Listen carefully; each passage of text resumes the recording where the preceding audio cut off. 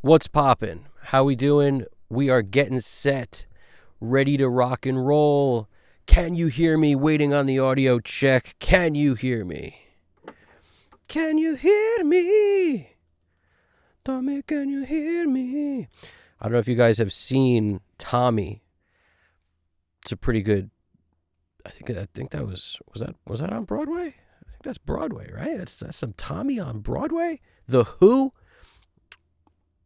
I saw that when I was a kid. I was very kind of mesmerized by that, by Tommy. Pinball Wizard is one of those breathtaking songs that no matter if you hear that when you're a kid, it's kind of impossible to not love it. Need to hear it a million times. I don't know about you, but that's how I always felt about The Who. Specifically songs like My Generation, Tommy. Like the first time I ever heard them, I fell in love with those songs. It's rare that you get a song that hits you so quick like that, I find. At any age, I think everybody kind of falls in love with The Who at some point. Okay, so we are ready to go. I've gotten word that you can hear me, and that is a good start. So we are about to rock and roll here. I've got a session pulled up, and nothing has been done with this session yet except for auto align has been thrown on it. I plan to do something a little different today. I plan to do a shorter stream than usual, and I'm going to break it up into a couple pieces. Mainly like half of a stream, basically. Like I would typically mix a song from scratch. I'm going to do half of it this time. What's going on over there? We got soul dub tracks. Something like that. Soul dub tracks. What's going on from Texas? That's awesome. Been jamming buttons. How we doing? What's going on over there? So today we're not going to do a whole track. The point is to see what happens when we make this thing a part one and a part two. And that way we can kind of focus on broad stroke stuff in this one and maybe fine-tuning stuff in the next one. I feel like that'll be the way this will make the most sense. I've color-coded this song already, so going into the game, all the pink stuff is the drums. There's only 4 tracks of drums on this particular song. There's a kick trigger that I import in and a snare trigger. And all I do is copy the kick track onto the kick trigger track so that any auto align moves are the same on both the kick and the kick trigger. Same with the snare trigger, same with the rack trigger and whatnot. If there is a rack mic, in this case, there's just overhead left and right. So I'll take like overhead left, throw it on rack trigger, and overhead right, and throw it on the floor trigger. And that's because the left and right is drummer perspective, which is, I've realized recently, it's kind of the opposite way that Brendan O'Brien seems to work on Stone Temple Pilots stuff. And I always felt like the majority of the mixers, that I listened to the most of would do drummer perspective. For some reason, I always fell into thinking drummer perspective made the most sense. It always felt the most right to me. I don't consider myself like a drummer really, but I can kind of play drums, get it done when I need to. And I have this, the floor tom feels like it should be on the right side to me. And it's just the hi-hat feels like it needs to be on the left. I don't know why that is, but it's just the way it feels right. There's no right or wrong for that, but so overhead left for me is when you're sitting at the kit, the left overhead. And that's why rack is towards that side compared to floor, which is on the other side, which would be overhead right. So if I just have 2 overheads and I'm going to like figure out where the toms are and throw those onto maybe separate tracks to either use as just the trigger parts of it or whatnot, that's usually the correlation that I go with. But yeah, so Been Jamming Buttons is saying I mix drums from sampler perspective. That's a good way to do it. Sampler perspective, a Kai MPC perspective, right? I've always been kind of fascinated by the MPC jams. Always been kind of fascinated. And I still to this day regret those things I sold years ago that were like, it was my foray into the sampling world. I felt like I never really got comfortable there. Like I used it for stuff, baseline, like, rookie level stuff. I never really got like thorough and comfortable using a sampler That said, I did do some stuff with it. Like, knowing me, of course, I recorded some stuff on it. I should share some of that stuff one day. But it's I would do weird stuff. Like, I would take a practice or something that our band played some song, and I would take where the chorus was and put that on a sample, where the verse was and put it on a sample, and sort of create my own like new arrangement of the song to experiment with different arrangements like after the fact. So I would I found ways to make it work that were interesting for me. But that was always the thing I found the most use of, was like to rearrange songs that had already been played in a way that like could give me another look at it, to be like, is this what would happen if I tried this or that? It was way quicker than like cutting and pasting in Pro Tools, I found. So it was also like more fun to do. But yeah, so anyway, without further ado, let's throw some stuff on here while I'm jibber jabbering. Let's throw some plugins on to start rocking, at least a little bit. And we're going to take a slightly different approach today. Not a whole different approach, but slightly. Mainly some of the stuff I plan on doing different might actually show up on the mix bus in turning maybe some stuff on earlier than I might normally. Just, I like to change it up. The bottom line is I like to change it up. So no matter how comfortable I get doing anything, I always like, there's that part of me that's like, man, I need to change it up just for creativity's sake. I'd have to change it up. Otherwise, things start to feel stale. So I don't know about you guys, but the best part of working in the box by far is our ability to constantly change things. So if you are working in the box, do what's good to do on there, which is use different workflows constantly. That's like the most fun part about it. So might as well use it. So we'll come in here. Plugin wise, I'm going to stick with some of the mainstays like the SSL. I've been using the E a lot. I've almost been wearing out the E, I feel like, because I use it so freaking much. But I like it. But, maybe today we'll go with the B as our relatively surgical EQ. We'll go with the B. So we'll go SSL instead of the G. The B was my go-to. Huge go-to prior to getting the G, and I still have a sweet spot for this. The whole thing, the way it feels, the way the ratios on the compressor are just big chunks. You can't get between them. Like, I love the flavor of it and the simplicity of it. It just feels simpler. If for no other reason, just that ratio knob makes it feel a little simpler, which I like. But the E has been my go-to for a long time. So it's really to change up. I'm just trying to change up in some way. And maybe as we go through, it's like my favorite by far, you guys already know, is the 1081. And somebody told me, because that's the beautiful thing about these streams, is you're not the only one who learns from each other, from me. I learn from you guys probably equally as much. Somebody said what the SE does. Amazing call, that the SE is just a more efficient way of running the 1081 than the other version, the original 1081. I didn't know that. Pretty cool. So knowing that, the SE should be my mainstay from now on instead of the other version. What's going on, Braxel? Merry Christmas. Happy holidays. I had a great Christmas. I don't know about you. But I definitely had a great Christmas. AIM AI Energy, what's going on? What is going on? I like how when AIM AI Energy shows up, he always drops the robot emoji.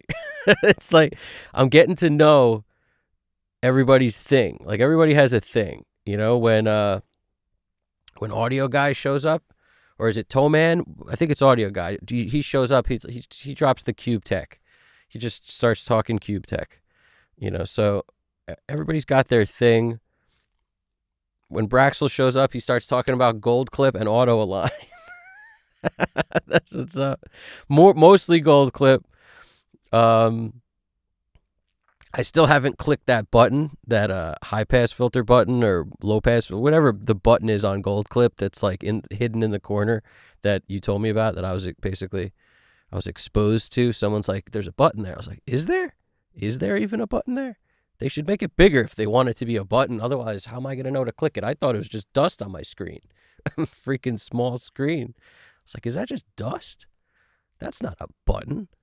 But anyway, so we're in here. We got our 4KB and we got our 1081. And in case you didn't hear it, this is going to be a half of a stream, like a half of a mix, right? I'm going to do broad stroke stuff to kind of massage it into place on a big scope and see how much we can get done in a shorter amount of time, because I have a feeling that might be more palatable for everyone, including myself. So let us see, rather than make a freaking, telethon out of this thing, marathon, telethon, all that stuff. We should get a telethon thing going, GDP. We should have people call in while we're doing this. We should do that. But yeah, I hope everyone had a happy holiday, Merry Christmas, and all that. So let's start hitting play so you guys can hear what this thing sounds like. There's a crazy outro on this song somewhere. Where is it? It only exists on the guitars, but it's some spacey stuff. I'll probably cut it before that when we play this through, but I'm going to get kind of broad moves in on volume first. It's like the first thing I do, lock in some volume moves before I do anything. And I might do a slightly different style mix today, because like I said, I like to mix it up, where I turn some stuff on the mix bus a little bit earlier than usual. Let's see how it goes. We'll see how it plays out. Because again, I'm thinking on we're going to do half a mix.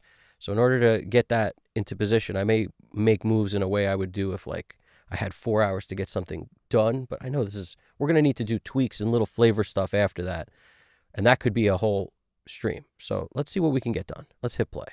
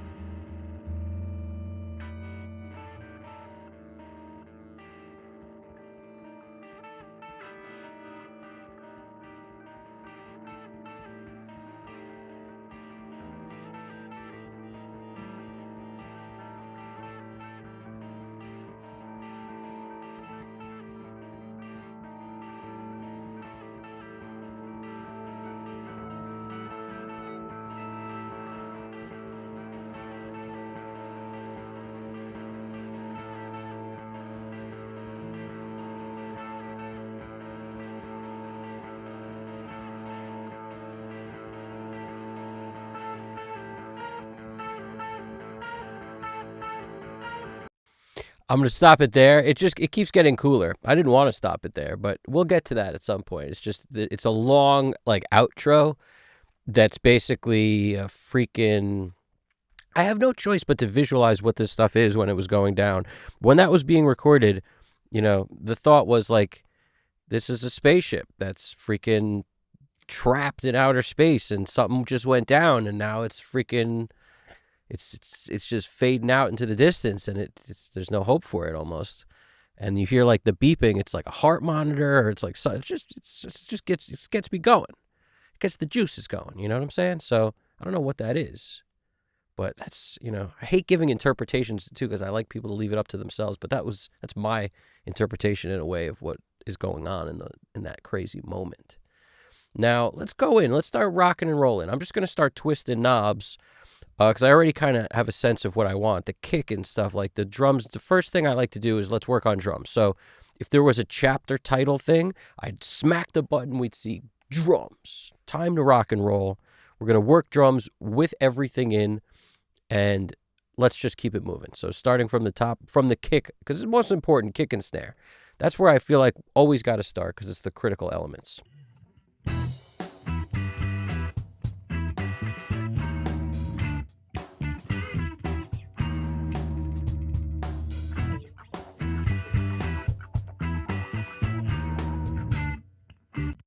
My first thought is always give it that presence at the low end.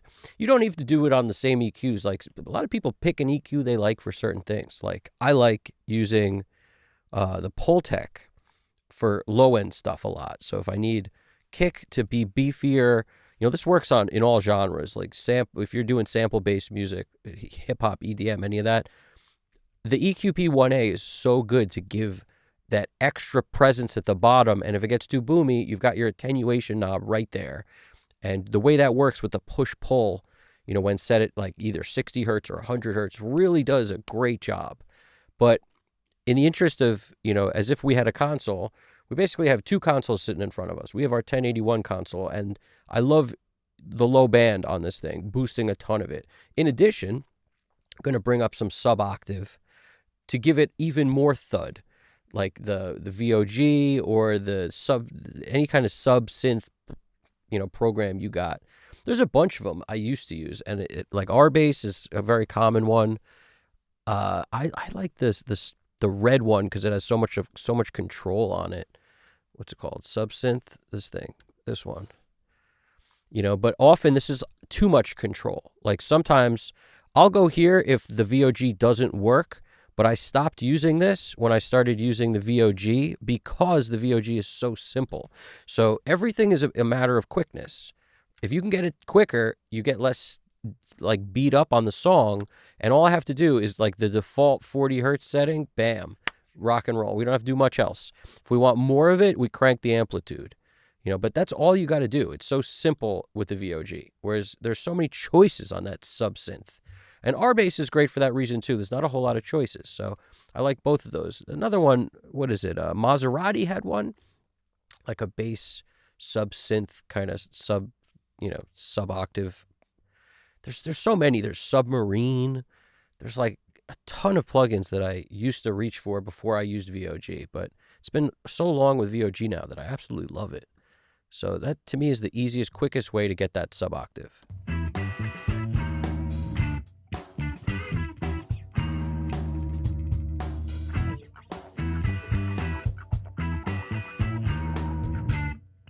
And maybe I'll give it a little bit of compression, and I'll do it before the EQs and stuff in this case, just because containing the dynamic range a little bit might help once we start adding that sub-octave to it, 4-1, something like that.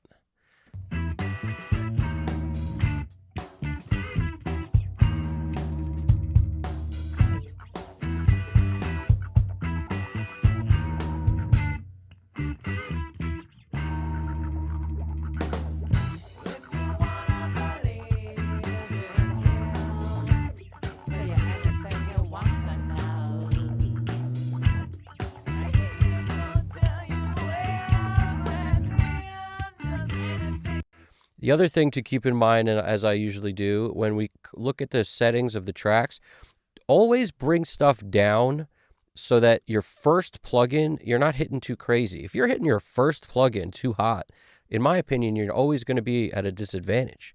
So when you go in, if you can stay super low into your plugins, then all the processing you add is still a manageable signal level that by the time it gets to your mix bus and everything, through your subgroups or mix bus or whatever it is that you got in your session, at least then you're still at a reasonable level. With all that, I'll still bring the master fader down a lot, usually, so that I'm coming in somewhere negative 10-ish, negative 15, negative 10, anywhere from half to 3/4 of the way, somewhere in there is usually the goal in the sweet spot. And in order to do that, you have to lower your clips a lot. So, don't look at it crazy the way, you could make this look different if you want, but it's like, don't make it look so crazy that it's hitting everything too hard. Don't keep this at 0 just because it's at 0. I think a lot of people do that. And it's the first thing you should change if that's something that you do. What's going on, Alex Christoph Drums? Hope you had a good holiday. Merry Christmas, happy holidays. Happy New Year on the way, almost here. Not quite here, but almost here. First mandatory backstretch. I like the backstretch. I almost heard a crack on that one. It's nice to have you here, making sure our health is solid. Alex, if you missed it, this is going to be a half stream, so don't settle in, get comfy, of course, but don't get too comfy because it ain't going to be one of those 8-hour long stretches. We're going to try to pull a 4-hour stream together here, which is going to basically mean we probably won't finish the song, but that's okay. We'll do a part 2, and I won't touch it until part 2.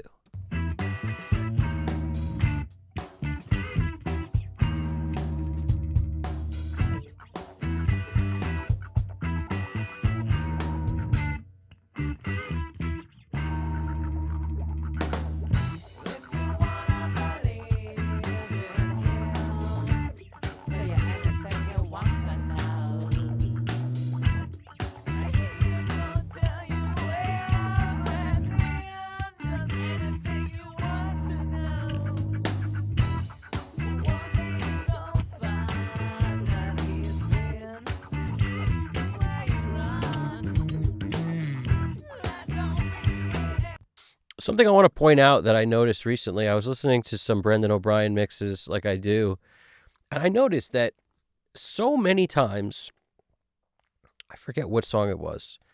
It could have been STP. I bounced around from a few. It was STP, but Limp Bizkit, I think it was, actually. I was listening to some old school stuff, and it occurred to me how little low end is on his snare.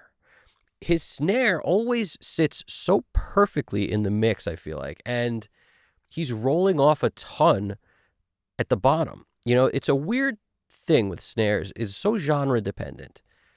When you listen to like Skrillex, he's got a ton of like 200, I want to say, in his snare. There's so much low end in that snare. And a lot of rock guys who mix want to make the snare super low end, heavy, and boomy. But everything comes with a cost. There's no free lunches. 0 free lunches. You can't just always boost 200 on the snare and not sacrifice something. So what I was comparing was like, why is it that the guitars seem to sit so nice in his mixes? And then I think I honed into the fact that it's largely in part because his snare doesn't take up a lot of low end. So it makes it where the guitars also don't have a ton of low end. It depends on the band he's mixing, of course, but he has such a clear, like from 200 on down is very clear to me. It seems so like open sounding in a way. And I think a large part of that is because, and a lot of this is speculative, but it seems like the snare's taking up less space and the guitars don't have a ton of push around like 100, 150, but any that they do have around, let's say, 150, 200, any that's there is more clearly heard with less mud on it because there's not so much snare there. And when you combine this with the fact that so many instruments build up at that range, that like 150 range, it makes it where you have to really pick and choose your battles. It's easy to think about like, oh, I want the kick to boost a lot of 60 hertz. Well, not a lot of instruments are going to sit and occupy 60 hertz. So it's an easier call to make. As soon as you try to make that call in an area that everything crosses over, we're talking vocals, snare, bass, the kick, literally almost everything is going to, guitars, keyboards, whatever's there is going to cross over around 150, 200. There's going to be some information at 200. You got to pick your battles down there. That's the areas that I find people got to pick their battles, at least for me.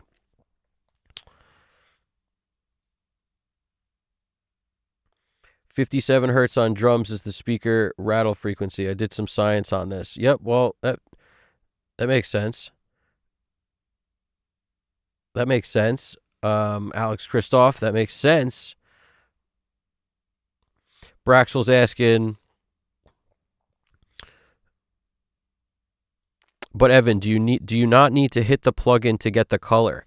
No, so I find that it changes and it depends on the plugin you're using, because they're all sort of, digitally wired differently in a way. Like if you were to call it digitally wired, it's code, obviously. But what I mean by that is if you're using I notice it a lot on like the Waves API stuff. If you just turn on a 550A or B, it has a color without doing hardly anything.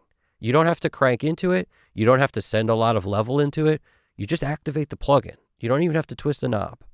And it just has a color. And that's because the plugins are made to model the gear. But it's different. It's very different from analog, where you need to, driving into things creates a flavor and a color. It doesn't work that way with plugins. To me, it works the almost opposite way, where there's an inherent color there, and the more I crank into it, the more I bring up the negative artifacts and the bad part about what it's doing. It's going to do what it's doing at all volumes. Like I said, plug-in dependent. Some of these, the more they try to emulate what people keep saying, oh, it's not analog, it doesn't sound like analog, the more the plug-in manufacturers buy into that. They'll keep trying to make plugins work the way analog does. But what I found is, let's just call it, to date, the stuff I use is really what I could speak to. The UAD stuff, a lot of which was built a long time ago, including like this 1081. We're talking 10 years ago, or at least. And they're still great plugins. Like a lot of, you don't have to crank into them. You just turn them on, and you'll get a color by turning up any of the bands. Also, when I call it a color EQ, I mean, there's a curve when I add to this. It's not like a clean Pro Q3 where you boost and you get kind of this transparent, RME converter style sound. It's like nothing's there. It's like you're looking through glass, and it's clean glass. When you twist any of these knobs, it's imparting some of what the gear did. At least that's what they tried to model. So it's not that this is better or the gear is better than this. It's a different tool. But the point is, you don't need to crank super hot levels into these things to get them to do what they're great at doing. And that's not to say you don't need to boost 12 dB on it or something. You might, but I never think about, I need to go in hot to get it to do more. And I think that's what you're asking.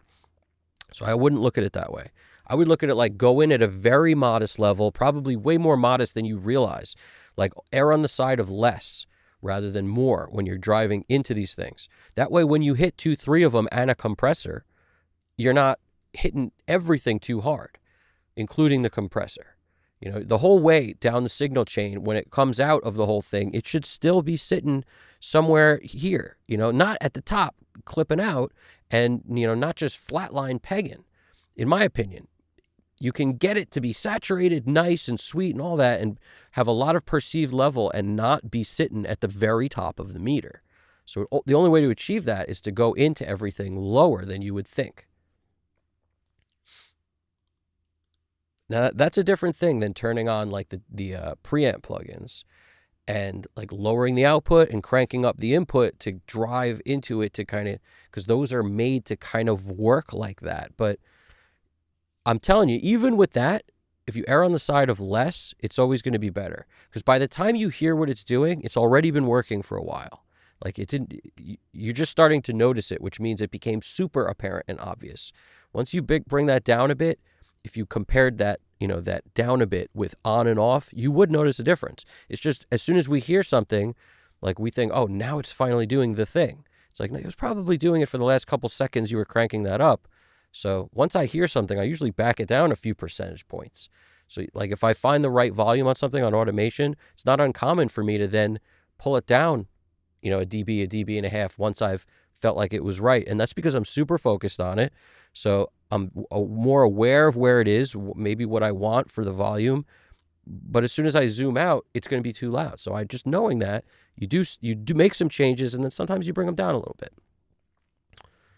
Now, this isn't an always, it's just like, it's kind of methods that I just live by. So as I go in, I notice that this was too hot coming out and I'm barely touching it.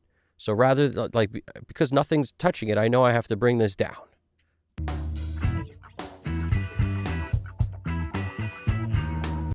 So that was like 3.8 dB down. And now it's at least not bugging this meter out, which means I can then hit it with this and I might want to bring it down more.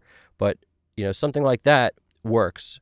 You could also bring it down. Like there's no saying that I wouldn't bring this down too, potentially. I might. I do find that sometimes, for whatever reason, plugins sound their best when the outputs haven't been brought down at all. That's why a lot of times I'll do them. Now again, people are going to object to that, I'm sure. I know Tom Lord Algae likes to mix only, like he leaves this. I'm not sure if he probably messes with clip gain too, but I know a lot of times he'll leave his faders almost alone, so that, and just manipulate like input and output within each plugin. I also don't think he uses the SSL plugins though, so that's another thing, and he's still using a console for the most part. So there's something there too. But a lot of times I just noticed he did that. He claimed he likes his faders to stay pretty much set where he'll make all his volume adjustments like within the plugin itself. And I found that interesting. But for some reason for me, when I take this down, even the littlest bit, it seems like the plugin loses some mojo. So I like to keep these kind of left alone if I can help it, and then, mess with the clip gain to get the volume I want going into it. But I don't know if there's any, facts to back that up. That's just a feeling thing more than anything else.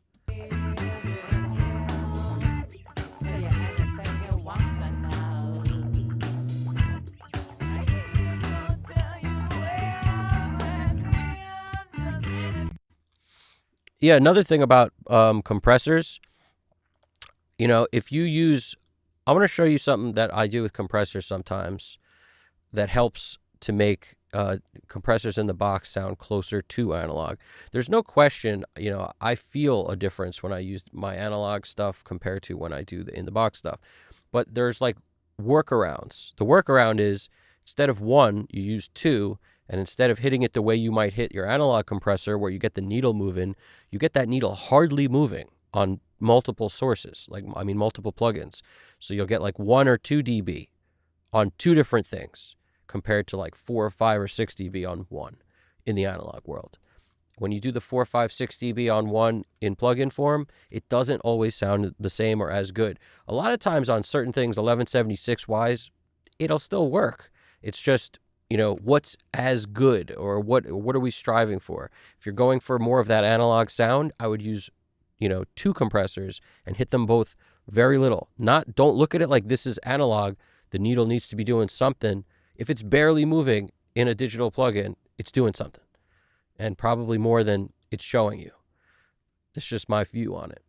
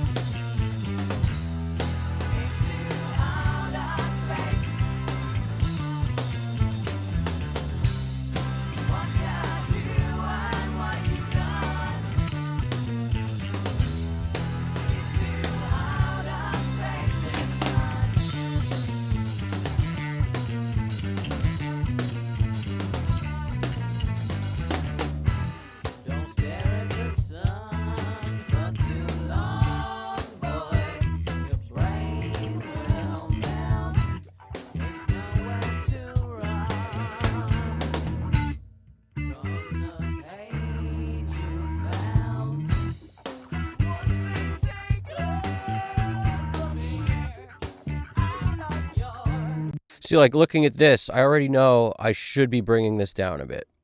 I could just tell by the way it looks and the way the meter's doing with nothing on at all.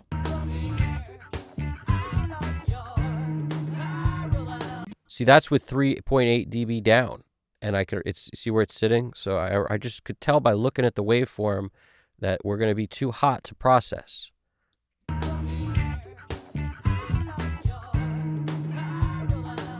That's a lot more manageable to process, and this one I may even bring down a smidge more.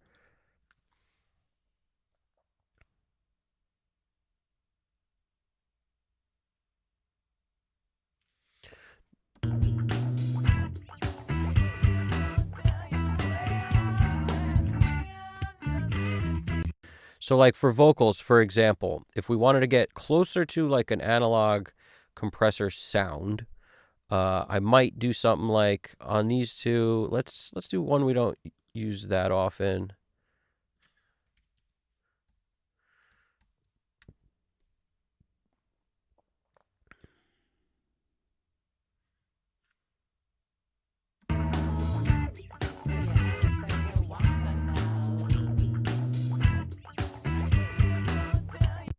Now the needle's moving, if you know.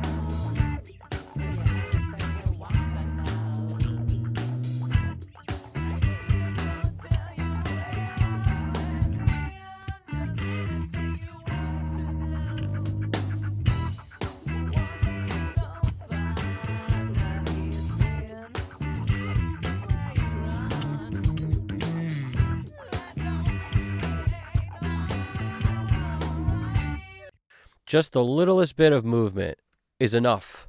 And especially if you combine this with something else, with another little bit. So the Rev A is like my go-to. Everybody knows it.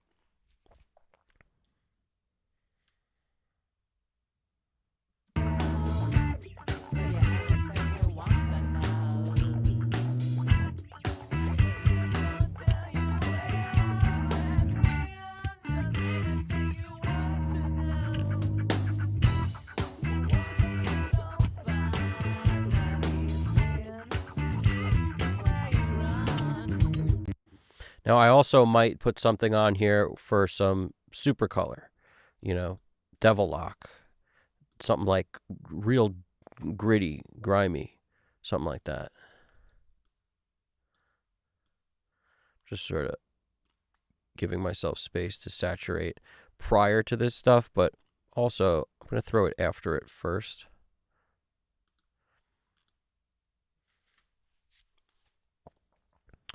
Devil Lock, Decapitator, they're all good. It's like, pick your poison.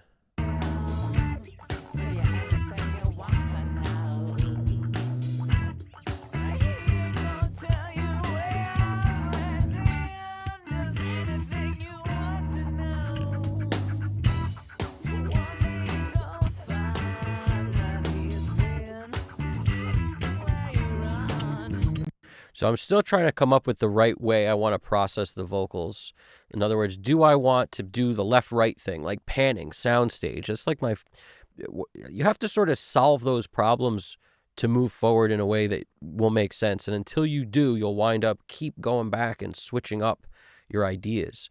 So in other words, if I do, have in the verses, we've got two vocals that are, it's a double, it's like one performance and a double of the performance. Now, I could run them both down the center. I could pan one hard left and one hard right. Now, those are my first two options always, no matter what. I feel like there's other options, but the first two I try to exhaust is the vocals should be down the center, is like my number one way I think about vocals is what goes down the center: kick, snare, bass, vocals. But when you have a good double that's fairly tight, and you put them both down the center, now all of a sudden you don't really get this clear present vocal in the center. You get like a muddier version of it because they're never going to be exactly locked dead on, and putting them both in the same soundstage just blurs the waters a little bit. It's the same thing like with guitar. If you were to triple track guitar or quadruple track guitar, and pan them all to one side, all you've now done is create a lot of blur. It's not a clear, defined guitar. It's just blurry.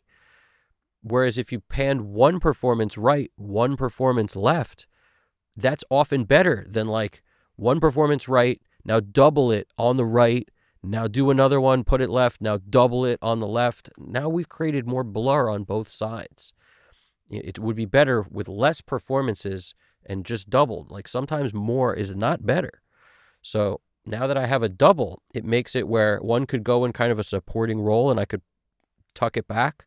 You know, like it's where I started. My first idea was like, let's go kind of -10 and -5 and somewhere in there. And then maybe we'll hit this vocal with like some sort of a cloud to kind of hug this other one.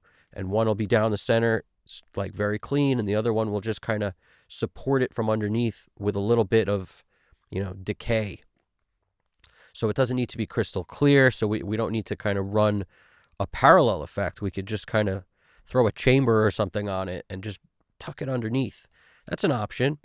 And that would make sense depending on what's next. So like if next in the song we get super wide, then you might want that verse vocal down the center. If nothing's in the center on the next part of the song, then it would make sense to put that maybe down the center. But if in the next part of the song we are occupying the center, full, then this part could be the opposite. So I'm always just trying to think of what's happening next, and then what's the opposite of that, or something that will create change in the sound stage to make it more interesting, as opposed to just keep it always in the same place.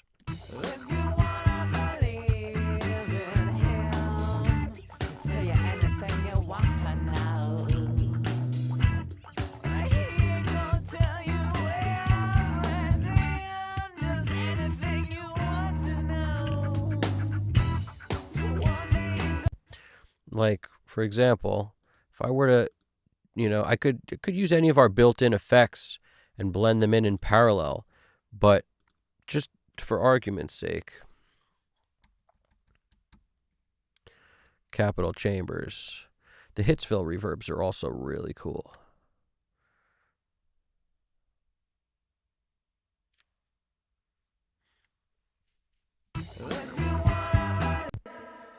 Now I'm going to tuck this way back in the mix. But I'm going to keep the mix like not cranked. I'm going to keep it somewhere in here. And this whole vocal will just kind of sit back way behind the other one.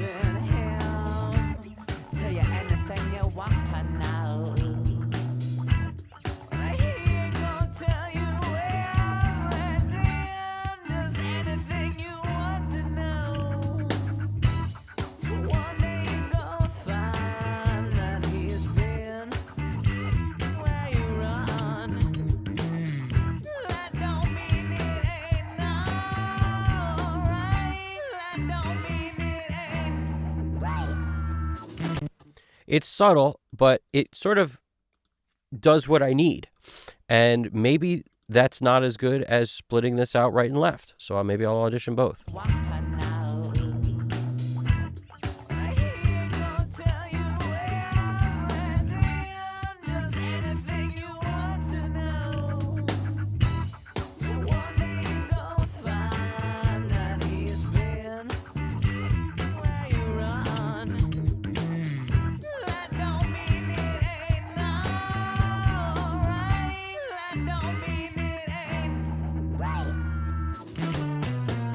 So we're sacrificing one of the vocals as just a pillow.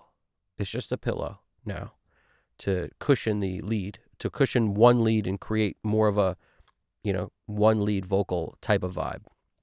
Both ideas kind of work. It gets more personal, I think, when you split it out left and right.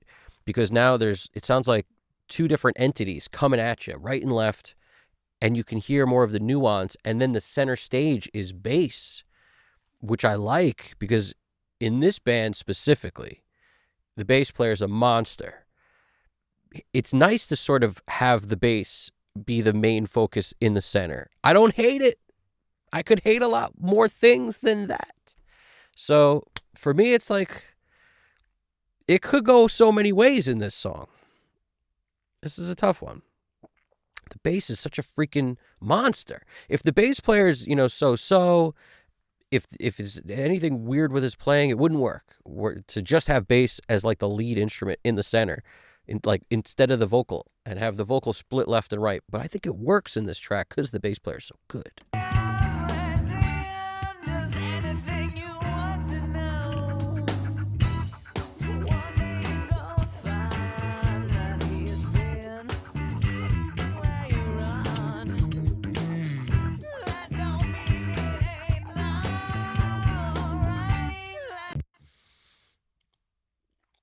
I'm leaning towards this one. We're going to come back to this. That's the other thing. I never like to make a decision take too long. It's like, make a decision. Put that on a Post-it note up next to what you're doing, so that if you ever get in a position where it's like, has 5 minutes gone by, or 2 minutes, or 3, like, put a timer on your decisions so you don't sit there doing that. You'll go back to it at some point and revisit, but not until you've done like 10 other things.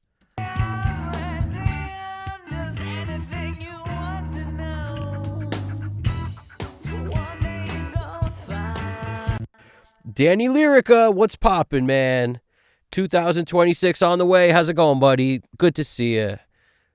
It's good to see you, Billy. I still like the strawberry tree thing.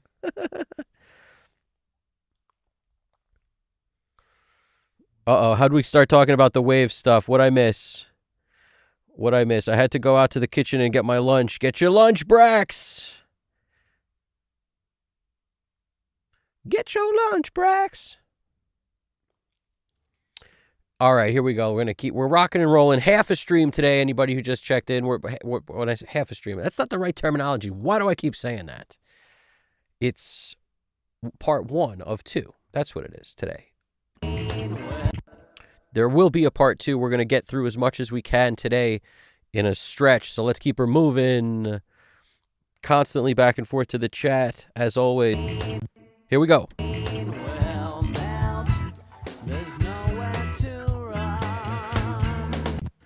Now, on backup vocals, I'm just going to start using these compressors because they're there in the interest of the quickness. Fast release on vocals is usually your best friend. Depending on the kind of vocal. If you need it to hold and keep holding, then slow the release down. Same thing, like, that's why I'll do it on bass. A lot of times I'll slow the release down if I need that bass note to just stay where it is. Stop getting loud and low on me, and the attack takes care of the front of it, and now what's going on in the back of that waveform, just hold where it is. Slow the release down. But on a vocal, fast, and the ratio, 4-to-1 is your safe bet for vocals, like on a 76. Go 2 if you need to just delicately touch it, and go 10 if you really want to get towards a limiter, like at the top. This thing actually has the de-esser on it, which is another cool thing about B, the B jam. Gotta love SSLB. Look at how freaking nice it looks too. It's just something about like the Vanta black coloring or whatever it is. That's probably not the right color, but it's something about it. I like it. There's nowhere to run from the pain you felt.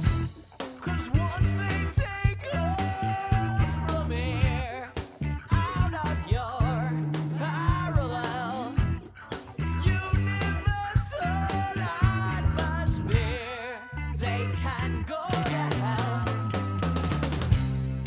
Where you are and where you run,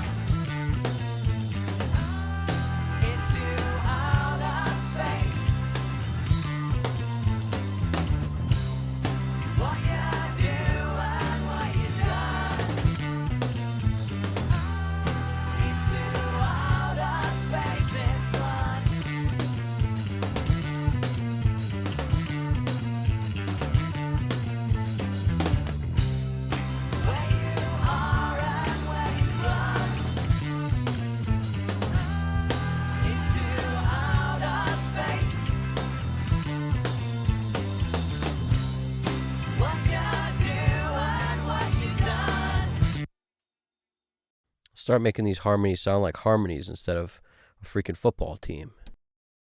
Where you are and where you run. All right. This is important why I did this. We got to figure out what's going on here. There's a low vocal. Where you are and where you run. High vocal. Where you are and where you run. What's this? Where you are and where you run. This is actually in between the two. It seems like. I might have to move it back in a second, but you know, where the stuff, the order of this stuff, like these 90s, a couple of these got to get moved. Let's go in here. Let's add some, we need more sends. Just so I can move stuff around.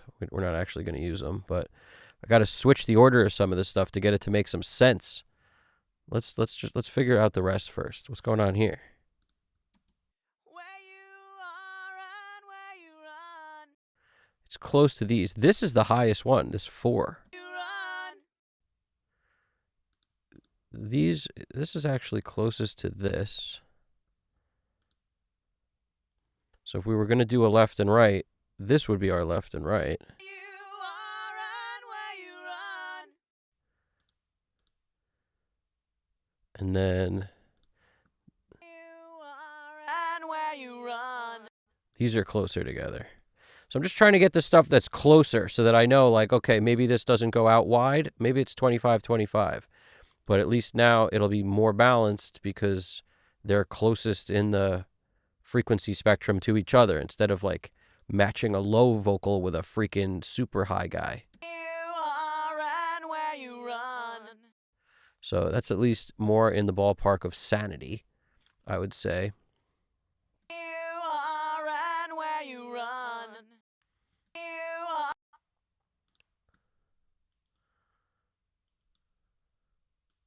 You are. Okay. You are and where you run. And this is assuming I want to get super wide with them. Where you are and where you run. I want to tune this one.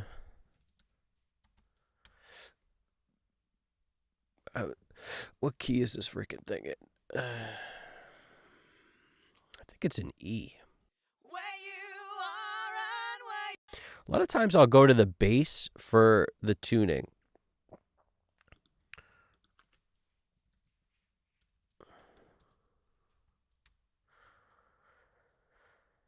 Where you. Where you are and where you run. Into outer space.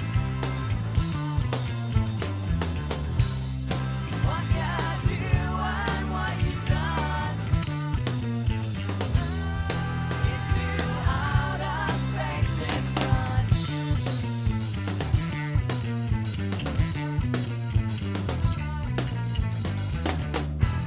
Don't stare at the sun for too long, boy.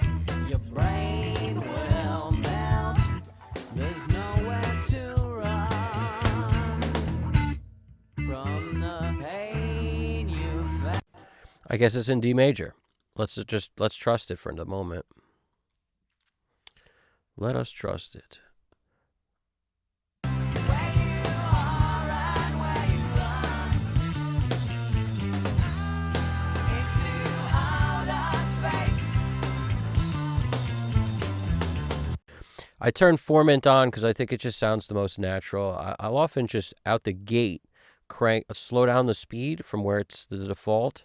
I don't often mess with flex tune that much, but hit it with a couple if you just wanted to maintain a little more of whatever was going on, you know, without hard tuning everything so much. And let's see where it is. The retune speed is going to be your friend. And if this doesn't work, I go to graph mode and I deal with each, you know, note individually. Where you are and where you run. But for me, it's in the interest of quickness. This is quicker than going to graph mode and first printing everything in and then deciding, you know, on any individual note. If this will solve my problem, I don't worry about that. Where you are and where you run.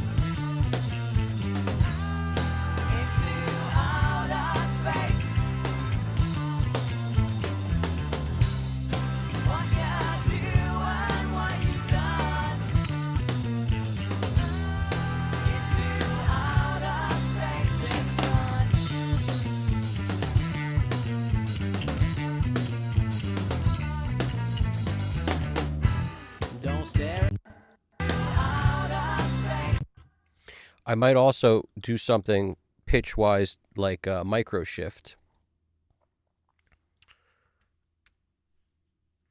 to kind of take our attention away from the pitch a little bit. Outer space in front. Outer space in front. Something like that. Outer space in front. Outer space in outer space in front. Once you do that, just be aware of the panning. If you wanted your stuff panned, you got to kind of repan. Outer space in front. Outer space in front. Outer space in front. Outer space in front.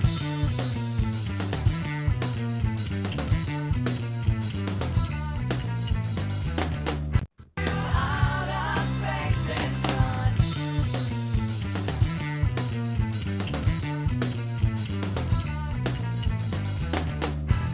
Don't stay. Where you are and where you run into outer space. What you do and what you done. Yeah, I do feel like that. I agree. The verses are E minor. The chorus, is that also E minor?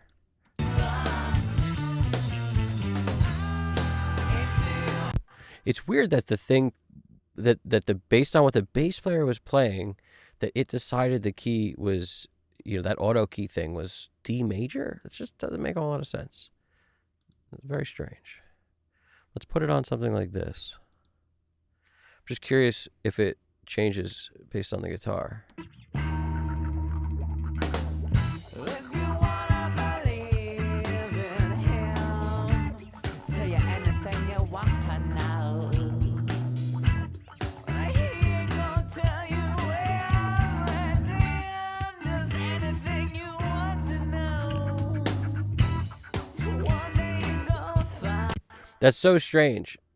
It's so strange. Like, it's just strange, man. Because it's not A. It's not A. It's not A. It's not D.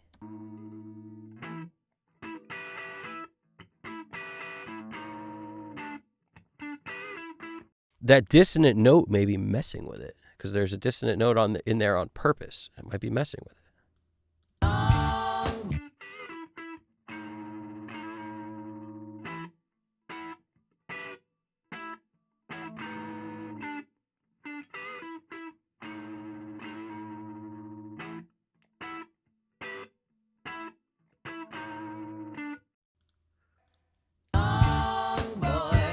Your brain will melt. There's nowhere to run from the pain you felt. 'Cause once they take off from here, out of your parallel, you never. Sometimes the weird thing with autotune is, even if you set it to the right key, a lot of times you do have to do it by hand because of weird anomalies within the key structure.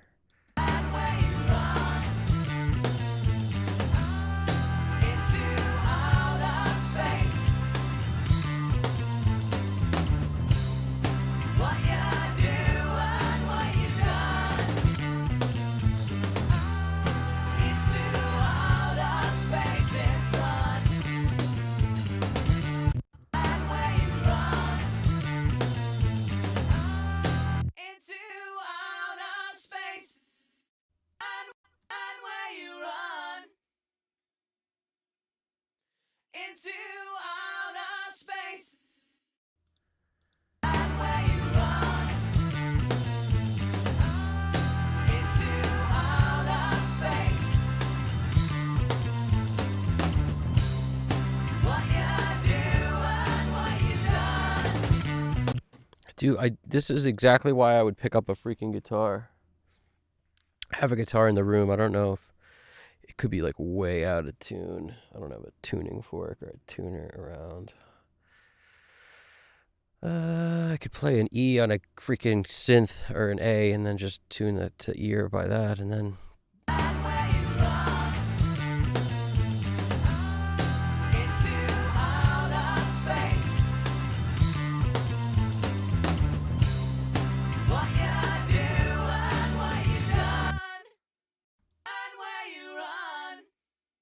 So it sounds right. The vocal sounds right when I set the freaking thing to D major, although I'm nearly positive the freaking key is not D major.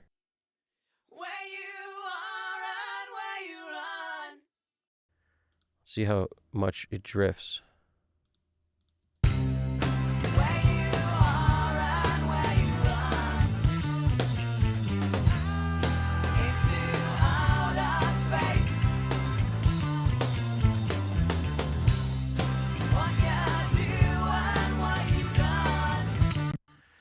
Basically, if it's C, then the relative.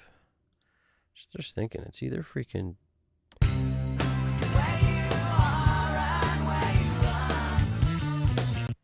It definitely sounds the best when it's set to D, unbeknownst to me.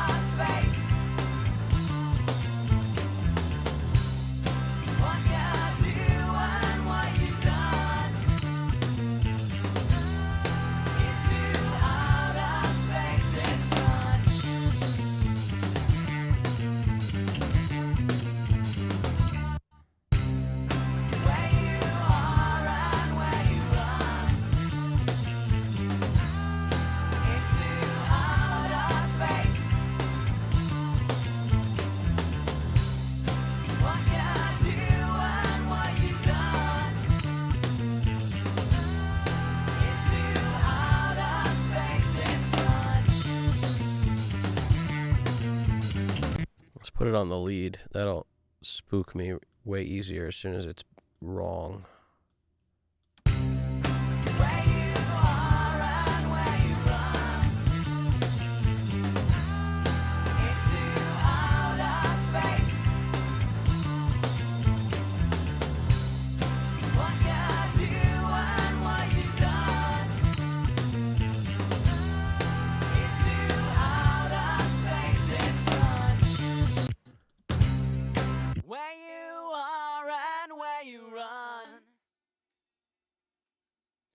Into outer space. What you do and what you done. There's like a half step thing that I'm missing. This might need some tuning, like by hand. Done. It's missing that now because we tuned it. Because we freaking hard tuned it pretty much.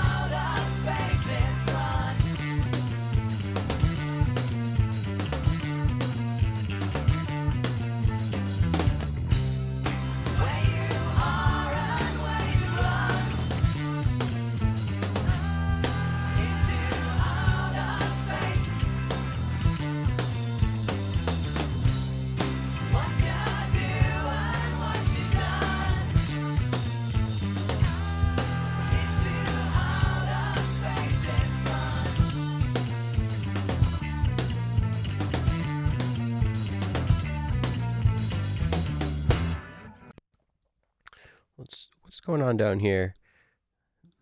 Where you are and where you run. Where you are and where you run. Into outer space. Where you are and where you run.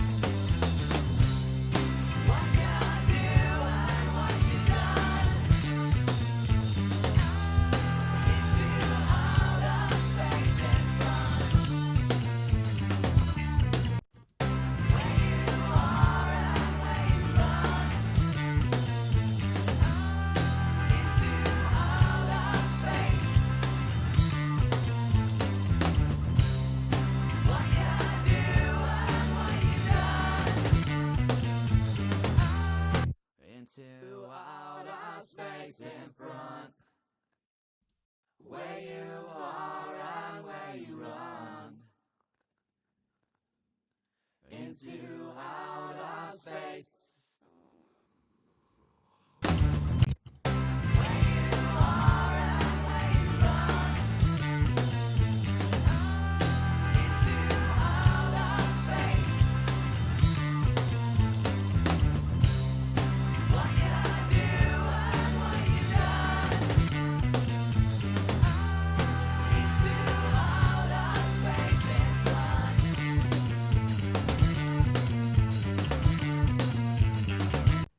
To be honest, I'm not sure if it needs any of these vocals here. These weird ones.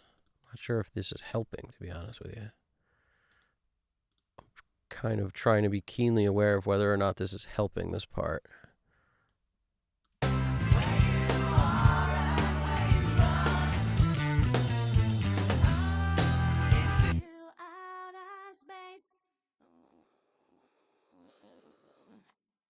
What you do and what you done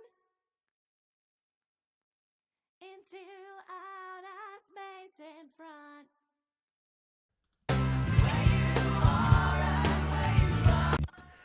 I might have to pick up this guitar real quick.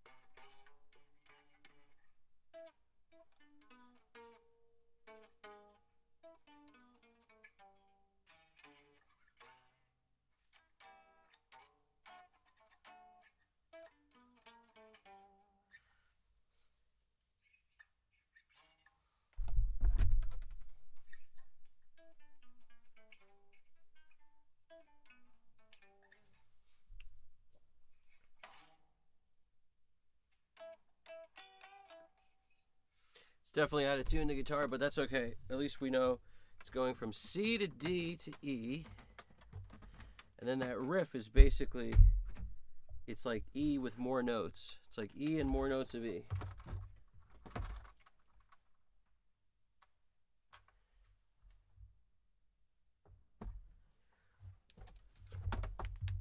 That's the closest to Rick Beato explanation you can get over here. Because I don't know, like, if it's the flatted sixth or whatever is being added to it. I just know it's like it's that do do do do do do. It's E with more, something more in there. I'll tell you that much.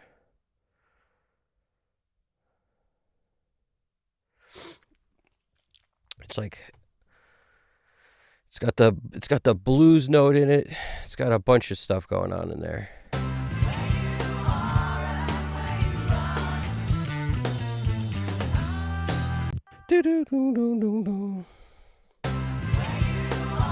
It would surprise me if this wouldn't work in E minor. I tell you, that would surprise me. The next part is C major, so that's kind of, I guess, why the C thing popped up on here. But the weirdest part is, why did it think the bass player is playing in D? Like, what kind of crazy Skynet action is happening? You know, what kind of Skynet we got going here? When you come in here, like, check this out. Let's see what it says on the acoustic, just because I'm interested now. Like, why?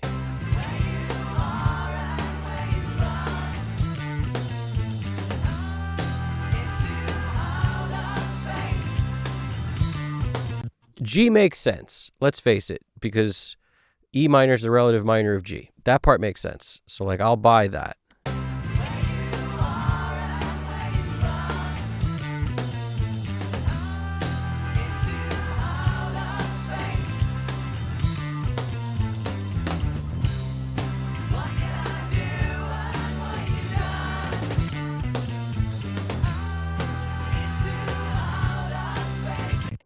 It's just so funny that it thought it was A major at first. Like, talk about robot fail.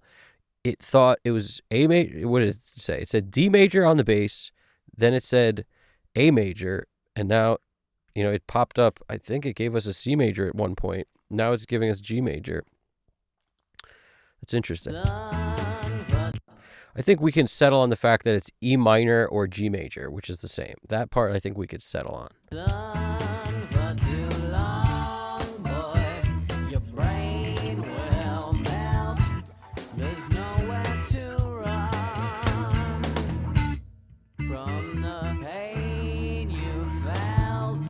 part that throws us a bit, right, is the fact that the chorus is C to D with a weird riff in there.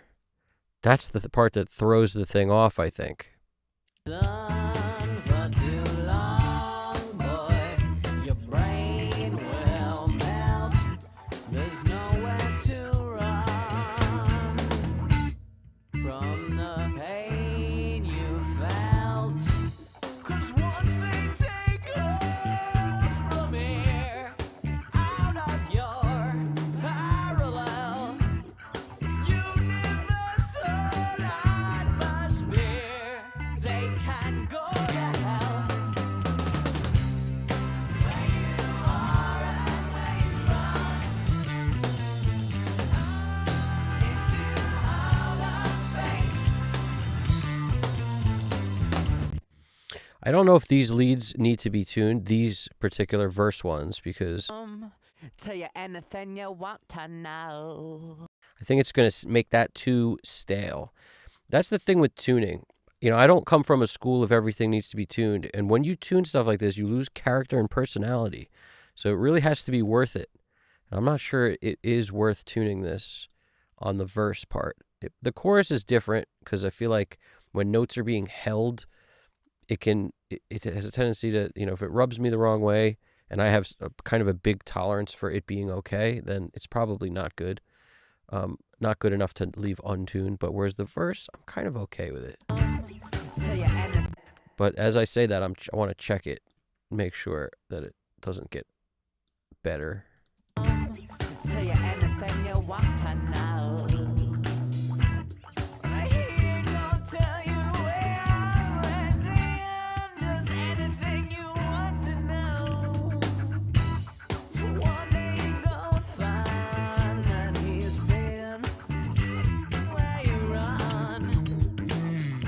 That don't mean it ain't alright.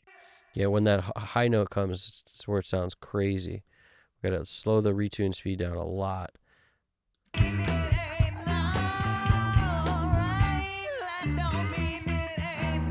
That sounds a little better that way. Let's see.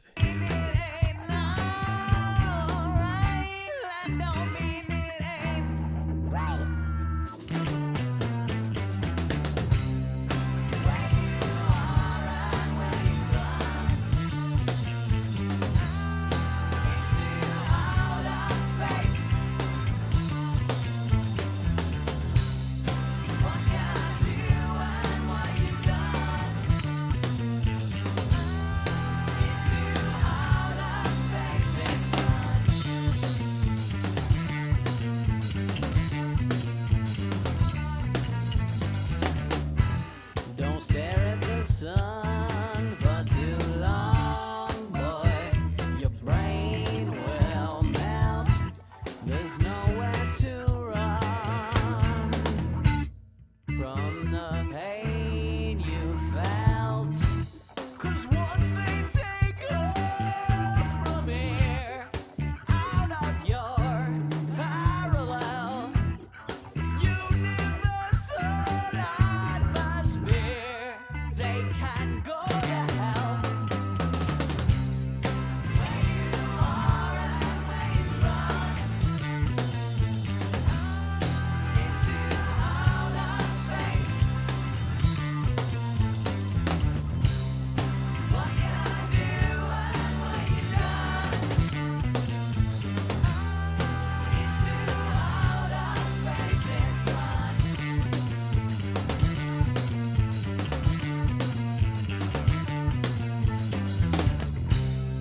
Where you are and where you run into outer space. What you do and what you done into outer space in front.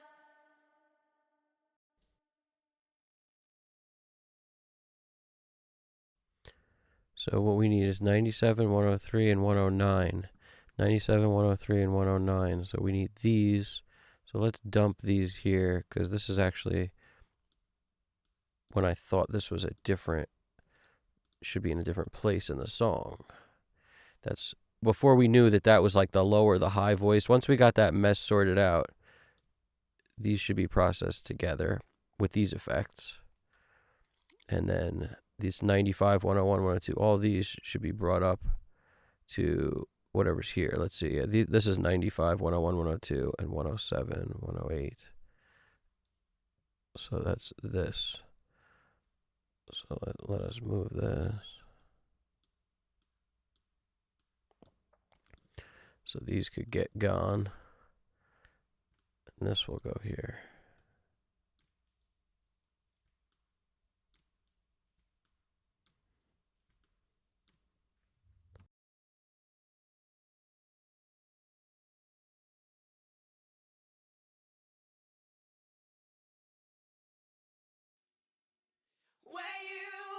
From a bunch of these tracks, once we figured out what notes were being sung, it only made sense to do it that way.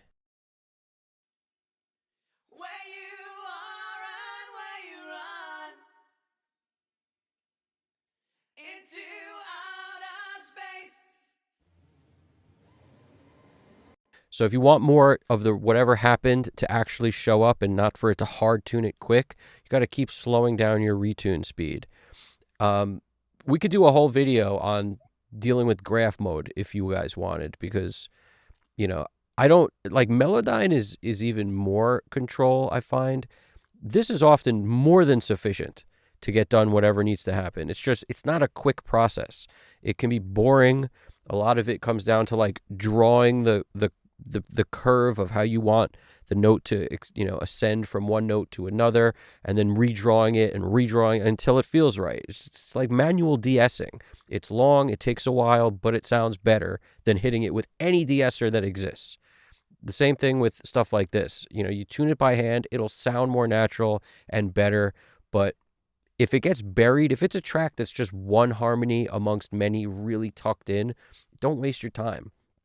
Whereas if it's a focus vocal, then yeah, spend all the time you want on it. But as far as I'm concerned, everything's a compromise. And the more time I spend listening to the song to tune a freaking background that's buried, the less other things are going to, other things get sacrificed. Because now you're more beat up. Now you hate the song more as you're going through it because you just spent an hour plus doing that. So that's why I don't have a tendency to, I always go for what's quickest first. And if it doesn't sound good and it still bugs me, that's when I switch up.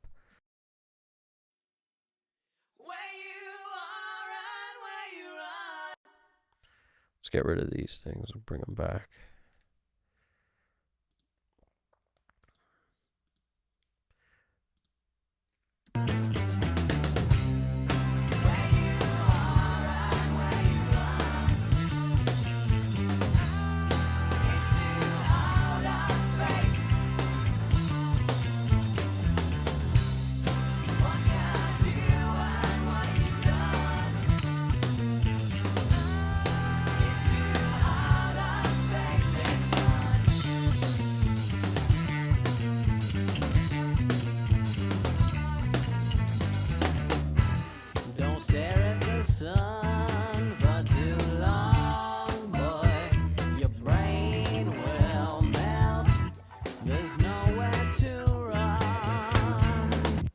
We want to do something with this to make these things sound better.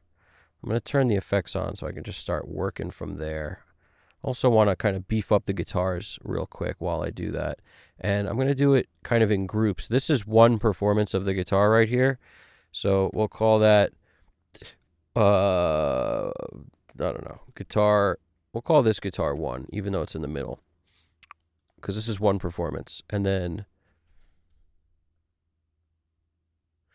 if you're unsure of that, you probably figured it out before you did auto align because you had to. So I would just go into auto align to check and see what's one performance at that point. But I kind of already have an idea what's one performance. It's really, there's only 3 electric guitars. The wah guitar is one performance, the one I just grouped, and then blue right and dine right, which is these two. So this we'll call guitar 2. And this is going to allow me to globally EQ stuff. And this is the wah. So what I mean by that is globals have been selected for me on insert B, C, D, E, F. So because globals are selected, I can crank one knob on the 4KB. It'll twist both of these knobs. And to me, that's critically helpful. Because now instead of dialing in 2 tracks that are the same performance, 2 mics, it'll treat it like 1 mic.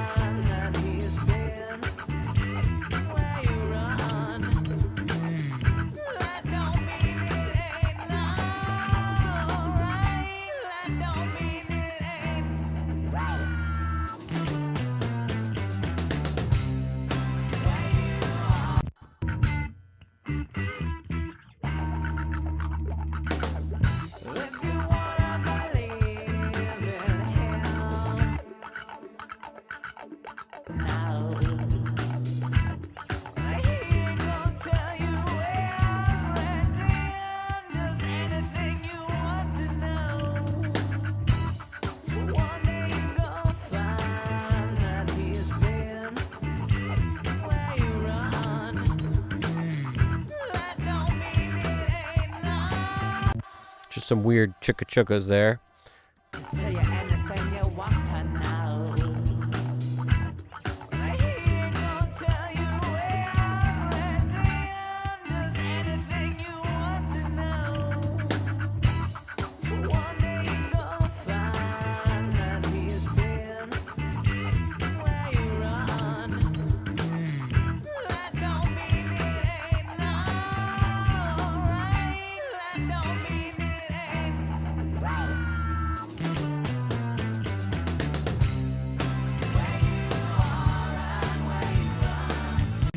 Tell you anything you want to know. I ain't gonna tell you everything, just anything you want to know. One day you're gonna find that he's been where you run. That don't mean it ain't alright. That don't mean it ain't right.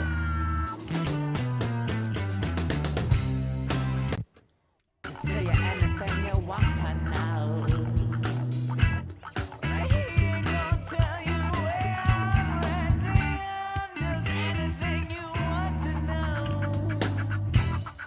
One day you're gonna find that he's been where you run. That don't mean it ain't alright.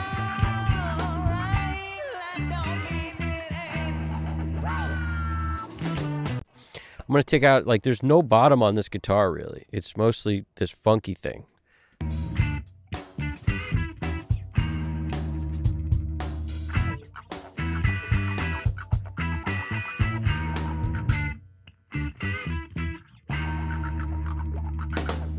If you wanna believe in him, tell you anything you want to know. I ain't gonna tell you everything, just anything you want to know. One day you're gonna find. I like that they sound different. That's actually what I'm going for. I want the left side to sound like a different guitar than the right completely, even though the sound is the same on the recording. But I'm pushing on EQ in different places to get one to sound totally different than the other. You wanna believe in him, tell you anything you want to know. I ain't gonna tell you everything, just anything you want to know. One day you're gonna find that he's been where you run. That don't mean it ain't alright.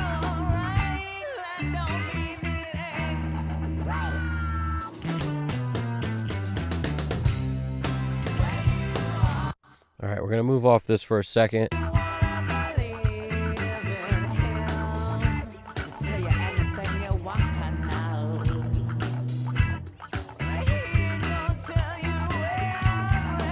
Something about that's kind of cool. I'm boosting 400, but I'm cutting a lot of 200 out. So even though the shelf is boosting 400, there's a removal at 2 going on at the band above it. It's just doing something kind of nice. That's why I hit undo a couple times to get back to that.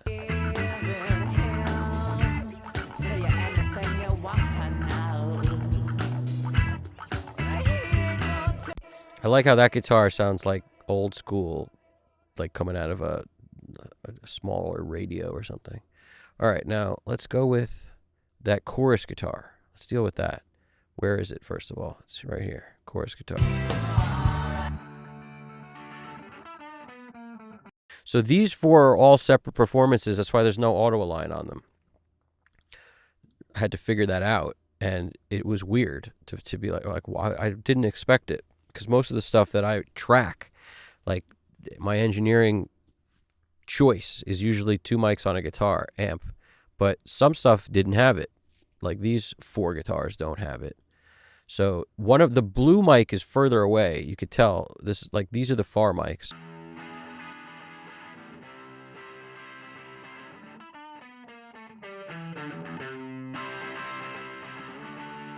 It's all relative. It's far, but it's not like a football field away or in a gymnasium far where there's a lot of reflections getting to the mic first. It's far away in a very dead room, 3, 4 feet, 5 feet, 6 feet. There's some air between it, but not as much as this mic.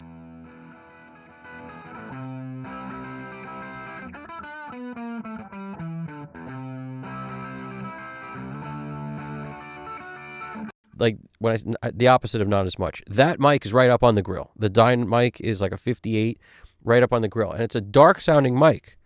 And it wouldn't surprise me if this was actually behind the amp. It kind of sounds like that.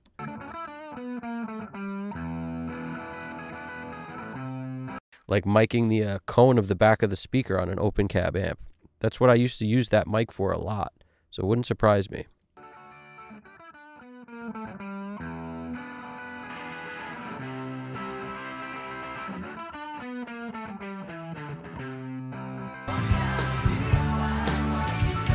I'm going to mess with the blend of this stuff until it starts to sit nice.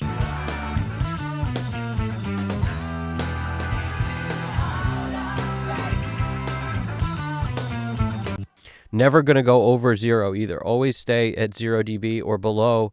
And if everything, if you need more volume, you bring everything down in order to achieve it. That's how I roll. I recommend everybody do it, because by the time you get to the end, you can still automate 12 dB of volume up if you need to, if you stay with these rules. But every rule is meant to be broken anyway, so it's not like I don't break it sometimes. But keeping it 0 dB is a nice habit to get into. If I still want more volume out of this guitar, like I said, I'll go in and lower everything so I can bring that up a little bit.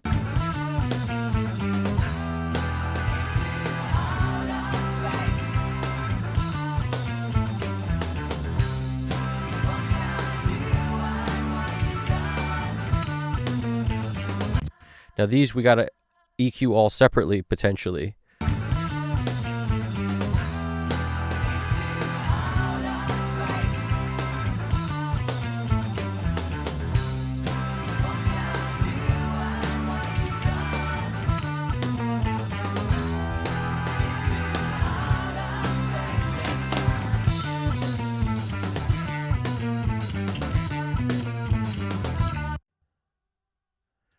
Just going to take everything down a bit here.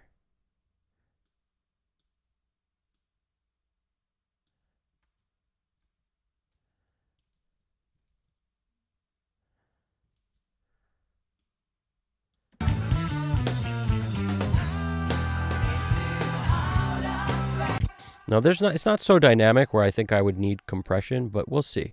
A lot of times the B hit, if you just tickle this light in the beginning, sometimes it actually enhances the energy, but it doesn't like squash to oblivion on a signal that's already kind of squashed. Distorted guitars are squashed. That's what they are. If you were to look at a waveform of a distorted guitar, it looks very similar to, like, heavily compressing, brick wall limiting, like a fuzz pedal specifically. Like the nature of those, of what fuzz and distortion is chopping waveforms.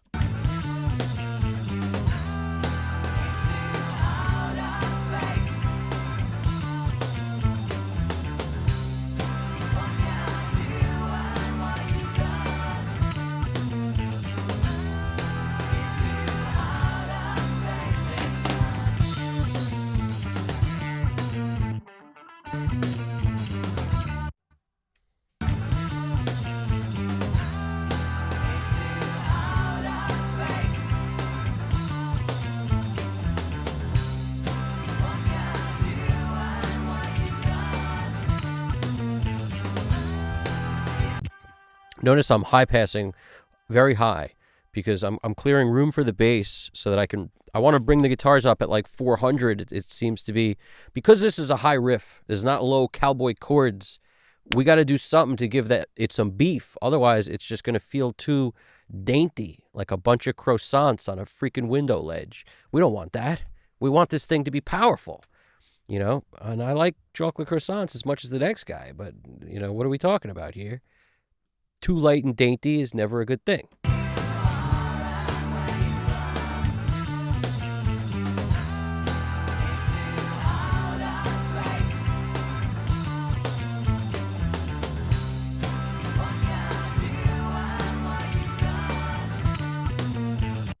R. Huggins, what's poppin', man? I agree with that, dude. I agree. Tuning vocals is the worst part of life. 100%. 100% worst part of life. We could all agree absolutely every time. 100%. Danny Lyrica agrees, and I agree. Danny Lyrica is saying, Evan Jaffe, keeping people in their DAW since 2025. That should be your slogan.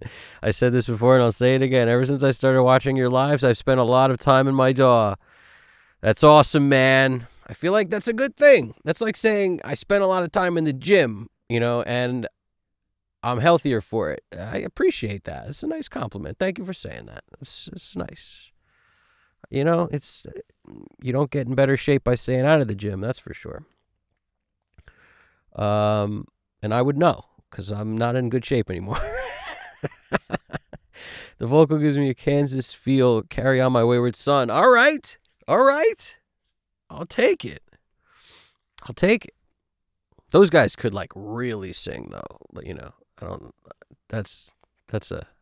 Those guys were solid. That was pre the ability to tune stuff to make it to fix issues. That's when walking uphill both ways to go to school and stuff. They were doing it. Those guys. I love the R. Huggins wrote, I love these. I like to mix while your stream plays on my second monitor. It makes mixing feel less lonely. I'm with you guys. That's the move. It's cool for a lot of reasons, because when you're working on stuff, that's when you'll come up with whatever you might want to. It's whether it's a question or a thought, or like, do you have any ideas for this? Or it's just, in my opinion, you might get ideas, but you could also share and ask questions. It's a thorough process. It's very similar to mixing in a studio that had 4 or 5 rooms, and there's multiple people mixing in each one. How cool is that? You freaking knock on the door and be like, what's going on in here? I'm taking a break. Tell what's going on. What do you got going on? And then it's like the water cooler for freaking mix engineers. It's awesome. I recommend everybody does something like that. Throw it on, do your mix, and anything that's going on or wrong in yours, or you fixing or this or that, throw it in there. New ideas, stuff you just came up with, all of it. I love it. It's all good.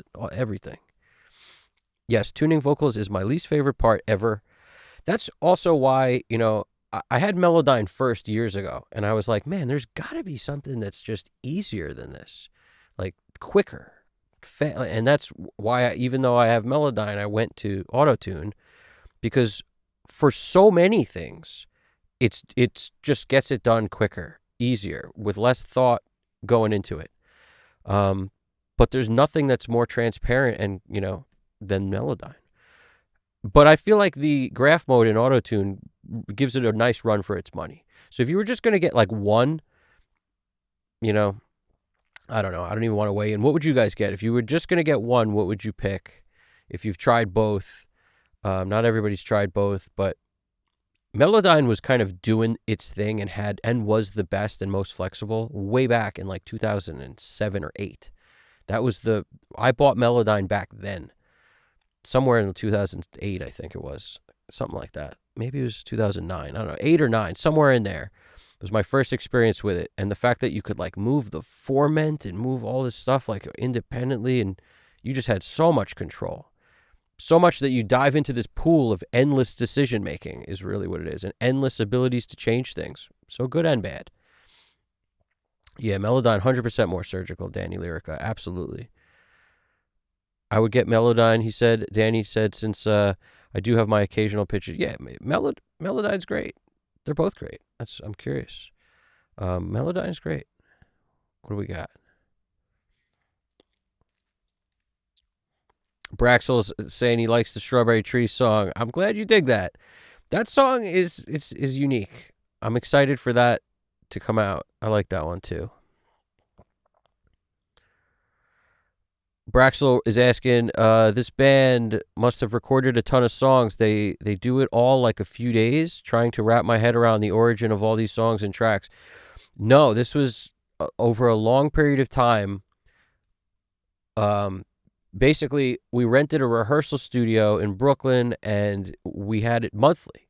So, like, we paid every month to keep all our stuff in this place where we could rehearse as a band, so we could, have our staging area to freaking get good at playing songs that we were going to play out. Everywhere we could drive to, up and down East Coast, we went. And we played a lot of shows. And in doing that, we had a ton of practice time in there. But since we had the room, and it started as just a rehearsal space, eventually I acquired the means to record stuff. So, I got a used like G4 Mac off one of my brother's friends who wasn't recording anymore. So I picked that up. I picked up that and his speakers. He had this Roland keyboard thing, and then I went out and bought a MBox 2 Pro, and Pro Tools was my first foray into a DAW. So in that room was that, and then I picked up this used, basically old school Allen and Heath recording console, put that in the room. So this room that was originally just like a bass amp, a guitar amp, a drum set, and a PA, and a bunch of mic stands. It was originally just that to rehearse, became, how much stuff can I put in there to record? And then every time we did anything, it was like, I had recording sessions constantly there with the band and with all my friends that were also musicians in other bands. And I was constantly in there. Like I was literally in there all the freaking time. So that's how so much of this stuff got done. It got done over a long period of time, but so long ago. And everything I learned, I'd pick up like little things here and there about how to improve the sound, or like, why does the kick not sound that great? And if, engineer friend of mine, here, try this D112. So that got added to the mix, and I was renting it from him. So it was like a bunch of cool stuff. But that's why the tracks are limited in terms of mics on drums. That's why everything has this vibe of a time that's no longer. If you recorded all this stuff again today, it'd probably sound much more hi-fi and all that. But there's kind of a magic to stuff that sounds, not there, and then giving it all the ability you can to make it great based on the tools we have today. I freaking love that. To me, it's almost like romantic in a way. You take it's like you have this stuff. How good can we make it? And there was a moment in time when the band was so tight. Like if we were to try to do this stuff again, it's not the same band. Our lives aren't the same. We aren't rehearsed in the same way we were. Like so much is different. So rather than even attempt to do it again, make the best of what you have. It doesn't have to be the best quality anything. Literally, the performance, I think, matters more to me, the performance. So once I have a great performance, I'll make it good enough, is my theory, and that's a large reason why it's like, mixing is so important, Because engineering and stuff is, of course, important. But what are you going to do when that's already done and you can't go back in time? If you're not going to record it again, what are you going to do? You got to make it as great as possible. Mixing is so critically important. And that happens more often than you realize. And people will so often ditch a great recording because they think that it'll sound better because now they went to a pro studio who plugged in a U47 and a Neve. It might sound better, but if your performance is not as good as your old performance, taking the sonics out of it completely, if the performance pales in comparison, you better go with your old performance, in my opinion, because the performance is what's going to grab people more so than like the sonic, character of a Neve on your vocal sound and a U47. In my opinion, that's how I look at this stuff. In an ideal world, you would do what the bands did that made amazing records for all those years. You'd have all the budget in the world in a studio that has everything, and it would be the best performances of all time because you had the time to get them right. But who has all those, everything aligning like that? The perfect freaking stars align, and it's like, who has that? Nobody. So that's ideal, but it's very rare that actually goes down. More often than not, you've got this amazing performance on a freaking demo tape of some kind or a demo CD, and you're trying to like make it sound as good as you can. That's a way more normal, I find, way that things go down, rather than we have all the budget and all the time and all the money in the world, so let's go make it as great as possible again. Let's go record it again. That's much more rare.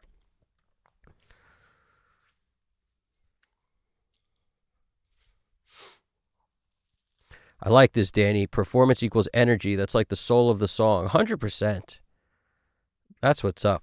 Yeah, Braxel, I still, the freaking bass player is like my best friend, dude. Like, I was at the dude's wedding. And, in fact, I'm going to see him in a couple of days for New Year's. This is, for life. The funny thing is me and the bass player have been playing, like, we've been playing together since like 2003. That's when I met the dude, and we've been playing together, since. Geography and whatnot, a lot of times now, it's like if I need something recorded, I'll send him tracks. He'll pull it up on his setup, record the bass line, send it back to me. So, the beauties of modern technology. And he's often said before, like, I know this will sound better if I come to your studio or whatever. It's like, yeah, but, you do what you can do. If you're around, great. And if not, do it whenever you can. And as long as it's a clean sounding DI and no crappy cables, and, we'll make it work. Not worried about it. The better the DI, the better it's going to sound. My favorite bass sound is going into the DI on a Neve or on a BAE 1073. But the DI input on that, run that into an 1176. Sometimes put like a Pultec in between the two if you want. You could double up, kind of get a little extra character, but not necessary. Just the BAE 1073 into the DI on that, and then into the 1176 sounds amazing. And I used to do the same thing with the desktop. The basically the 1073 DMP, which has no EQ and stuff on it. I used to do that into the 1176, sounded amazing. But now I go into the EQ version because you get extra, even more tweaking. So you can really, fine tune what you want. But that to me sounds amazing. And sometimes I'll dupe the signal out to like a guitar amp to just get like a small guitar amp recording some, growly kind of fuzzy sound in the room and mix the two together. But sometimes you don't even need that.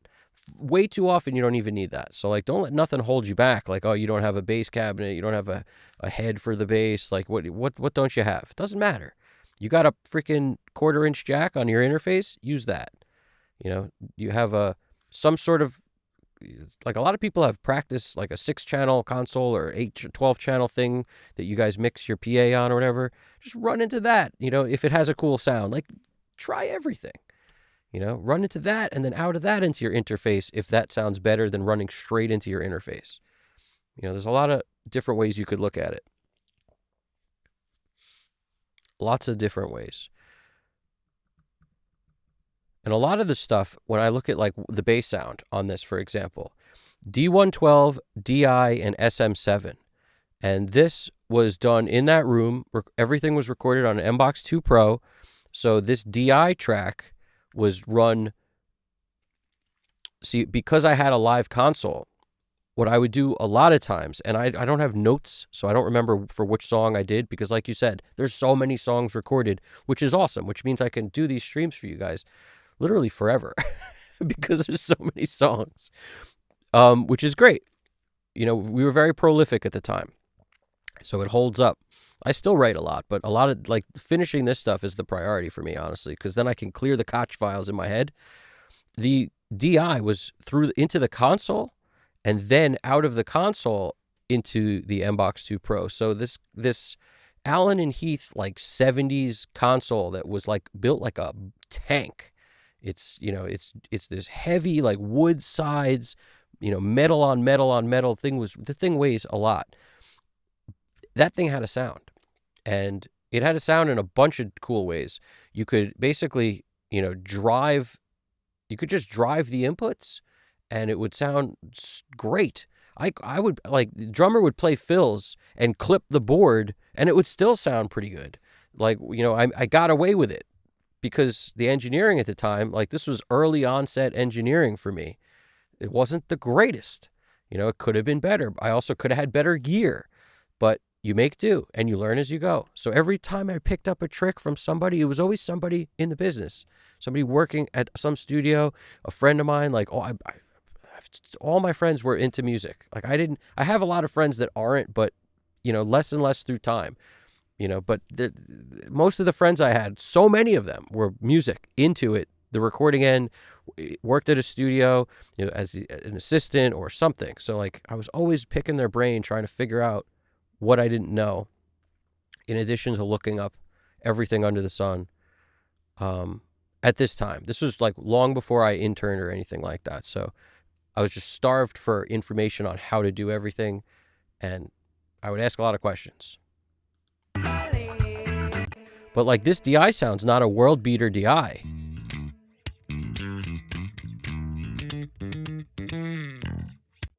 But it's fine. Like, it's totally fine. That's through the Allen and Heath and into the MBox 2 Pro. No compression on it. Like, I mean, granted, right now it's running through a bunch of stuff to make it sound better. If I took all this off, you'd hear really what it sounds like, which is way rougher than that. I might as well kind of show you. I'll just bypass a bunch of stuff here.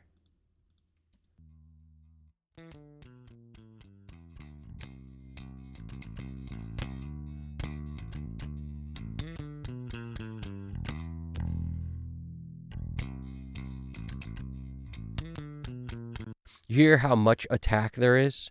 That's a symptom of no compression. You know, the amount of signal and where it is much lower than where that punchy pop is from the finger on the pickups, you know, from the fingers hitting the strings.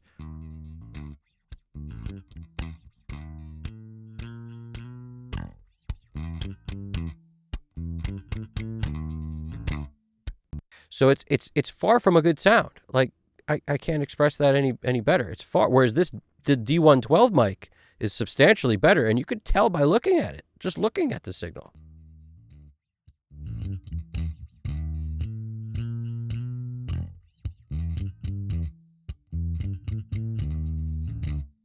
Like, that's all the low end, you know, and so everybody has a different, basically, weird situation. For me, the DI had so little bass in it that, like, I go to the D1, when I blend these mics together, the D112 mic combined with this SM7 mic, which is also another mic that captures a lot of low end, gives me all the low end I want, especially when I push all the low end up on the PSA, like the Sans amp. I crank the low end up here, which gives me kind of a sub-octave thing also.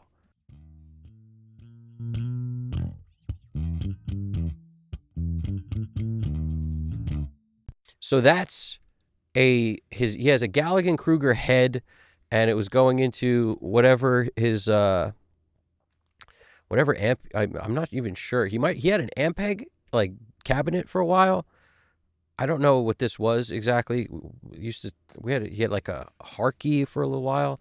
I don't remember what he had around, but I mic'd it up with an SM7, pretty much right on the grill. Is pretty relatively close to the grill, and even with that, tons of low end. Usually, the closer you get, the bass has no time to develop, so you get less low end.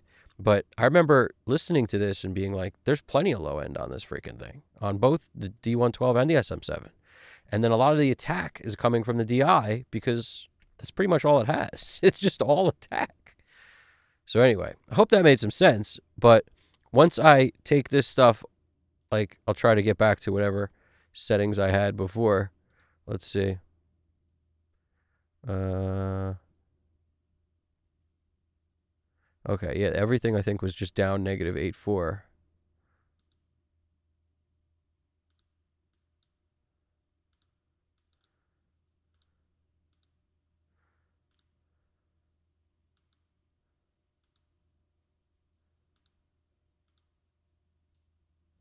Yeah, okay. I think everything was just down here. I'm just going to turn these back on. And this is my bass sound comes from this, this is an experiment through time. I found that there's something about the way the 1073 hits the bass that works so well and often eliminates the need for me to actually do anything on the channels. And so I use it and I crank the knobs on it, and it, especially high end and the mids at 1.6 and 220. I crank that.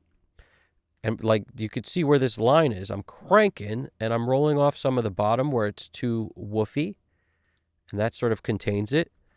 And then I sometimes go into a 1A and sometimes not, but just a little bit of boost around 100 and a lot of attenuation to kind of do the curve, the boost and then curve underneath. And, similar thing, boosting 3K, which is way up top.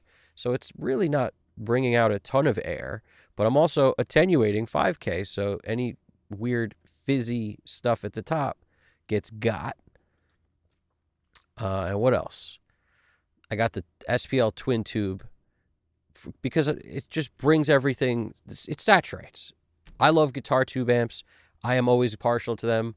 The freaking Mark bass makes a tube head that sounds amazing. So when I go to a twin tube for bass, it's just warmer, thicker, rounder, more controlled also. It's like this kind of best of all worlds. And then some Sans amp for more color, basically, but also, I'm not afraid to crank the knobs. The knobs be cranking on my stuff. And then Spectre right here, 500, 1K. And this is for saturation, tube. I like diode on here also.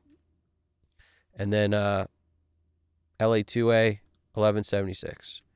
And there's no magic. I just try not to hit this stuff too hard. Once the compressors work too hard, it always sounds bad.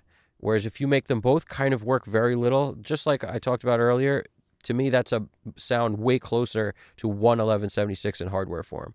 Making a 2A work a little bit, 1176 work a little bit, is better than like hitting the 76 particularly hard. So yeah, I hope that helped, man.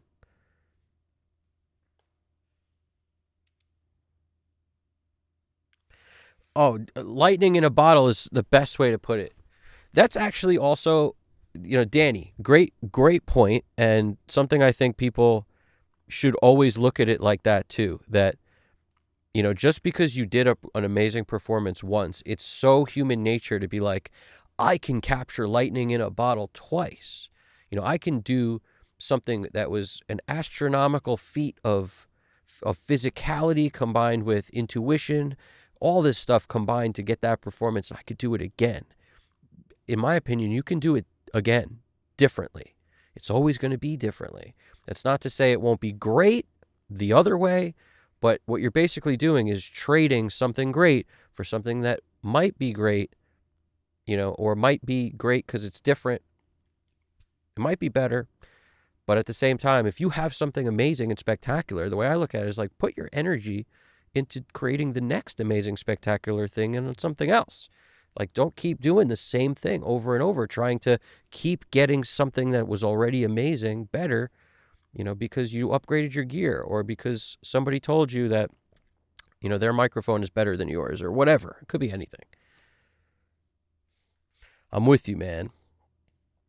What you wrote is spot on with that, Danny. And I feel like that's what's up. So this bass sound,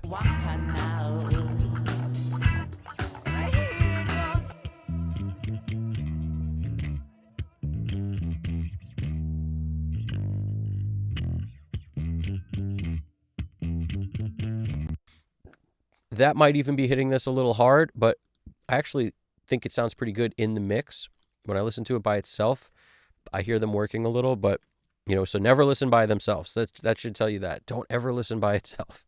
Just listen in the mix and then make adjustments accordingly. We'd get more life out of the bass if I unsquashed it a little bit, but because there's so much attack here and nothing else, it's nice to squash all this stuff together and get this nice ball of thick, consistent bass.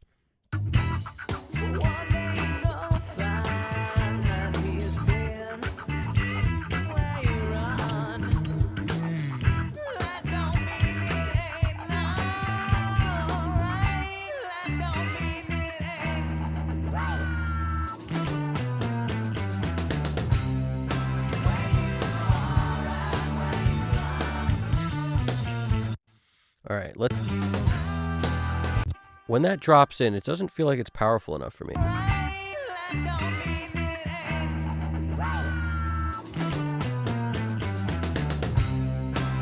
Let's go back to what we were doing with the guitar. So some of these need a little more oomph from the bottom.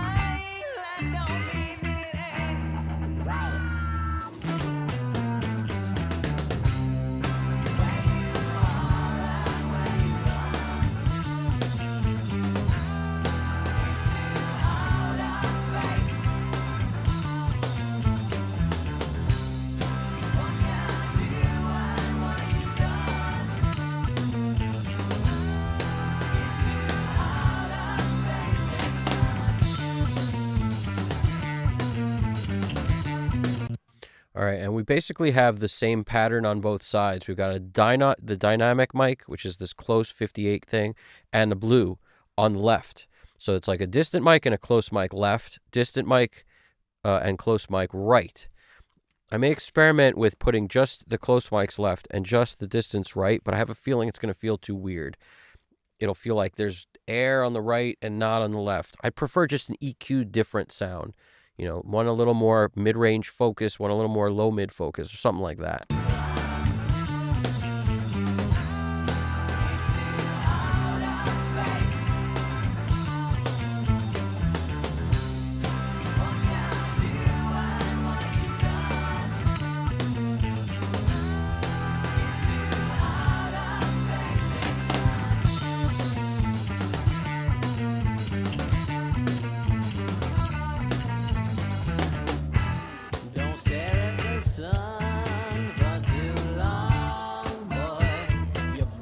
All right, these are too hot, so when they come in, it messes the whole balance up.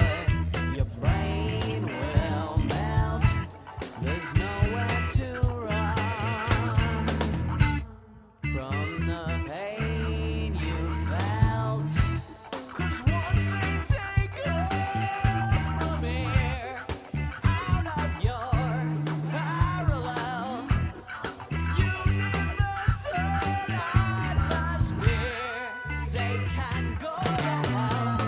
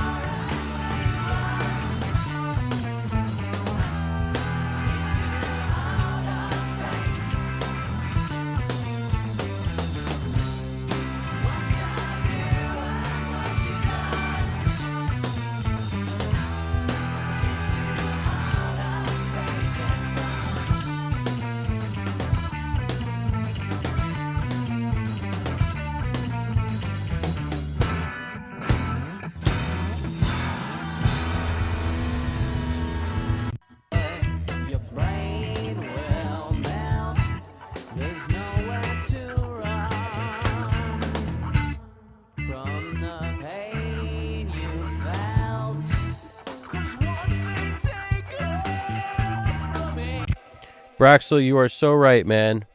What you just wrote right there, buddy, I feel your pain on that. Braxel wrote, I cannot count the badass riffs and solo-like items I did on my phone that I could not recreate exactly or do it exactly, but not the exact phrasing down. Yes, I know what you mean. I know you know what I'm talking about. I know exactly what you're talking about. It's like a happy accent, but it's done on a freaking iPhone. Yep. Well, believe it or not, a lot of recordings were done. It's iPhone memo app is my favorite place to put ideas. Every single writer of songs knows this. It's like the first go-to thing I would click on when you'd have a nice guitar riff or something you liked playing. And then it's supposed to be developed, in my opinion. Like, that's the starting point. And you could have a fully fledged idea there. Flesh it out. It's great. It sounds awesome. Then what? You have to record it. In the recording process, it's always going to change a little bit. That's why my least favorite songs, when I go into a recording session, often become my favorites, and vice versa. My favorites become my least favorites, because they don't always stay. Like, you have to expect it to grow up. It's going to evolve. You have to let it do its thing. Let it freaking fly. Spread its wings.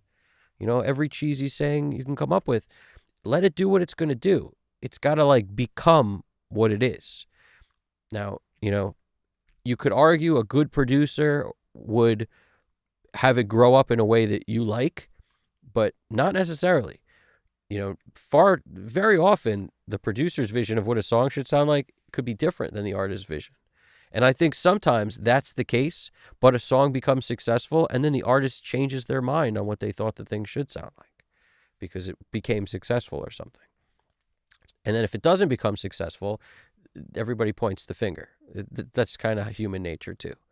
So it's just funny how that works, but sometimes a great producer might know what your song, what would give it the ability to shine in the best light. Sometimes, just because they feel it should be some way doesn't mean that it's true, and it could be worse. You never know. Welcome to life. It's tough, man.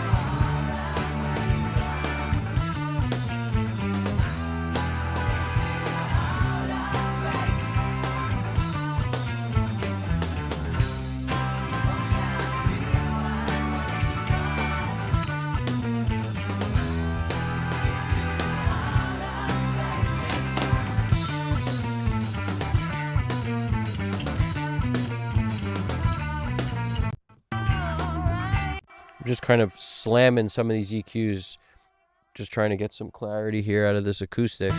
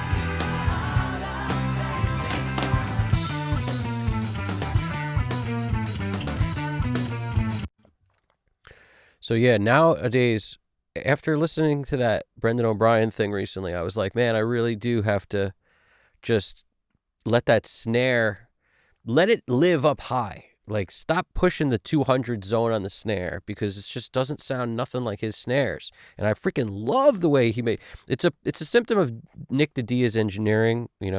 Brendan obviously has had Nick work for him on all that stuff because of how good Nick was, but it's like it goes with his taste. The snare just occupies this perfect frequency in everything. Like, whenever I hear I heard that Limp Bizkit song, and I remember thinking, like, why does this sound so clear and good? Who mixed it? And when you look up stuff, isn't it annoying to you guys when you look up credits of who mixed stuff? If you ask ChatGPT, it gave me the wrong guy 4 times. Like, it told me it said that the producer mixed it. Then it said that the guy DJ Lethal mixed that song for Limp Bizkit. It's like, the freaking robots don't understand nothing yet the way they should. So who the mixer is gets lost. And I had to literally do like 4 different searches to come up with the right answer. And it wasn't on ChatGPT that I could find it, or any sort of, of the AI things. I remember I was like, that's not right. This is not right. It's not right. And then I was like, finally, Brendan O'Brien mixed it. I was like, that makes sense. This makes sense. But it took forever to figure that out. I don't remember what song it was, but it was like, it's one of their most, one of their top albums. It's either the chocolate starfish, hot dog water thing, or it was the other one. I can't remember which one. So I heard a song and I thought to myself, it sounds so freaking good. Who mixed this? And of course, it led back to Brendan O'Brien after a lot of legwork figuring it out.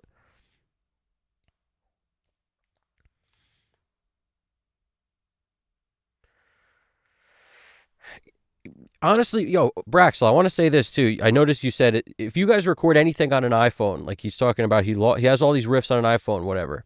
It sucks. I agree if like that's the only version of something you have that's good, but there's an amazing story. If you ever seen the movie Desperado and you look at the soundtrack, look for Los Lobos, and that stuff Chad Blake made into songs off a broken, 4-track Tascam cassette recorder kind of thing. It was broken, and it was like, he used it to record so many things, and the stuff that came off there was so much better than when they went into the studio and tried to re-record the stuff. So much so that they knew it wasn't working out, and Chad Blake's like, I'll make this stuff work off the tapes.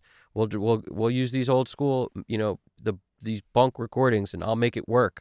And he did. And some of the stuff, like, if that's why I point out Desperado and those songs, because like I remember seeing that movie when I was a kid, and I remember those songs coming up and being so good, and I remember thinking they sounded so good because they were unique, weird. Like, the worst thing you could do is try to make your stuff sound like it competes with everybody else. Like it's the same, like it's just another song done in a pro place with a pro whatever. It's better if it's weird. So you got great iPhone stuff. I would dump that thing, dump it into Pro Tools, throw it through a stem splitter if it's got multiple stuff, different tracks on it, like guitar and bass and drums, or I don't know what's on there. I don't know what you're really talking about, but and try to just lean into the problems. If there's hiss and room noise, that becomes a waterfall. That becomes a freaking landscape. It becomes a blizzard. It becomes part of the track. You got tape noise, add more tape noise. Like, this is one of the first things I do whenever I listen to something that doesn't sound good. I try to match the problem, because that'll often give me a clue as to where I should go next. Like, there's weird audio dropouts on it. Well, let's try to match that with a tremolo or something, and then make it sound sporadic, a weird tremolo. Let's automate the on-off button of this thing to get something weird to happen and to have it turn on and off like it's stuttering. Try to match the problem. Lean into the problem. Where's the problem? Let's go more problems. I'm telling you, that's how it sounds crazy. That's the answer. It's always the answer. Don't try to fix the problem. You go into the problem. Unless the problem is easily fixable, in which case now you have that option too. You could lean into it or fix the problem. But if it's unfixable, then stop trying to fix it.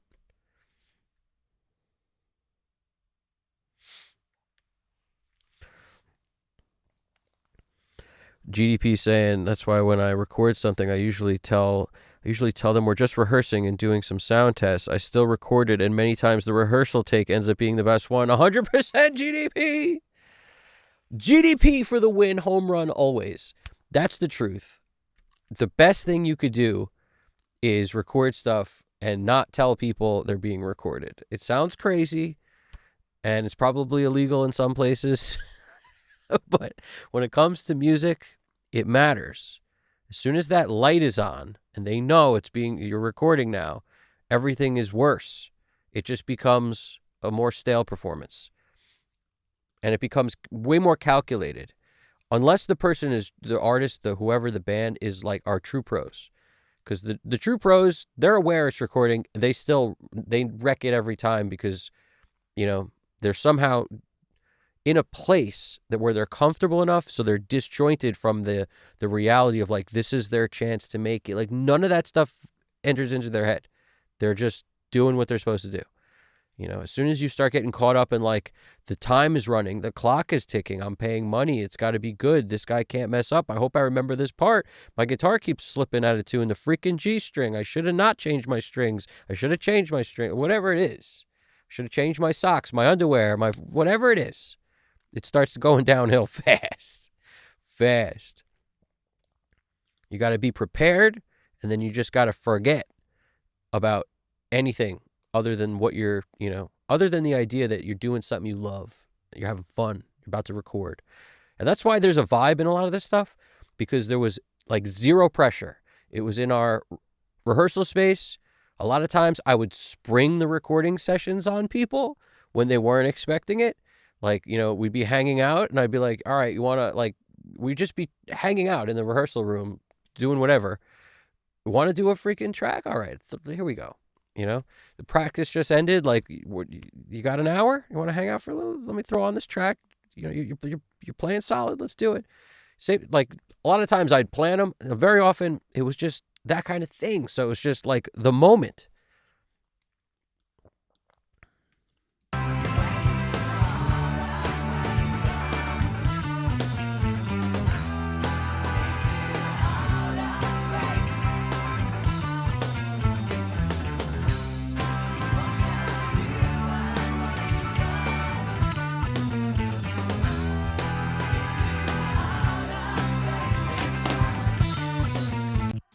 Let's throw something on the snare. I may not like it, but I'm going to try it anyway.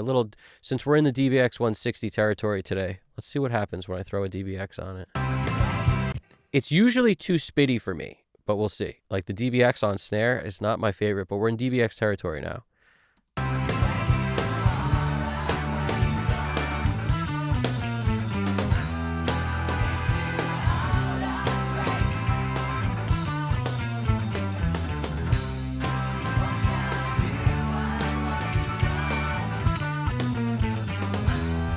You notice that needle's barely moving?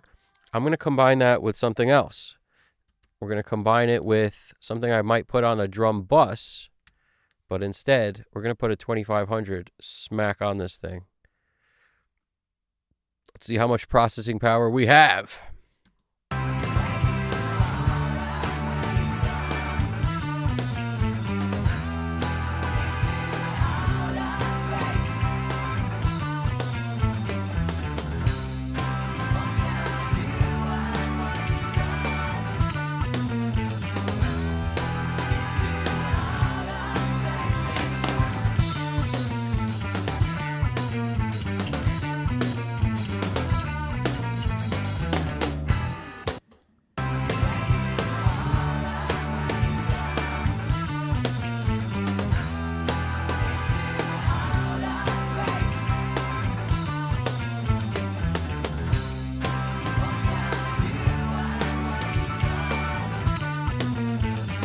That snare sounds paper thin to me. Like, my gut is telling me to do something. And then if I were to listen to some Brendan stuff, I'd be like, I probably shouldn't do it. But just a little, and let's add like 2 dB.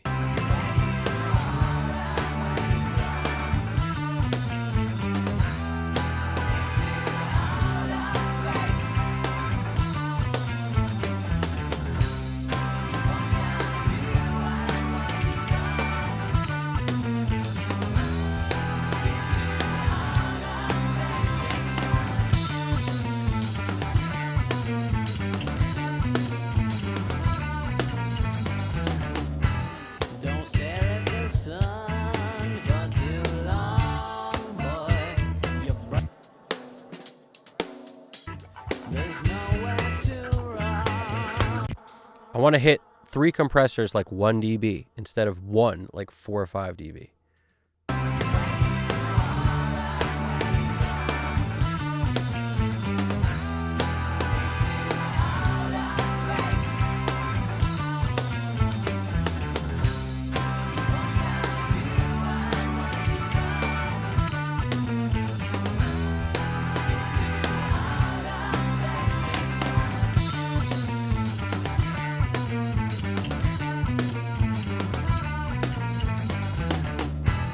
Don't stare at the sun for too long, boy.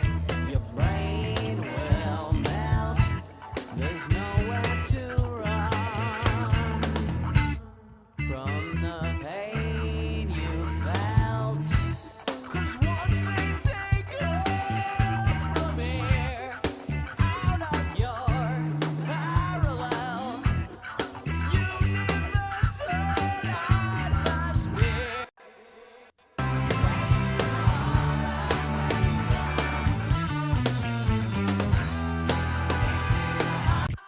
All right, now we've taken our peak level down significantly, and our RMS level is kind of higher. That he's been where you run. That don't mean it ain't alright. That don't mean it. It's just a whisper hitting this DBX. That he's been where you run. That don't mean it ain't alright. That don't mean that he's been where you run. That don't mean it ain't alright.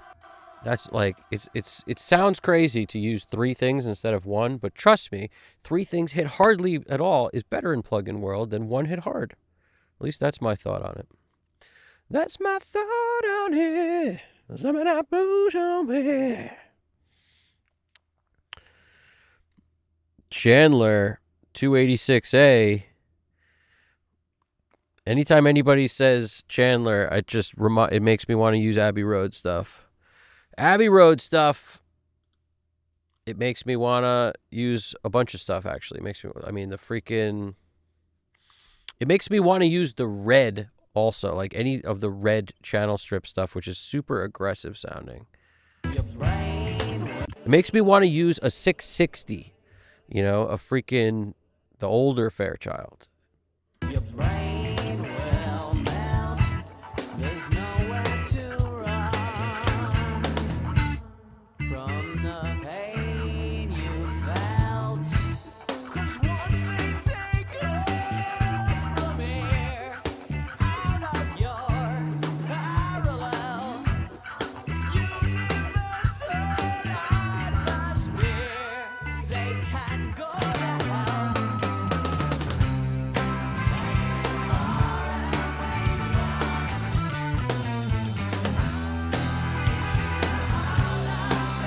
It's amazing how the compression on the B sounds so different to me than the compression on all the other SSL channel strips. Your brain will melt. There's nowhere to run from the pain you felt. 'Cause once they take off from here, out of your parallel universal atmosphere, they can go to hell. Your brain will melt. There's nowhere to. That first light is my best friend with, like, I don't like to compress overheads much, but in this case, it just feels like I could just bring the volume up or something with them. I could add some more character to them in a couple different ways. Don't stare at the sun. I kind of like how dead they are, but I wonder if we have the processing power for this. Anybody see the UA Ocean Way thing that's out? And like it's like an updated version of this. Have anybody seen this? Like the newer Ocean Way plugins, like called the Deluxe or something. The reason I'm kind of fascinated by that plugin is because of the different console emulations that they have that like match the rooms over there. I find that pretty cool.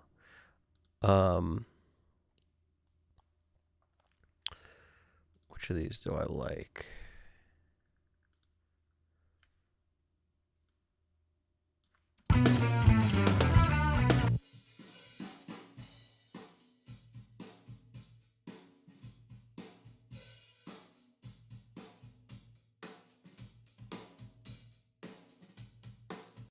If I'm not mistaken, the reverb part of this means that you would use it in parallel, like on another track, like one of these sends, and blend it in with the original sound. And when you use Remic, you can avoid that. You can basically put it on the channel itself. And that's basically what we're going for in a situation like this. We don't, it's not a mix knob per se. We have to do, there is a dry wet, but we have to put it on Remic first just to get closer to. If we wanted to use the reverb sound itself only, I would throw it on another track and just blend it in a little with the overheads. We may still do that. Let's see. If we lose too much by doing this, we'll do that. That's really what it comes down to. Take it off solo. What's going on here?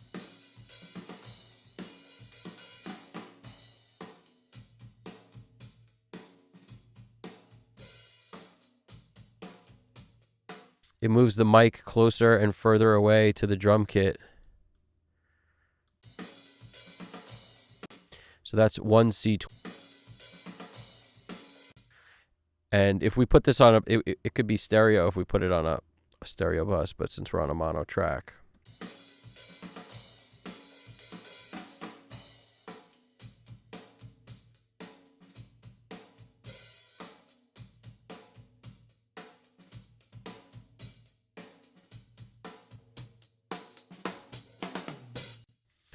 We are losing a lot. Don't stare at the sun for too long, boy. Your brain will melt. There's nowhere to run. That's pretty cool. We just hit something just by cranking the master up. I could hear more of it now, and I'm like, okay.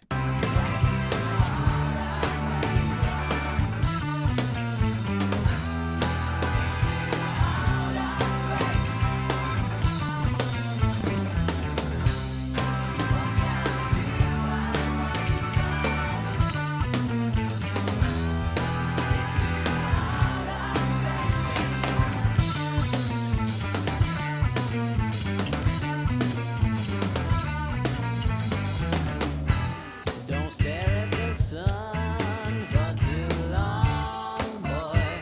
Your brain will melt. There's nowhere to run from the pain you felt. 'Cause once they take off from here, out of your parallel, you never saw. It's a very cool way to get more than you bargained for with your drums that you have. So if you wanted room mics that you don't have, like I don't have room mics here. I've got two overheads in a very dry, dead room. What a cool, nifty way to all of a sudden, now we got far rooms, blend how we want. Now we got this closer C12 jam.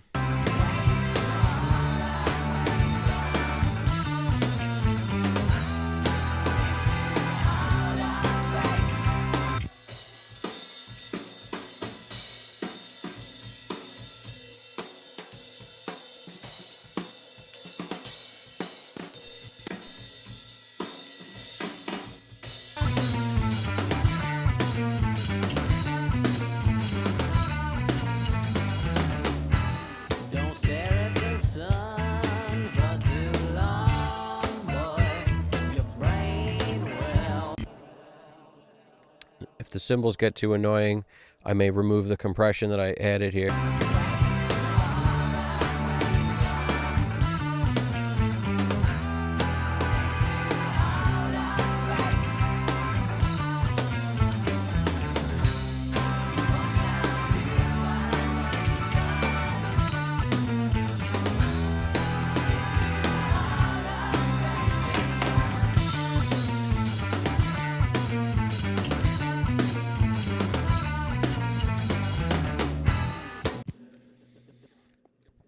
All right, we talking about food here. I'm getting hungry. All right, what was the story with this DBX 286A? I see DBX 286A now online. I never used that one. What are we talking about here? Rack-mounted preamp that has a compressor and a limiter and a gate. Ah, interesting. Yo, DBX makes some pretty cool stuff, honestly. I like so many DBX products. It's so interesting how it's and I like how their thing is not like, let's charge a ton. I'm sure they have some higher end price stuff, but so many guys, what's his name, Nick Raskulinas, swears by that relatively cheap DBX compressor. Which one was it? 120? Is that the 120? Not the 160, which is like the one I pulled up on this track. The one that's like largely digital looking. It's one rack unit. And I almost got one years ago, and I'm so pissed I didn't. It was like $100. I should have picked it up. I just didn't. But if I had it, I bet I would use it on everything all the time, always. And that's why I'm upset about it.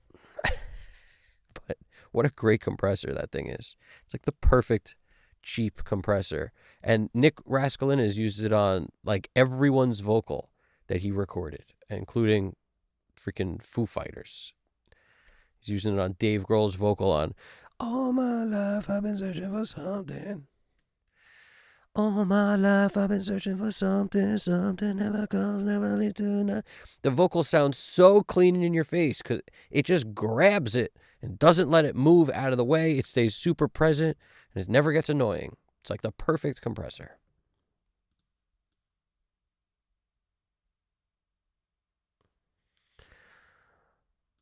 All my life I've been searching for something. Something never comes, never leads to nothing. Nothing satisfies when I'm getting close. Closer to the prize at the end of the rope. All night long I dream of the day.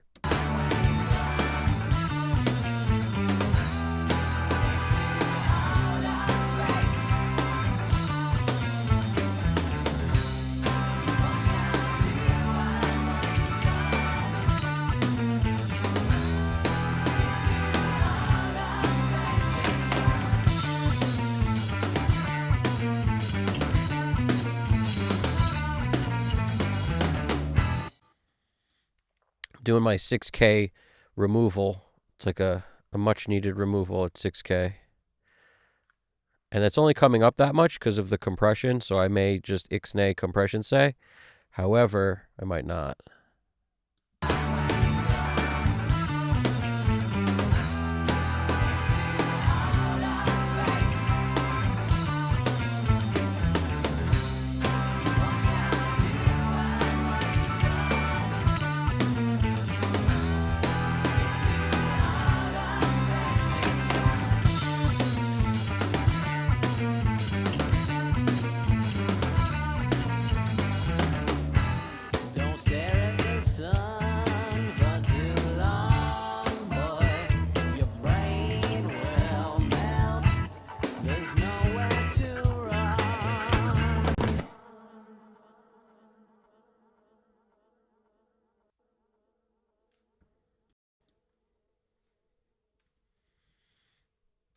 I opened this up while the track was playing, so that's probably why that happened. Hopefully. Let's stay hoping.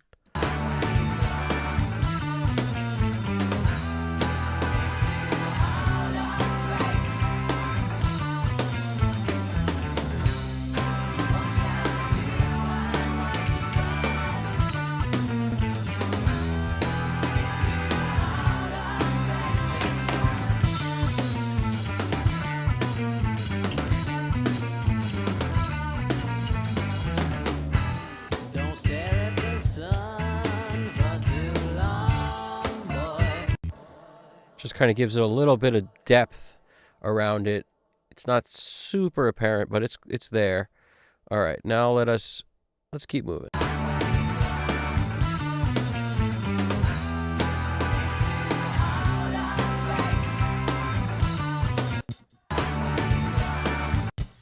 Let's see if we could do something with these vocals. Tell you anything you want to know. He gon' tell you everything, just anything you want to know.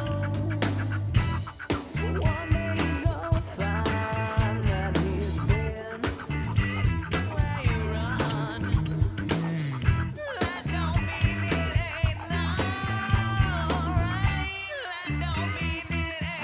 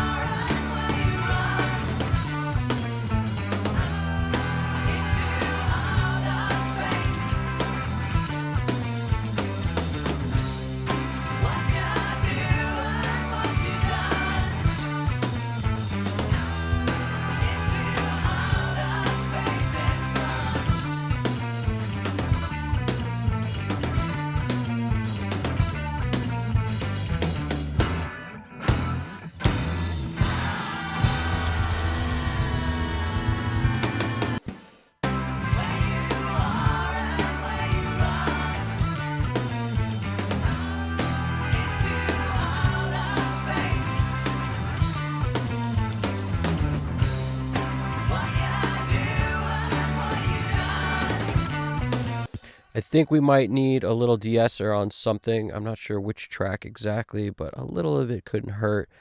The S's, it's like it's part of the word space. So I'm just noticing it a little bit.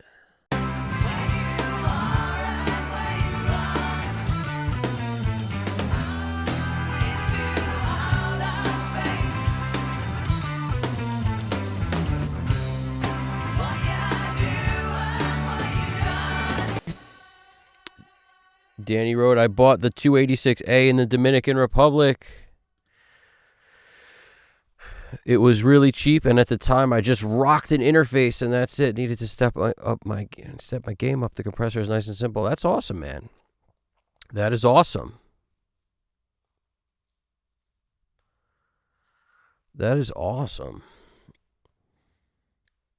It's the DBX 160A. Is it the A or is it the X? Like the 160X. I don't know the different models. It very well could be. That you're talking about the one with Nick Rascalina's that I was talking about, probably, right? That could be.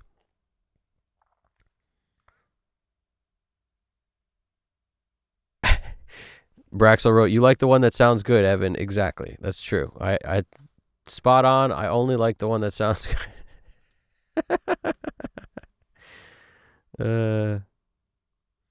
That's exactly right. That is exactly right. Yeah, that is exactly right.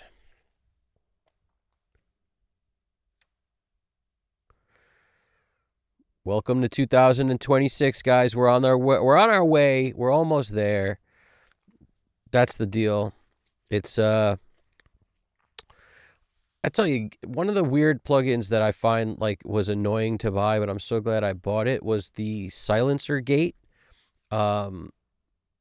And most of the time, like, gates are one of those weird things that are so necessary. But when you have channel strips, there's usually a gate on it. And then each channel strip kind of has its own flavor gate.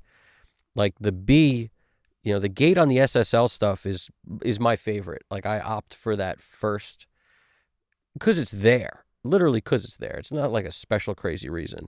It's because it's there. But whenever that doesn't do the trick, the silencer is such a clutch play to just pull that thing up. It definitely uses some weird AI trickery to do something. It does something in there. But yeah, those are my two favorite. I tried the multiband gate also, and I don't reach for it often. I can't tell you exactly why, other than like I wind up using it and then very often like being like, oh, it's perfect, it's helping, and then I take it off and I'm like, it's just better without it. It's just like, for whatever it gives me, it's like taking away too much, and that could be user error. I'll leave the door open for the user error possibility. That's always a possibility.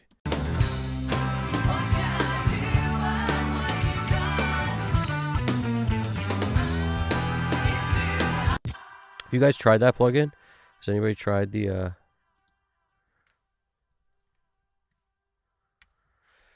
what is it? I don't know who makes it. Multiband gate. It's like AIX DSP, like AX DSP or something like that.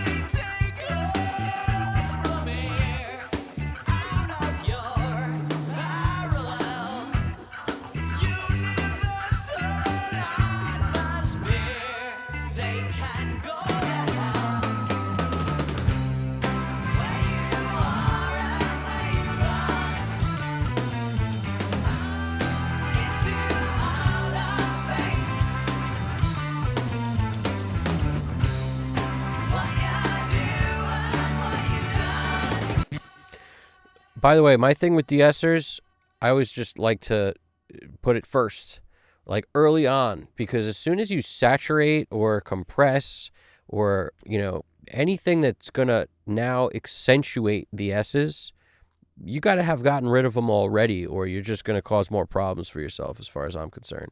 So my de-esser goes early. And I've seen guys that, I respect, great mixers, put like 4 de-essers at the end of the chain, and I shared a video on that a while back. And I remember thinking, that's weird. And that's why I want to share a video on it. It's weird to put 4 de-essers at the end of your chain, but not for that guy, but he compensates for it the way he mixes. He'll boost tons of top end and then take off all of it with de-essers at the end in a way that to him sounds better and more natural. To each his own, man. I get fascinated by stuff like that. Not to say this is the only way to do it. The opposite, to be like, nobody does it this way. Check this out.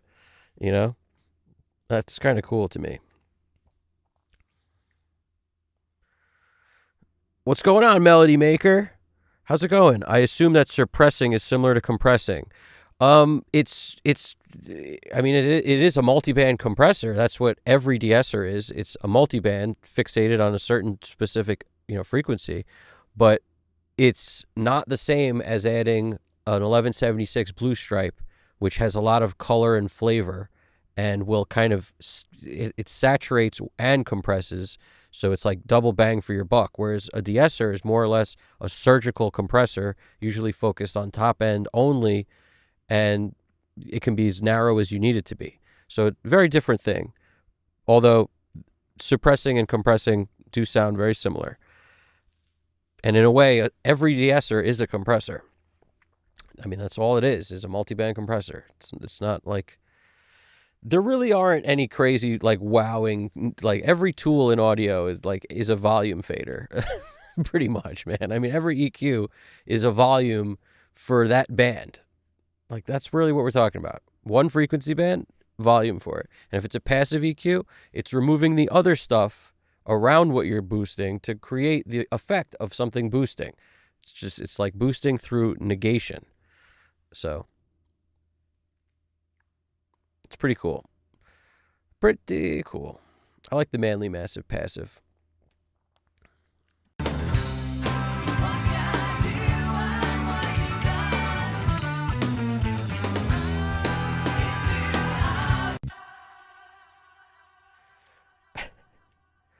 Unfortunately, by the way, I'm just seeing this, but I can't give advice on raising children. Unfortunately, that's not what we do here.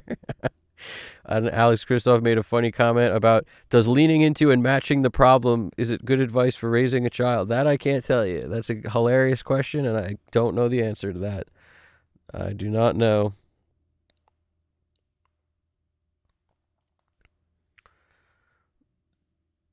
De-esser going first, Braxel. De-esser going first. Okay, just because you said that the de-esser is going last. First, not last. First. Like, auto-tune might be before it, but after that, like, it's early on in my chain.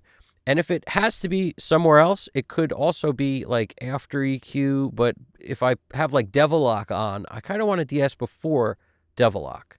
If I have Decapitator, I want to de-ess before Decapitator. Because those things are going to make an S sound go from S to S. It's going to, like, really become a freaking windstorm at you. And as soon as that happens, de-essing after it has to work way harder than if you get rid of that, craziness. You're adding harmonics to freaking everything, including your S's. You're just, like, thickening the whole juice. You're juicing it. So it's going to take a lot more paper towels to clean that up after you've juiced it. You juice it beforehand, 1 Kleenex. Take care of the problem, no problem. See what I'm saying? Hit the like button, by the way. Subscribe. Do your thing. We got a short amount of time left to keep this thing rolling, but at the same time, this is part 1. And what we've gone through, a little recap real quick.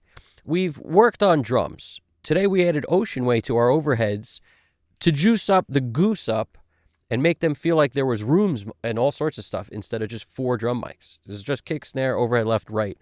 And to give it more beef, we added some Ocean Way to create a little more, presence. You could do it other ways. You could create an auxiliary bus And I used to do this a lot. Basically, delay, put like the time delay plug in and slow down like one version of something. Like you're creating a parallel essentially, and you're slowing it down to give you the effect that it's a big room reflection. You could do that. And Ocean Way is kind of doing it all under the hood with stuff like, when you can add that far mic up on the overhead left and right. But it's a very similar thing. I used to record room mics in a very small room, and the room mic sounded so much like the overheads that there was no real use for all of those mics. So I took the room mics that were just lower overheads essentially in a tiny dead room, and I would put this type of the time delay. It just slow it down by a bunch of samples. Make it like just slow it down enough where you can hear a bit of a slap, kind of, and then back it off a little bit. Make it a little quicker than that, and then all of a sudden you get this depth that wasn't there before. Play with it, obviously. If it starts doing weird phasey situation stuff to your, it's all about making it the exact perfect volume combined with the perfect amount of time to where that's not a problem that distracts from the goodness of what you've done. If it starts making things worse, take it off, of course. But to me, that works a lot.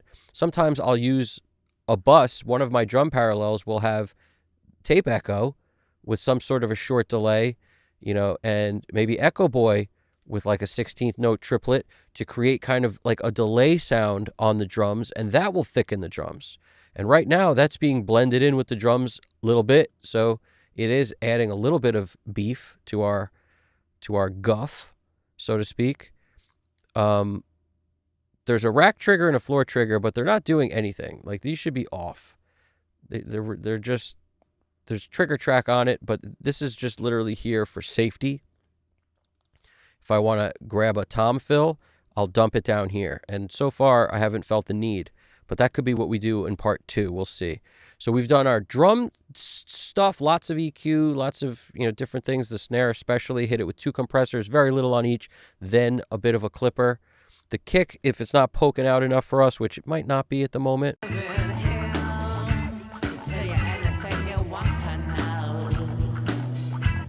It's not particularly bad. I actually kind of like it, but if it was and we wanted a little bit more, oomph, pushing for the gushin, we come in here, we hit this, we, maybe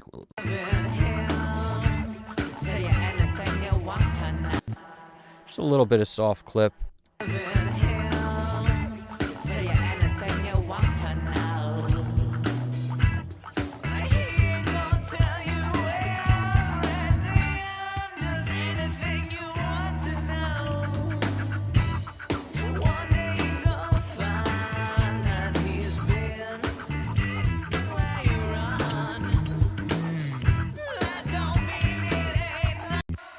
Yeah, it might be a little too much. I don't know if it really needs it that much, maybe a little bit less, but we can come in here also. And another thing I like to add is the UAD SPL. What is it? The freaking Transient Designer. And this, I haven't used, or, I should start experimenting with the Alicia, their Transient Designer. I should start experimenting with that. Because this has just been my go-to for years, so I don't mess with the other one so much.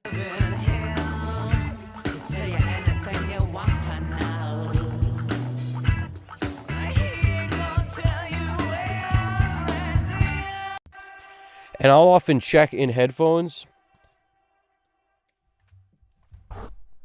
because headphones will tell me a lot about the low end here, because I mix super low. And that's the only reason I can mix for so long and keep perspective. But if I don't throw on a pair of headphones, and I've been training myself to switch to these because I've been using these my entire life practically. And these sound so freaking good that it makes me want to use them sometimes, especially to check low end.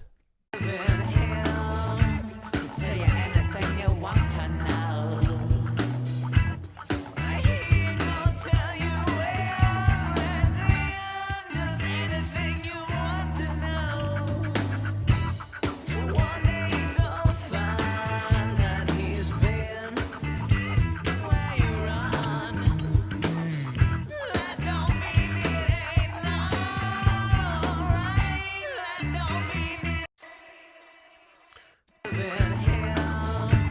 Tell you anything. Tell you everything, just anything you want to know. One day you're gonna find that he's been where you run. That don't mean it ain't alright. That don't mean it ain't right. Where you are and where you run into outer space. What can I do and what you done into outer space in front?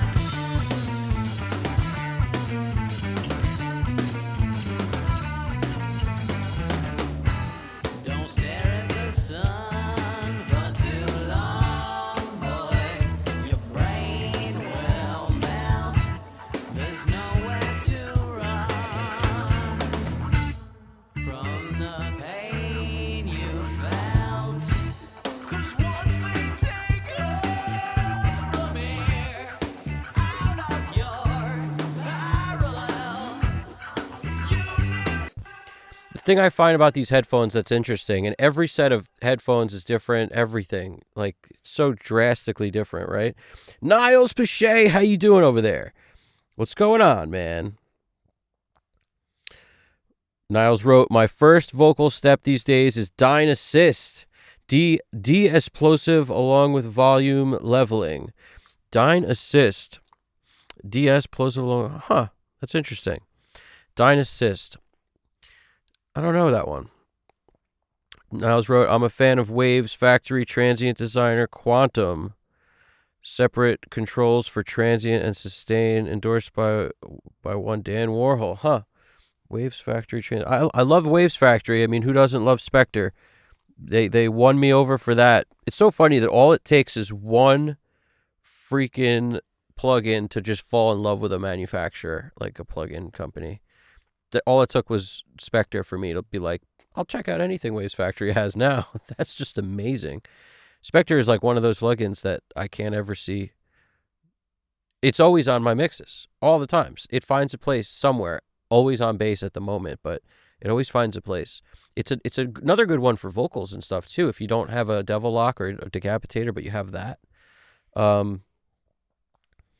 Dynasys came out this year, plugin of the year. Huh, I got to check that out. Braxel, you sell your Trinov, Evan. I did not sell the Trinov. I did not.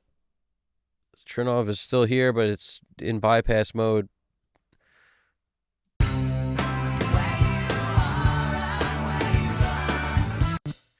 You know, as soon as I put these on, the first thing I notice is the vocals are a little low. These, like, it's so interesting how every headphone's, like, has its strength.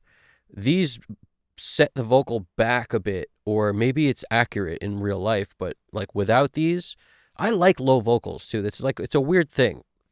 I am a fan of lower vocals. Like, for me, the power of the music, you know, when I listen to Stone Temple Pilots is a great example. Scott Weiland has such a great, cool voice. It's usually tucked into the mix. It's the perfect volume as far as I'm concerned, which is one of, you know, Brendan O'Brien's strong suits, was where he put the vocal. It never jumps out over the top like where it's like today's vocals. Today's vocals are so loud compared to what they used to be. You know, the world today, especially in pop, the vocals are so loud. I'm not saying that's bad. Sometimes it works, and it's the right volume for it, whatever, according to whoever. I like the stuff where it's the power comes more from the music than from a guy screaming at you, you know, personally.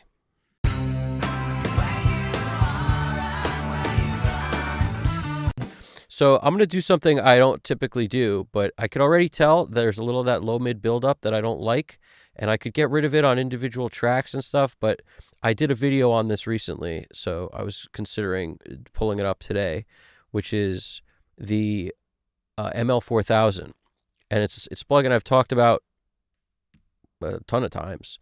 I love that freaking plugin, and I might actually throw it up on this. And it's like a question of where am I going to put it where it won't come back to bite us. I usually like it relatively late. I'm going to put it, maybe in place of this 33609. Yeah, maybe what I'll do is I'll move that there. I'll put it here on our mix bus. Now, I've said before in these streams when somebody mentioned like multiband that I don't typically use it that much. And the other thing is, there's I typically use it that much, and then there's like sometimes it's the perfect tool. This is something about this plugin that like when set this way, and I made this video today, so if you haven't caught it, you can catch it, and I go into more detail on how I set every single setting on this freaking thing. But what I basically have is a low-mid killer, a low-mid destroyer. So like 150, like I was able to get kind of close to this with an MB when I really, really work on getting rid of like 150. Even on a Pro Q3, you could just get out a lot of the 150 and it will clear up some of the mud. But this one does it one fell swoop and also gives you all this color. And sometimes the color is really nice. It also gives you a ton of volume. So I'm going to look at where the threshold is and start basically making sure it doesn't hit us too hard.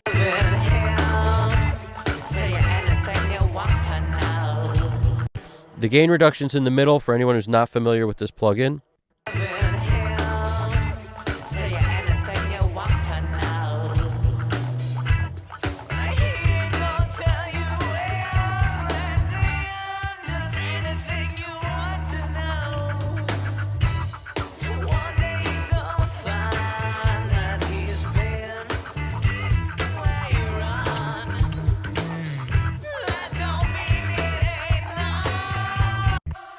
Now, something else I might do. Yeah, a lot of low mids came up when I basically, it's a symptom of so many things. Like I said, once you get stuff to start to sit where you like, and now you hear enough kick and enough of this, it's a lot of times, you add an SPL transient designer to the kick, plus you kind of increase the low mid energy by hitting it with a clipper a little bit. Like there's so many reasons why it comes up. But as soon as I added a couple things towards, I don't know, about a half hour ago or so, it started to really become an issue for me. And again, I could go in and kind of deal with it on individual tracks, but a lot of times I at least audition the possibility of how is this mix going to sound when I start adding an ML4000 to it.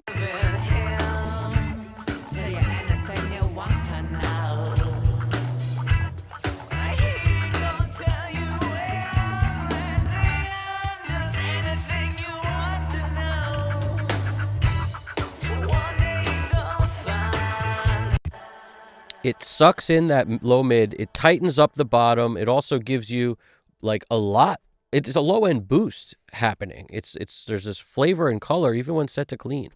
The thing is set on clean, and the limiter's on, of course. We're also coming into stuff a little hot, so I may actually go in and lower a bunch of stuff right now. Maybe we'll create our track only situation. So like that's a bunch of tracks, that's a bunch of tracks, that's a bunch of tracks. It's all the colors. It makes it easy. Color. So it's just everything that's not a bus.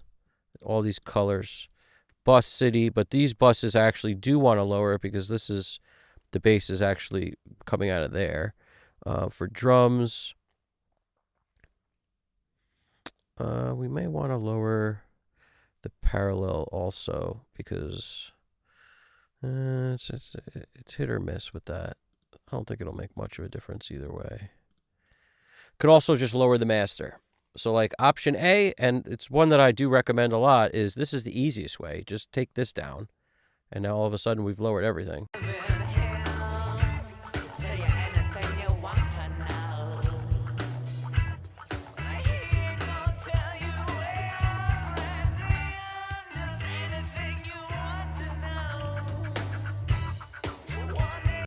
I just realized there's actually no drum parallel stuff happening at the moment. Like I didn't turn any of these on. Cool. Good stuff. There's 0 drum parallel. It's just all being sent straight to the mix bus for the drums at the moment. So good stuff there. These tracks are muted, but I'll put them as part of the jam anyway. This is a reverb. I'll turn that off. So this is our track only situation. Tracks only. All right. And now for tracks only, just get rid of all your globals for tracks only. All right. Just get rid of them. You could leave the level stuff really, but if I take off the globals for this stuff, it's like, okay. This got to be on. Hold on. What I want is the controls and the bypass and all that. Like, we don't want that, so that just in case it's on and then I freaking make a knob turn, it'll switch the EQ on everything to like become whatever I just turned. And that's happened to me in the past because not everybody remembers everything all the time. So like I might turn this on to bring everything down and then I'll forget to take it off. I'll go to the kick. I'll freaking adjust the EQ on the kick. And now every freaking thing on the whole session just moved. So globals can come back to bite you if you're not careful. And I think people would be lying if they said that never happened to them. It's just as easy as one click of a button away. So be careful. All right, so I just brought the master down in the interest of the quickness.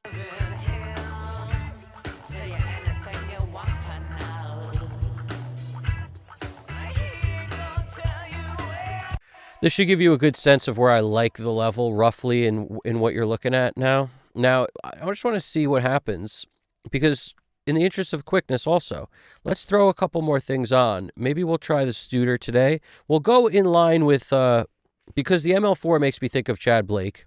How could it not? The guy said he never has made a mix in the box without the ML4 on it. Like ever. That's got to tell you something. It's hugely part of his sound, and it is kind of a world beater in the low mid department. Am I the only one? I don't know for sure if I'm the only one, but I think that freaking thing, when you have the crossover set at like 158 and 318, and this is all in the video, and then 6.1K, and not a ton of ratio. We're talking low ratios. Check it out, right? Low ratios, 2.12. Fast attacks all around, kind of slow releases all around. I'm sorry, the opposite. Slow attack, fast release. And, it just does something.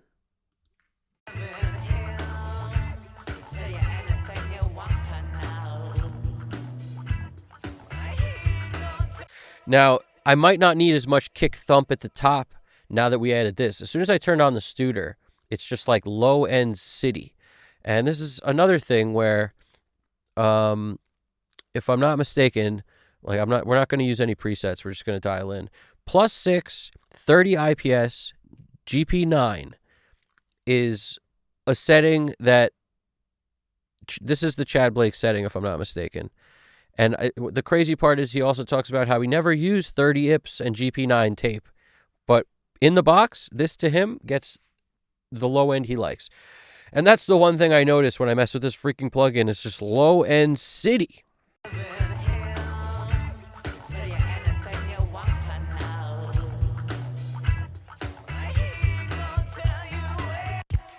By the way, we're getting done in 4 hours today, so there will be a part 2 to this mix in which I will pick up exactly where I left off, and it will happen ASAP because I'm a fan of getting her done. I love doing these streams. I hope you guys like it too. If you do, hit the like button. Throw something in the chat. It keeps things going, and it helps push this out to other people.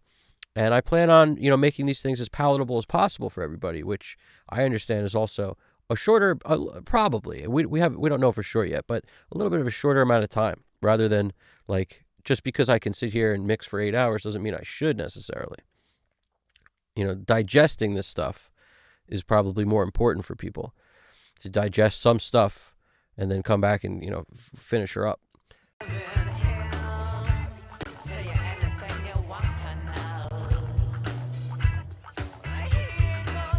Listen to how much low end this gives us.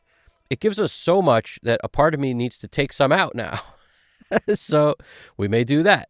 We may put on, like, we may still use our sidecar and stuff, or we may not. Let's see. We'll go Studer, the 3348. It's funny how there's two 3348s here.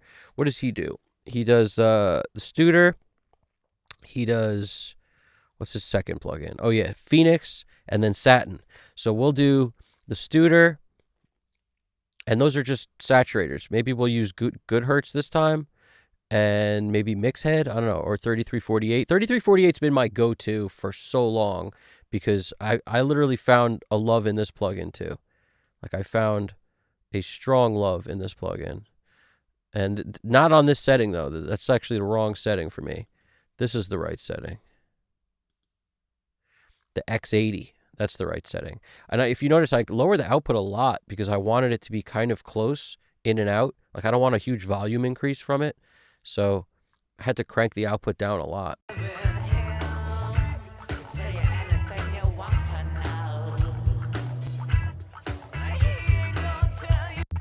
Now this is a lot of saturation. I don't usually do this much, but I'm going to cut out some of this area I don't like a little bit even with this.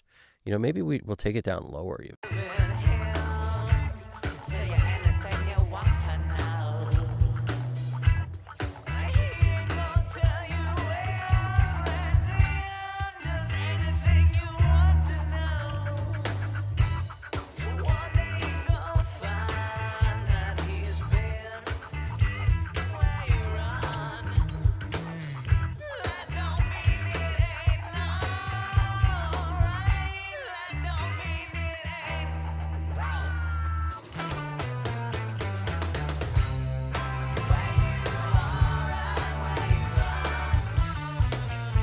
This cleans up stuff a lot, maybe too much, but in these headphones, it's sounding really good.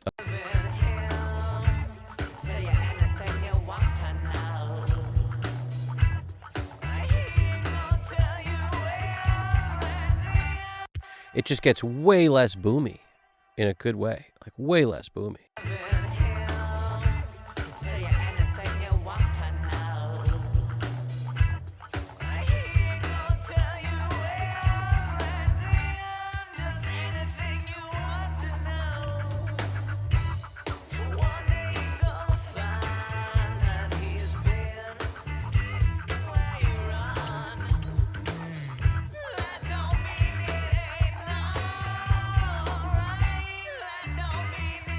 We'll worry about if that's helping or hurting in a second. So we've got our 3 saturators as if we're, you know, putting on a Chad Blake costume for Halloween. What else we got? We're going to hit it with a little bit of 2 compressors. Maybe we'll see if that beats the sidecar. I'm always interested in comparisons, you know, and he also uses the Waves Abbey Road, not the Abbey Road. It's like the RS 456 or whatever the hell that thing is called.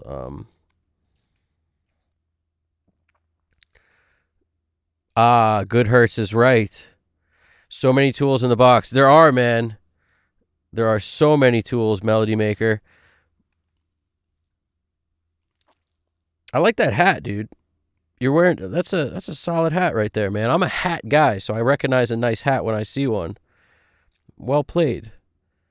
That's Blue Moose. I ain't recorded nothing in a bit. What's going on, Blue Moose? Blue Moose makes me thirsty. Because Blue Moon is a delicious beer. We once played a festival thing. It was like at a college. Vassar College had this Founders Day event, and their founder was like a brewer. So awesome, freaking like outdoor party thing all day, and they had beer on tap for everyone free all day. And Blue Moon was one of the jams. And if you've ever had like enough Blue Moon, that's a very interesting, you know, tipsy. I'll tell you that. It's a very interesting freaking floating on a cloud weird feeling. A lot of Blue Moons. But yeah, the good old days. Melody Maker, tube tape making it mellow. I don't know if that's a good thing or a bad thing. I don't know. All I could tell is in here, woo, it tightens up that boomy bottom end a little bit. It tightens up what I'm getting from the Studer. It's almost like the Studer is nice for what it does, but it does so much on the low end. I'd have to go up here in the tracks and start taking out a lot of low end of other things to compensate for the fact that I just boosted a ton of it. So the toupee is really helping with that. It's also taking away a little bit of top end, but I'm sort of okay with that. Like, I like the round. And maybe it is making it a little too mellow. I don't know. It's kind of good and bad. Like, it's an interesting thought. Let's see what else we're going to do here and how it will affect it.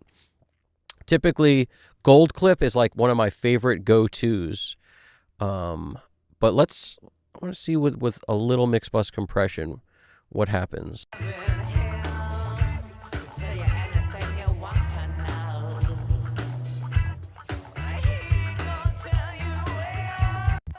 In my head right now, I'm going over like, what compressor should I use, and where should I compare it to what? So like, let's take out Master Desk. I'm never a huge fan of Master Desk. Like, it's okay. It's not bad. It's a pretty good all-in-one plugin if you're trying to do a lot with a little. Let's put on the SSL bus comp, where is it? Here we go. Bus compressor 2. I'm going to put this on, but I'm not just going to put this on. I'm going to do that thing where I use 2 compressors instead of 1. We're going to hit this one kind of lightly.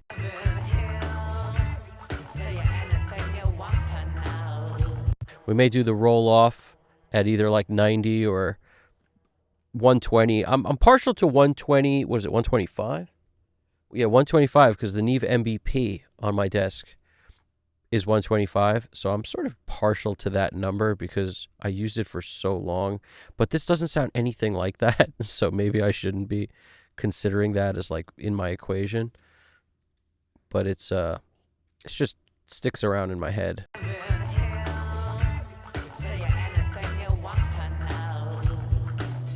We're going to leave it on a super low ratio. We may change this, but let's just see for now.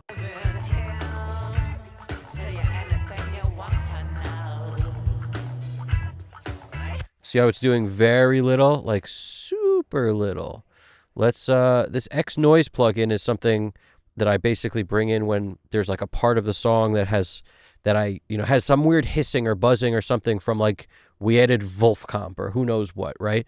And the freaking thing brought up so much background noise, for example, that we had to deal with it on the mix bus. Maybe the sound was perfect and we loved it, but a combination of a bunch of hissing has added up to something where in a quiet part of the song it's distracting. I will turn like a noise gate on to show up in that moment, but the rest of the time when the track is playing, you'll never even notice that hissing and noise or whatever is there. So I automate the noise gate off for the rest of the track that you would never notice. As soon as the guitars are in, as soon as the drums are playing, everybody's in, you'll never hear the noise. It's only prior to that. So, it's a big thing. Guys want to hear like hip hop, especially like you want to hear super crystal clear, like no noise on stuff when it's like just one vocal by itself. But as soon as the track comes on, they can't tell what's happening with the noise. It helps sometimes. It's actually a big help. A little bit of noise underneath the stuff.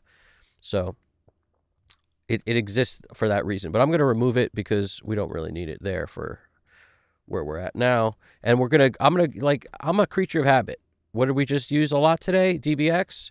So we're going with it. It's going to take off the automation for the noise gate. That's okay.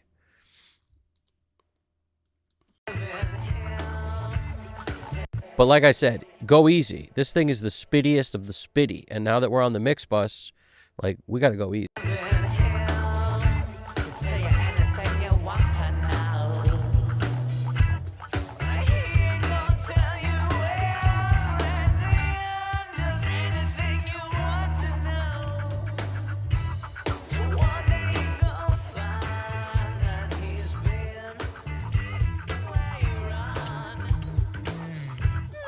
And I'm turning the volume way down because I don't need this stuff for volume.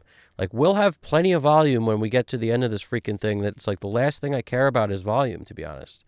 The volume will come in large part, some from the ML4 and the ML4000, and then some from whatever goes on after it, which could be gold clip.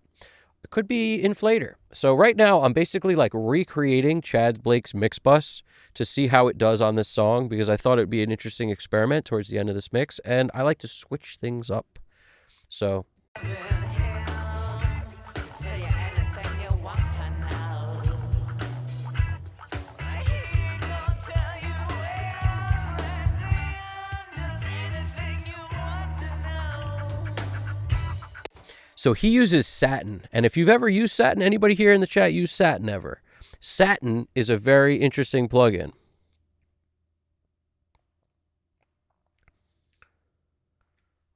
Oh, what's up? Melody Maker's saying, by the way, I believe that Long and McQuaid in Canada currently has discontinued the SSL suite for the holidays. Interesting. Discounted, discontinued. Sorry, I'm reading like crazy. That's interesting. Never used Satin. Satin is a weird plugin, dude, Danny. So, like, there's so many controls on it that I don't know how to get my head around it. That's why I never bought it. I've seen it on a few mixes, and I remember thinking, like, that's one of those weird plugins where it's almost like overwhelming to look at. But I think it's a really good saturator. But there's, I have so many that it's not always like okay, we need another saturator here.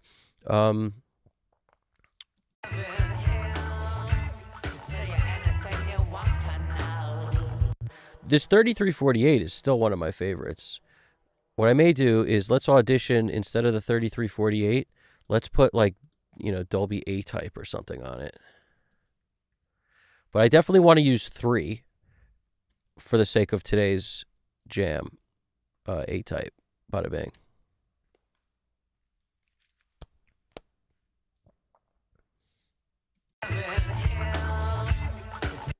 We got to go easy on her. Go easy on her now. Go easy on her.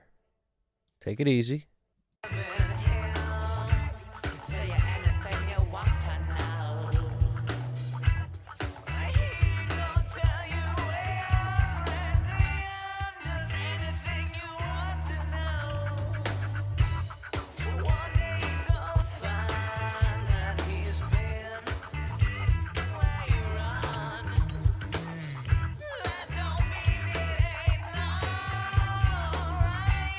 I like using it subtly like this, like super light on the, on the mix knob, on the amount, just kind of delicately bumping it.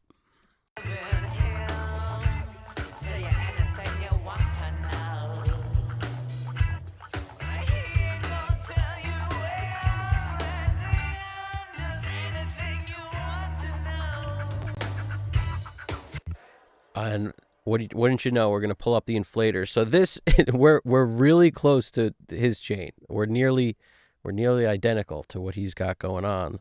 And granted, it could change like every day. So it could have been he's using a couple different plugins now. But like I said, it doesn't really matter. It's just the concept. Many saturators, an EQ of sorts. We may want an EQ of sorts to deal with maybe what I'm dealing with the toupee. Maybe I could deal with it on an EQ instead.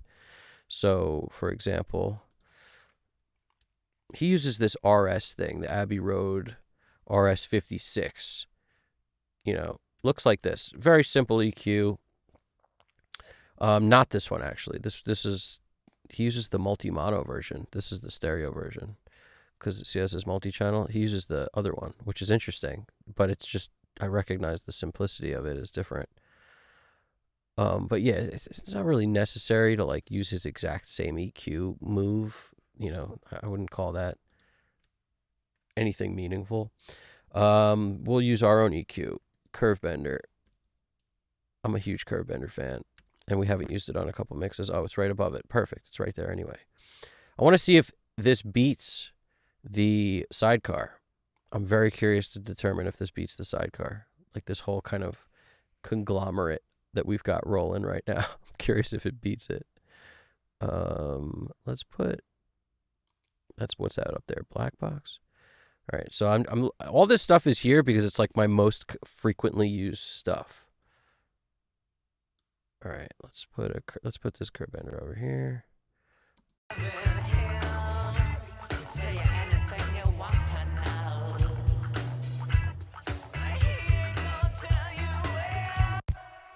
I tell you, these headphones are pretty cool, but I gotta come back to reality too. Let's take off the heads. Tell you anything you want to know. He gon' tell you everything, just anything you want to know. One day you gon' find that he's been where you run. That don't mean it ain't alright. That don't mean it ain't wrong.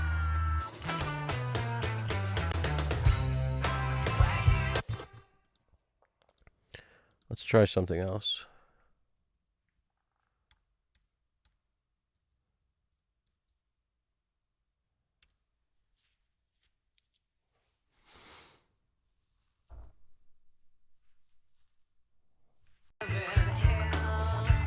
Tell you anything you want to know. He gon' tell you everything, just anything you want to know. One day you gon' find that he's been where you run. That don't mean it ain't alright. That don't mean it ain't wrong.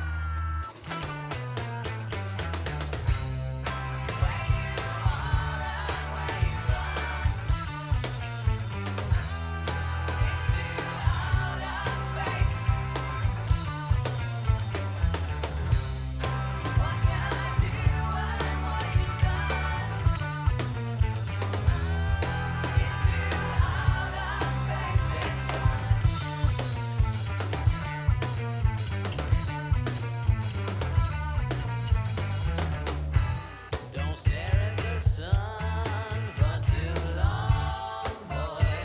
Your brain will melt. There's nowhere to run from the pain you felt. 'Cause once they take off from here, out of your parallel universal atmosphere, they can go to hell. Where you are and where you run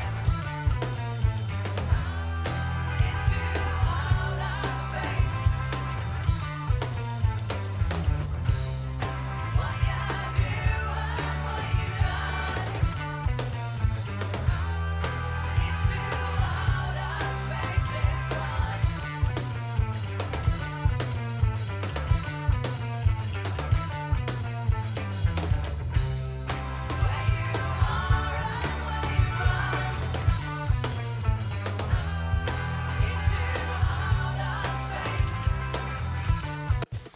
In keeping with this craziness,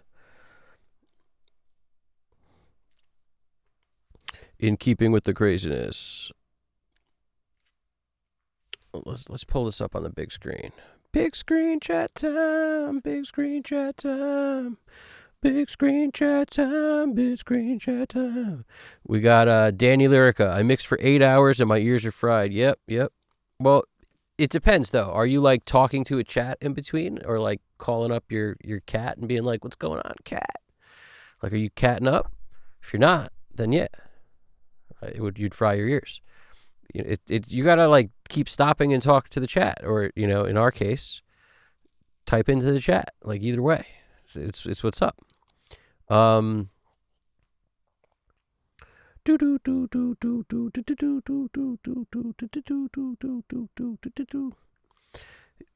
Yep, we're that's what's up, man. Where we got Danny Lyrica, Good Hurts. Yeah, no, the kick's definitely a bit boomy. The kick's definitely boomy. It's a function of how it was mic'd too. Like the D112, a little bit far away, instead of like up in it. So you don't get much like of the smack of the beater. You get a lot of the, like a kick drum with no hole in it and the thing a bit far back, which it can be okay. It's not bad. I actually I kind of like round kicks like that. It depends. I tried some homebrew coffee. Someone made it a gathering. Nice. Gold clip. Gold clip. Yep. Melody Maker, by the way. Yeah, we're there. And blindfolded mix on. This is Alex Christoph wrote blindfolded mix on Unableton. Then we'll take off the blindfold and pop it into Reaper to master it.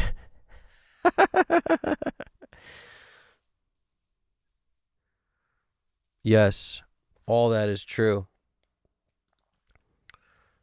And the interesting thing, once you start throwing on stuff like, boomy, muddy, like if you start thinking that way, for me, that usually happens as soon as I add the freaking Studer.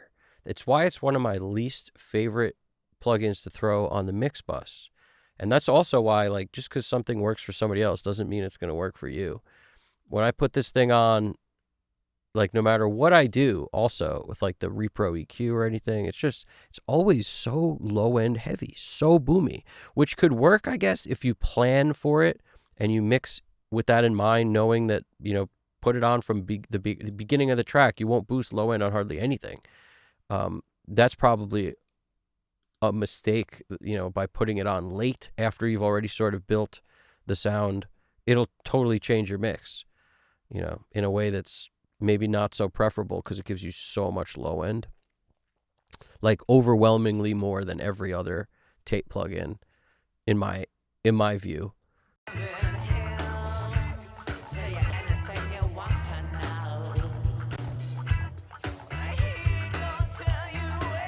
I'm not sure if I like this A-type doing what it's doing on the Exciter. It actually sounds the best when it's the single band instead of the multi-band on Crush, I think. But super light on the mix and the amount. It actually sounds pretty interesting on Crush.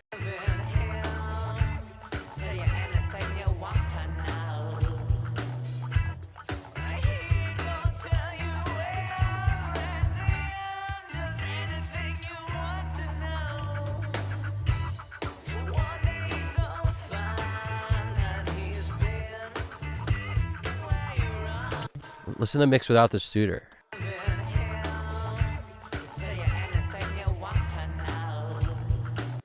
Going to the mainstays.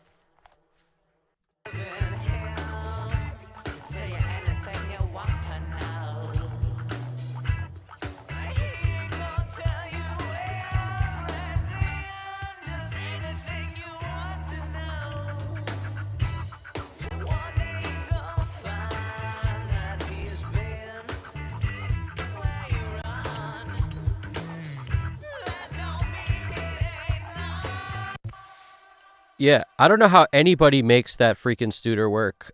Like, I don't know how anybody does it. I have no idea how he does it. He must mix from the jump with it in mind.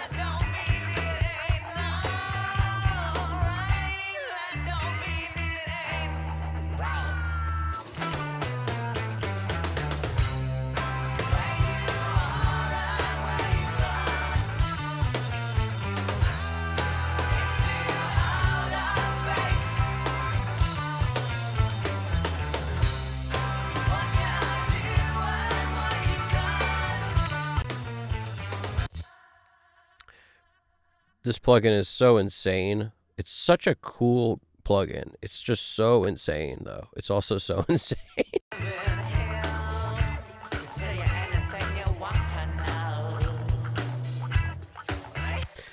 I haven't used it on a mix in I can't remember when. But I love it too. It's just such a weird plugin. It does so much. It's so strong. It's so strong.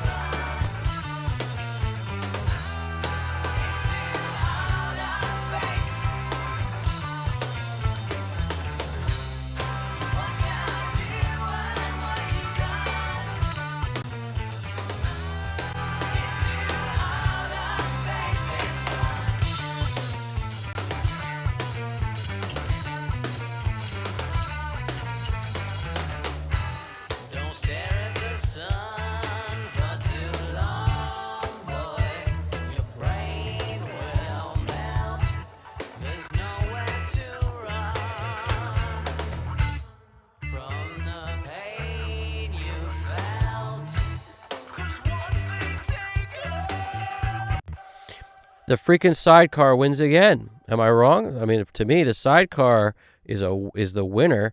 I could take off the Studer, the Good Hertz, pretty much everything but the 3248. The freaking sidecar wins again.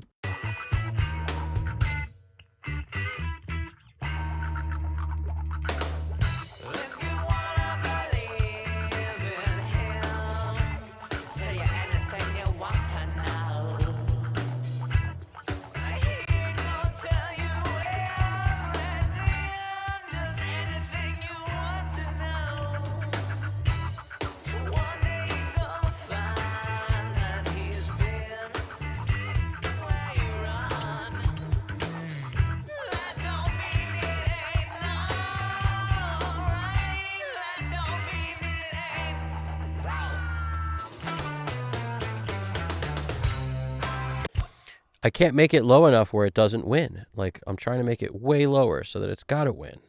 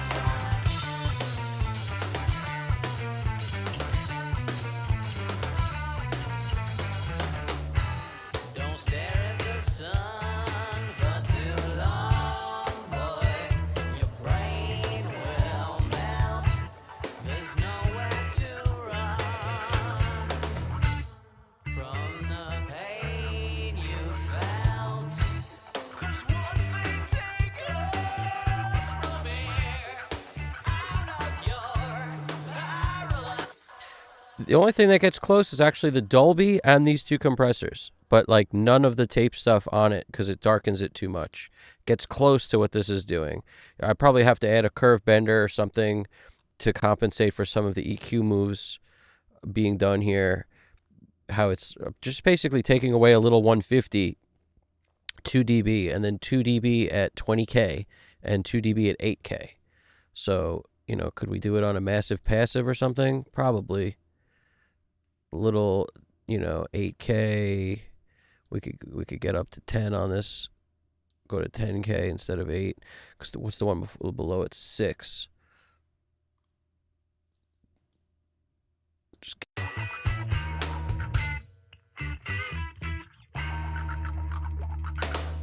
If you wanna believe in him, tell you anything you want to know. He gon' tell you everything, just anything you want to know. One day you gon' find that he's been where you run. That don't mean it ain't alright. That don't mean it ain't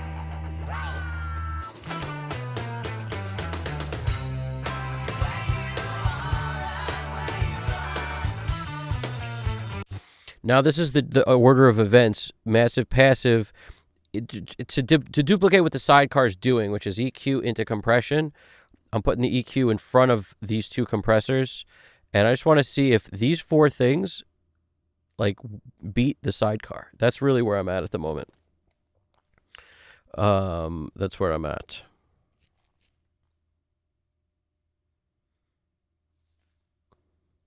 That's where I'm at. We miss Uncle Rick indeed, Danny Lyrica.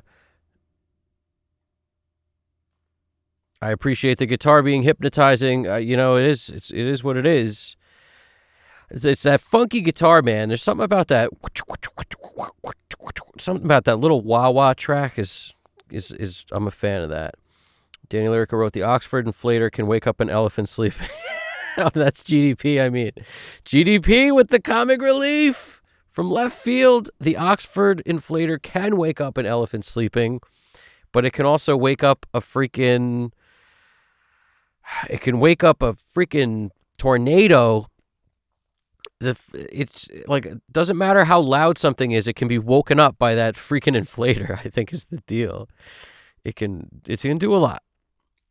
And it's funny to me, like, I don't know how anybody uses that thing with the effect on 100. Like, I know it's, like, technically, I don't know. I know Chad Blake uses it with effect on 100, and I know that it's technically, I think, supposed to be somehow written in a manual somewhere, says use with the effect on 100. I can't do it. Every time I get near it, it just starts to scare me. Like, just the whole thing gets too crazy. Too crazy. Am I wrong? What do you guys think? The freaking inflator gets too nuts. It's a scary plugin. That's a scary plugin. GDP wrote, quick tip, when Oxford inflator doesn't use anti-aliasing, working at 96 hertz, 96 kilohertz rather, helps prevent aliasing from spreading across the sound spectrum. Based. Yep. Yeah, I don't know. Inflator's one of those forever plugins that you just kind of deal with whatever problems you get because it's okay. I haven't used it in so long because Gold Clip is like a cleaner version of this, sort of, in a way. I just look at Gold Clip very similarly to this, except it just sounds a little more transparent, a little less aggressive. It's a little less scary. That's pretty much the deal. But, the inflator, when I keep the numbers low, effect kind of low and curve kind of low, I like it. There's something about this dot, when you bring it down, I think it enhances the transient, restores some transient or something. And when you turn the curve up, it, saturates the mid-range more or something. I don't know. It does something weird happening where I can kind of hear that keeping it down here has a much calmer, like an effect that I can deal with on more things. As soon as I start cranking, it's difficult to deal sometimes on certain songs. And then the effect, as soon as I I don't know how anybody could mix with it on 100, but I know people do. I just don't understand it. It just scares me. If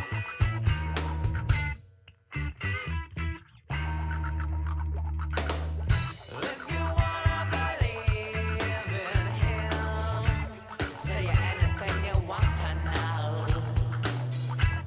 He gon' tell you everything, just anything you want to know. One day you gon' find that he's been where you run. That don't mean it ain't alright. That don't mean it ain't right. Where you alright, where you run into outer space. What you do and what you got into outer space and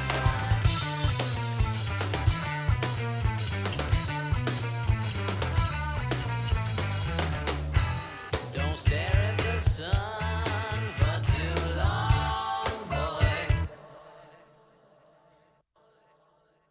I'm going to hit him with the bell at exactly the same 150, a little cut. If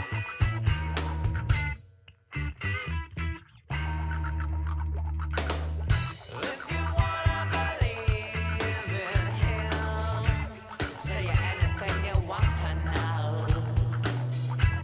He gon' tell you everything, just anything you want to know. One day you gon' This thing is unbeatable. Why is it unbeatable? GDP, you second that? What do you think, man? What do you guys think over there? Anybody in there? The mall's on fire. Mall's on fire. Anybody in here? Mall's on fire. That's one of the best movies ever that's from Rodney Dangerfield. Shout it out if you know it.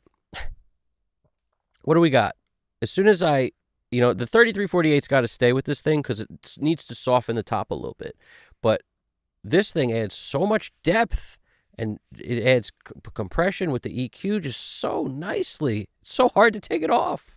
I tried very hard in this mix to take it off, and I can't take it off.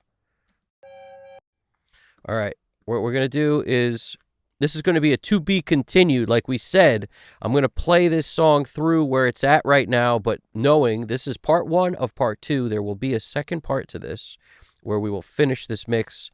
But we made a lot of headway. We made a lot of moves. We made them quick, in and out. No automation's been done yet. If you've seen any of these videos so far, you know that's literally my thing, that I refuse to finish a mix without automation. There's always automation. Keeping all these freaking faders, like wherever they are, static in the track, it's not good enough for me. I don't like that. So I definitely will go in and create, you add life with the automation. You have to do it, as far as I'm concerned.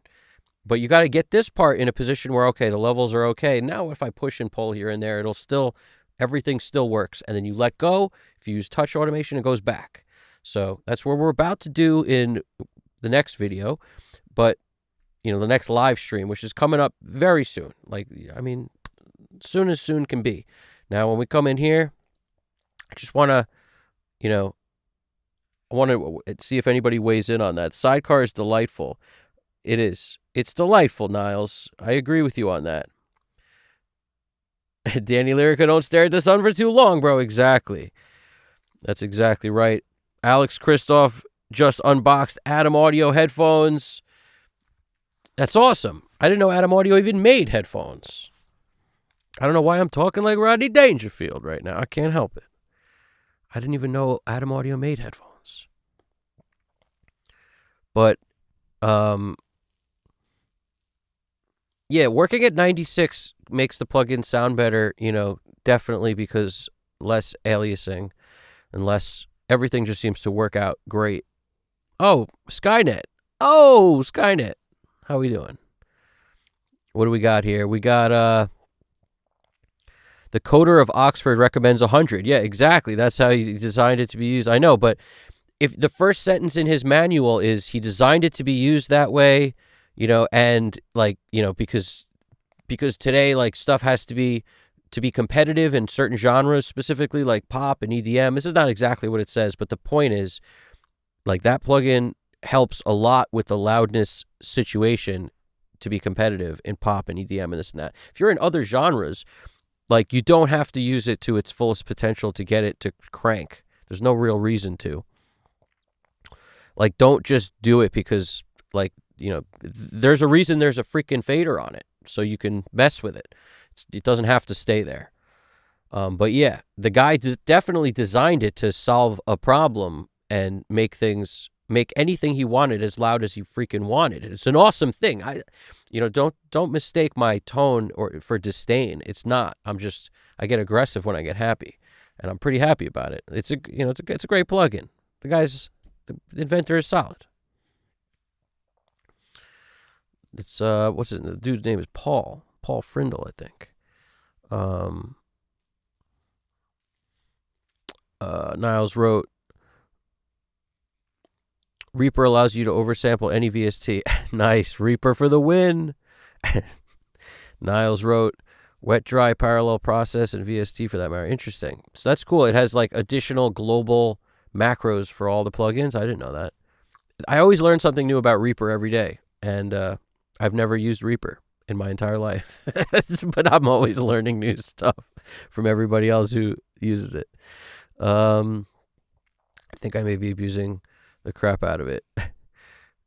Yep, probably. What exactly though? What are we talking about? Oh, I don't have the horsepower to work at 96. Don't worry. If you don't have the horsepower to work at 96, you can work at a 48, 44. One is, everything is, you could literally work at everything. It's just, I've noticed that a stability thing, and things seem to just work way better for me when I use 96. But if you can't use it, then I understand. My Intel Mac couldn't use 96. It just wouldn't work. So I get you.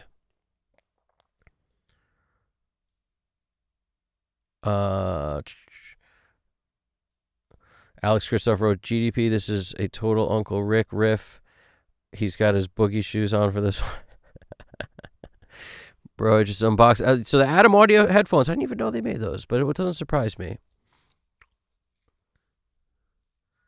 Doesn't surprise me. Sidecar is amazing, absolutely. Nightbot, we missed you. It's absolutely true, GDP. Have you seen Uncle Rick? He's trapped in the basement. You seen Uncle Rick? He's locked in my basement. Man, he wasted. Alex Christoph wrote, yes, H200. They go down to 2 hertz. Yes, 2 hertz, vented, closed back. That's insane. Wow, 150. That's a pretty good deal. Danny Lyrica, dude, I recently got the MDR 7506s. I haven't used them yet. I want to progress my mixes a little more, then I'll mix all the songs with them. Yeah, give them a solid shake. The 7506s are a unique pair of headphones. It's like the best way to put it. They're very unique. I personally couldn't use them for me, but I also don't like I don't like bright headphones. And to me they were like overbearingly bright. I couldn't take them.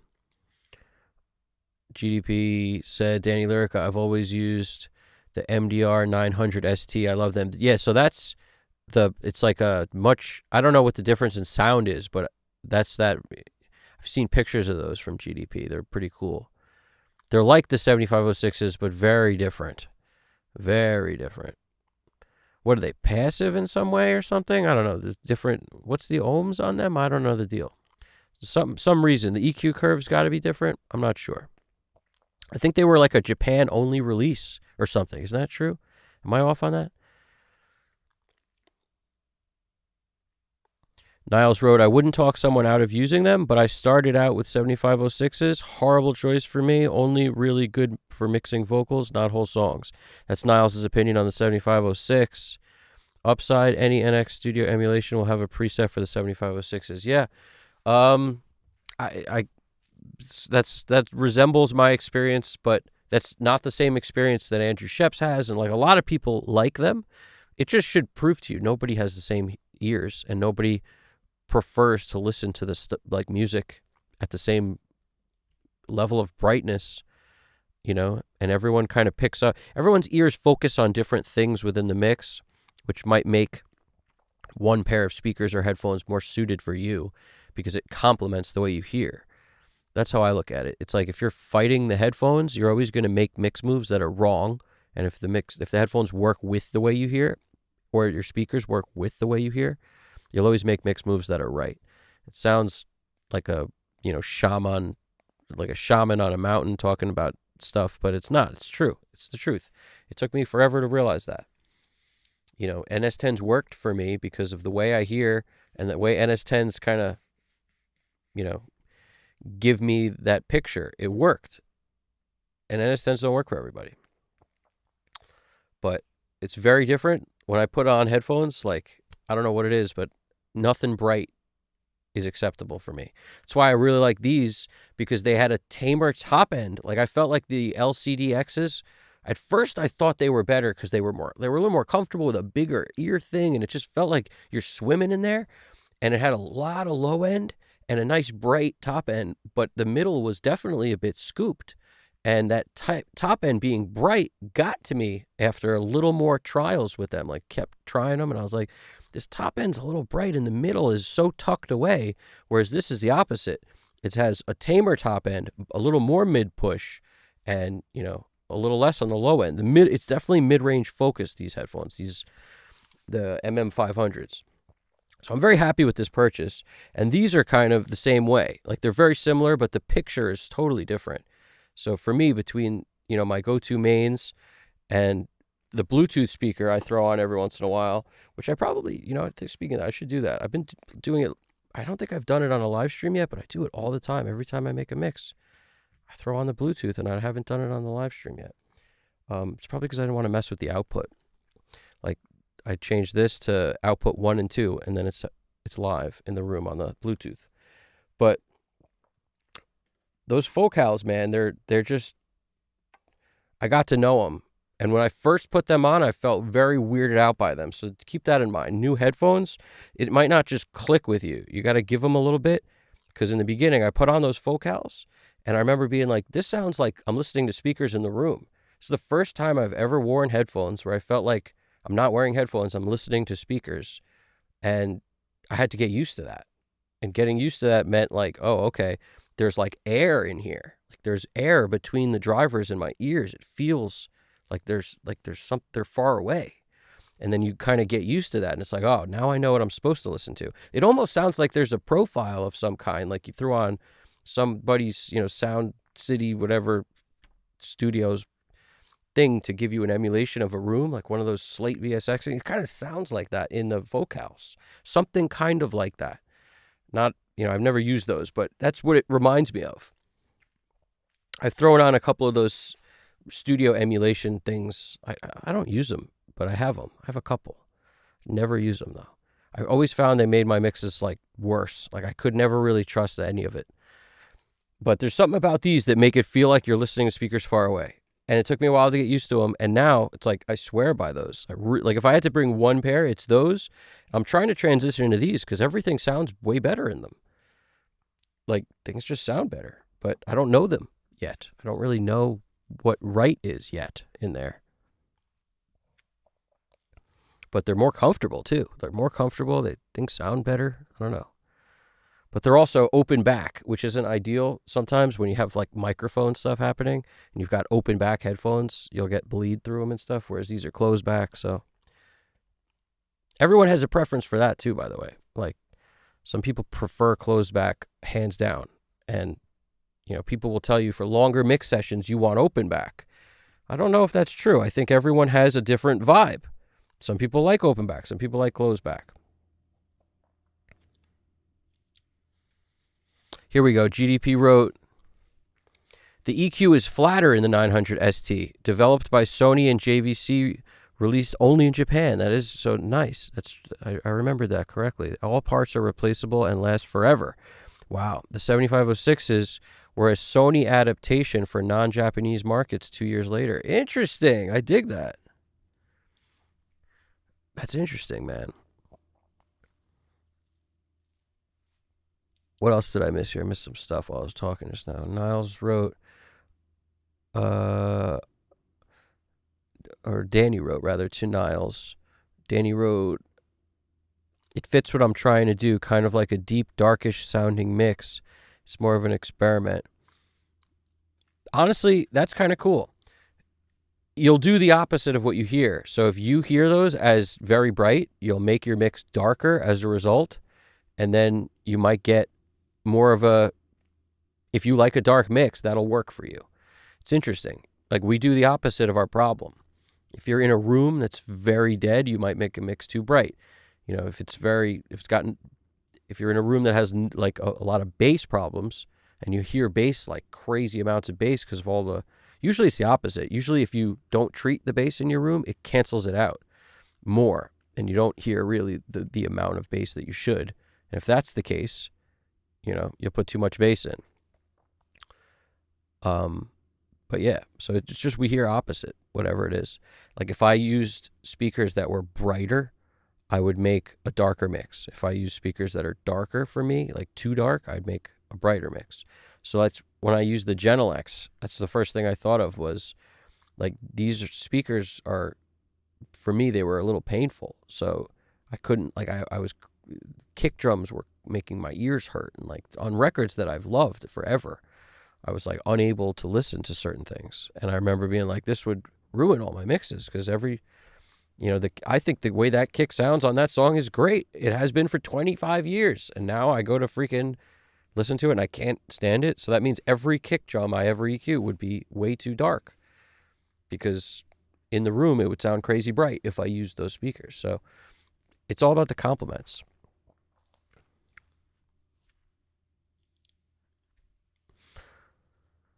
What do we got? Yup, you will. Danny, you're right. If they're too bright, then I'll mix in the dark. Niles wrote. That's hilarious. Niles, 3 months ago was the fist interview I'd ever seen Sheps. Probably meant first interview I'd ever seen Sheps admit that he used the 7506's 50/50 with his 10K pair of PMIs. PMs. What is that? PM1s. I don't know what that is. That's the first time. I've never heard him admit that. I think he's actually, to be fair, I think he got that done somewhere. At some time, somewhere, he got a mix done on the 7506s, and then I bet he used them more and more and more. And then at some point, he was like, I want to hear more. I want to hear actually everything that's there. So he combined it with his better set, if I have a guess. You know, because I bet the mix that he used them on, he wasn't like prepared to mix, which meant he probably had his, affordable headphones in his backpack and he wasn't like thinking he was going to have to do a mix. And I think that's why he used them. Like, I think that's the story. So it would surprise me if he had a $10,000 pair of headphones in his backpack on freaking vacation somewhere or whatever. That would surprise me a lot. But maybe he does that now. Who knows what he does now? Alex Christoph wrote, whenever getting new... I know the other thing is Andrew Sheps likes really bright speakers. He likes really bright headphones. He likes really bright speakers. He's using those Tannoy Brights. I mean, they're not called the Brights, but they might as well be. So, I don't even think they make those anymore. So some people like bright. Alex Christoph wrote, whenever getting new sounds or new speakers or headphones, just grab an old track and remix it and note the result. Don't be a weenie about it. I did that with each sound source. Well, don't be a weenie about it is a great rule of thumb everyone should live by. But it's actually also great. There's no buts. That's actually a great concept. I actually have a different theory on that. I think mixing the same song on different days of the week with the same speakers and headphones, it's going to sound hugely different. So I don't know how much you can base on that. You might have to mix a lot more than one song to really know anything about what you do on them and get some sort of a gauge of averages. I don't think one's going to tell you much. Depending on what side of the bed I wake up on depends on whether it's a little brighter, a little darker, a little whatever. Like it's, things change. Your mood, what you ate for breakfast, how many cups of coffee or tea or whatever, English tea, whatever you got. Anybody using a trackball? Danny's asking. Ever since I began using them, I could go. One time, I had a serious problem with my wrist from using the Logitech trackball. Like I bought that thing earlier in the year, and I had my hand on it, and I was like, oh, this is so cool. This is so easy. But there was something about the position of how my hand had to go into to like use that real quick, I started noticing like weird muscles in my hand started to cramp up, and like when I wasn't using it, I was like, returning this. It was within the 30 days or whatever. I was like, no more. But it wasn't the one that a lot of guys use with that, the red ball that everyone uses with the thing on the hand on top. It was the Logitech one that's like way more affordable and also been around forever. And it's like just the thumb side of it. Like your hand goes on the thing, it's the ball's on the thumb side. It wasn't that other one with the top. But yeah.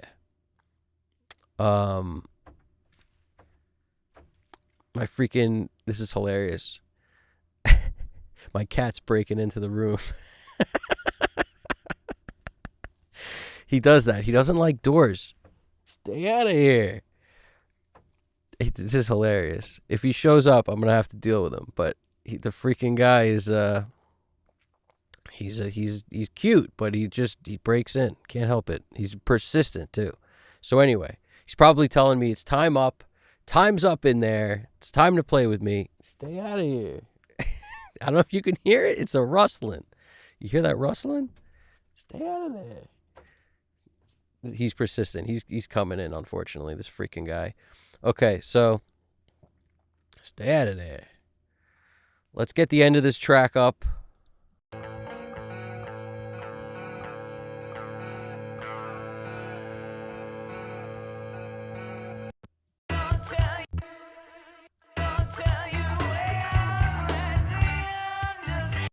So we're going to continue this. There's another one of these coming very, very soon. And I'm just going to print this song. I have to for my own sake. It's like for posterity, just to know where we're at. So let's figure out where this freaking thing ends for real so I could fade it. He gave up for the moment. Keep giving up. Stop trying to jump in here.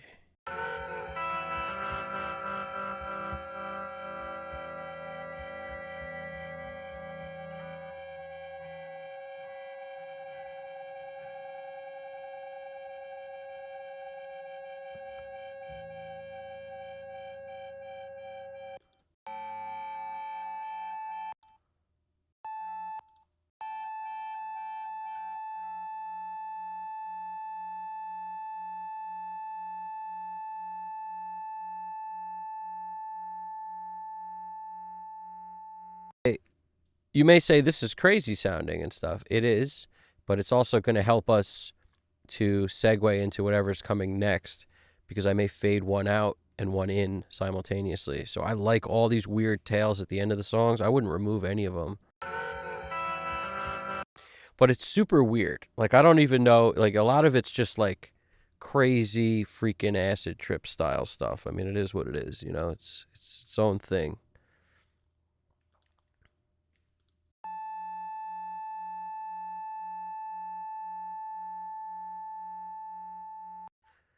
All right, so we're going to call this the end. Where is it?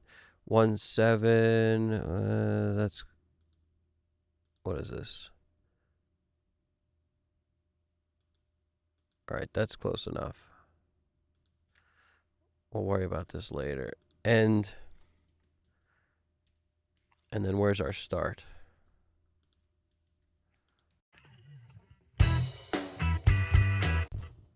Let's see if there's any cool intro thing.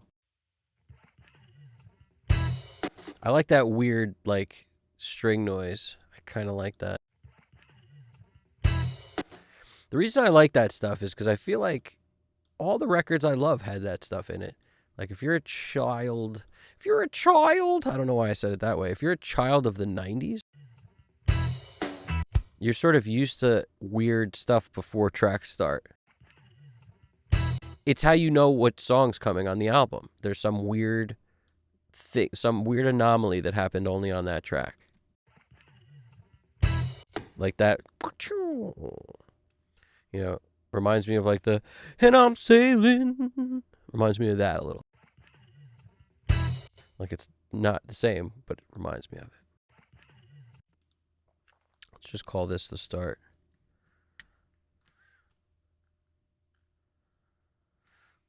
All right, so that's our start, finish. And what did we decide? Sidecar wins? Man, why does Sidecar always win? Yo, Alex Kristoff, I don't know if this is true, but something I read and heard recently was that for tinnitus, okay, I heard that there's a vitamin that supposedly helps with it. What is it, like B12? Is it B1 or B12? I don't know.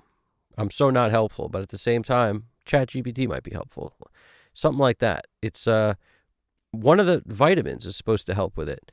I don't know if it's working yet, but I'll tell you in a little bit. I'll tell you in a month when I float to the top of the freaking river or something. You'll be like, oh, it didn't work. But if it works, I'll let you know. But we'll see. We'll see what happens. See if I start speaking in tongues or something.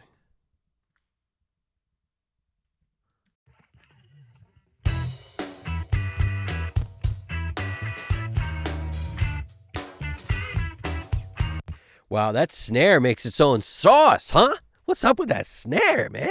Pow.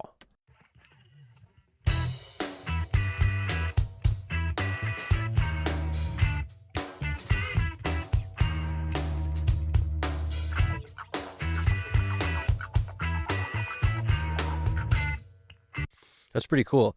I was, now that my ears have been rested for a second, I was going to see if we could get away with A-type with the this crazy conglomerate of stuff I need to do to try to get to where the sidecar already exists.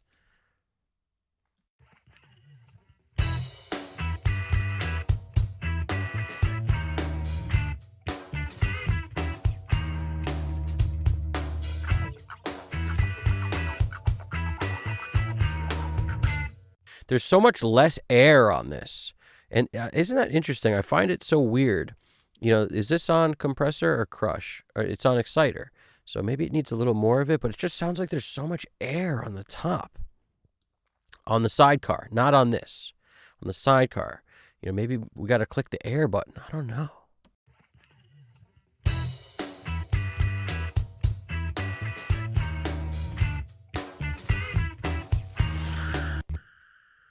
Wow, what'd that sound like to you guys?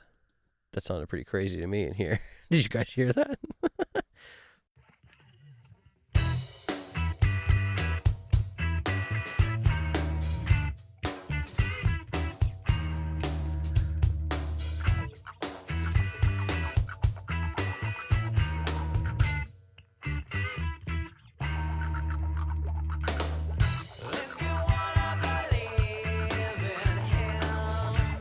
Tell you anything you want to know.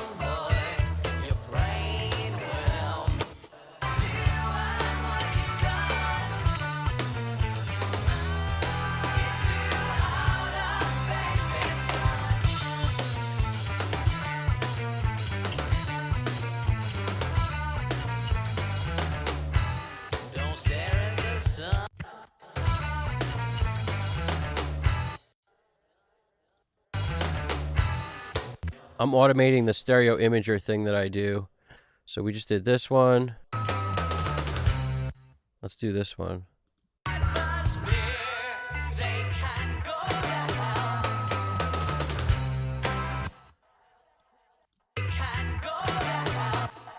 Right on that riff is where we'll do the changeover.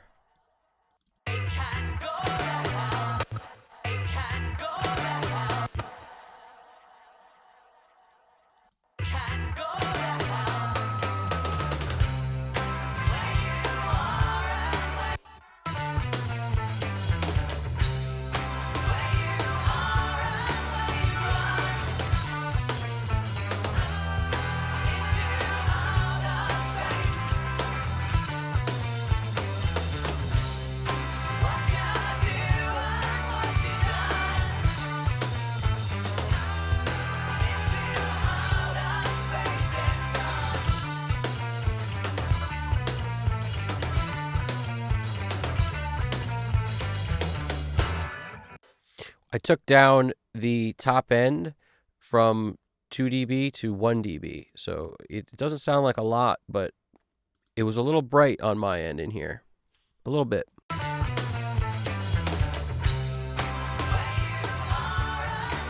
Some of it might be coming from Gold Clip also. I haven't really got into tweaking everything yet.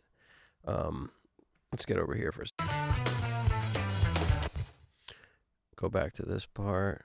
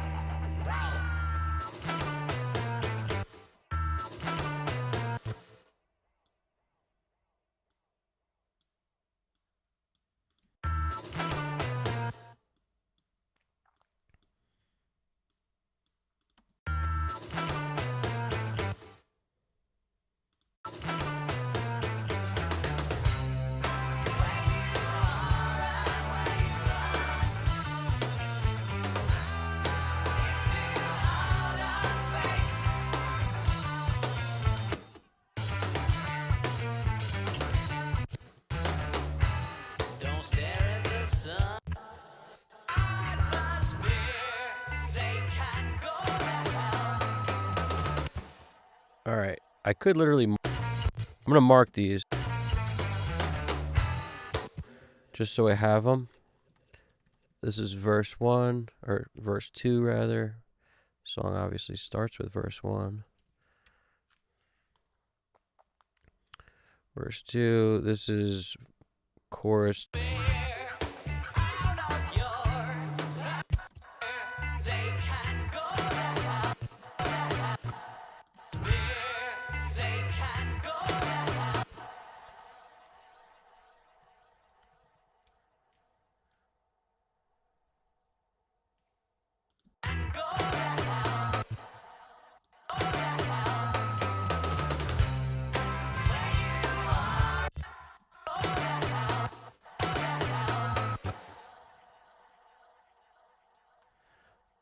All right, leave that alone. Where's the verse?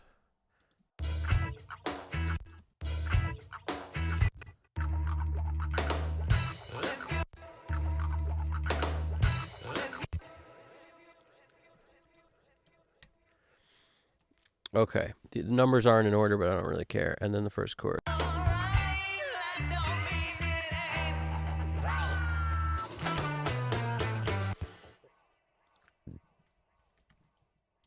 Okay, for next time, when we end the song, we'll have that. Now, where's that song technically end and the outro thing start?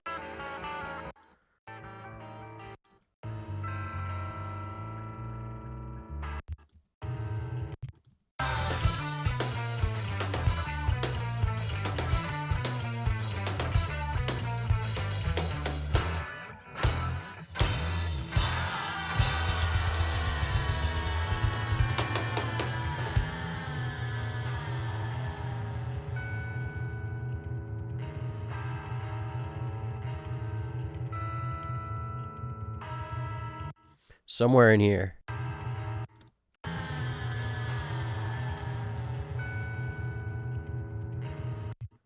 This is kind of where it ends. Not really relevant, I guess, but outro starts here-ish. Now, let's see what you guys are saying over there. There's a bunch of stuff going down.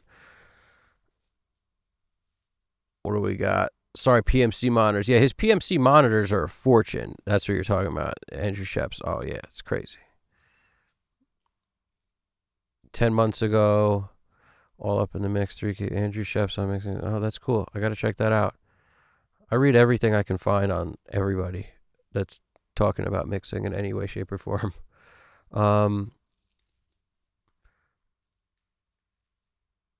Dude, I used the Kensington Expert. Truly genius. What's the Kensington Expert?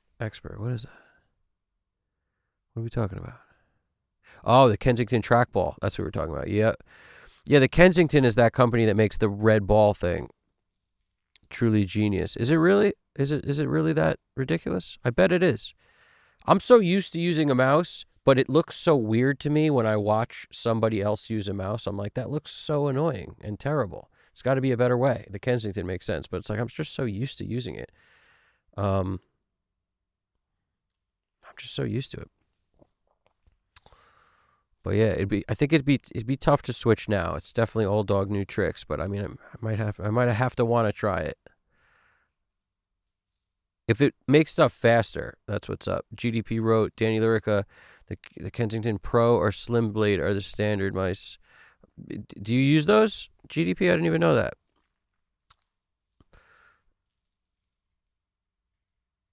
And I lift the mouse to move it, so I use an absolute minimum of desk space. Yeah.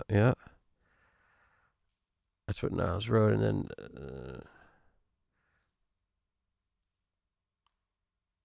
That's interesting. I actually have a track pad that's sitting over here that I use sometimes.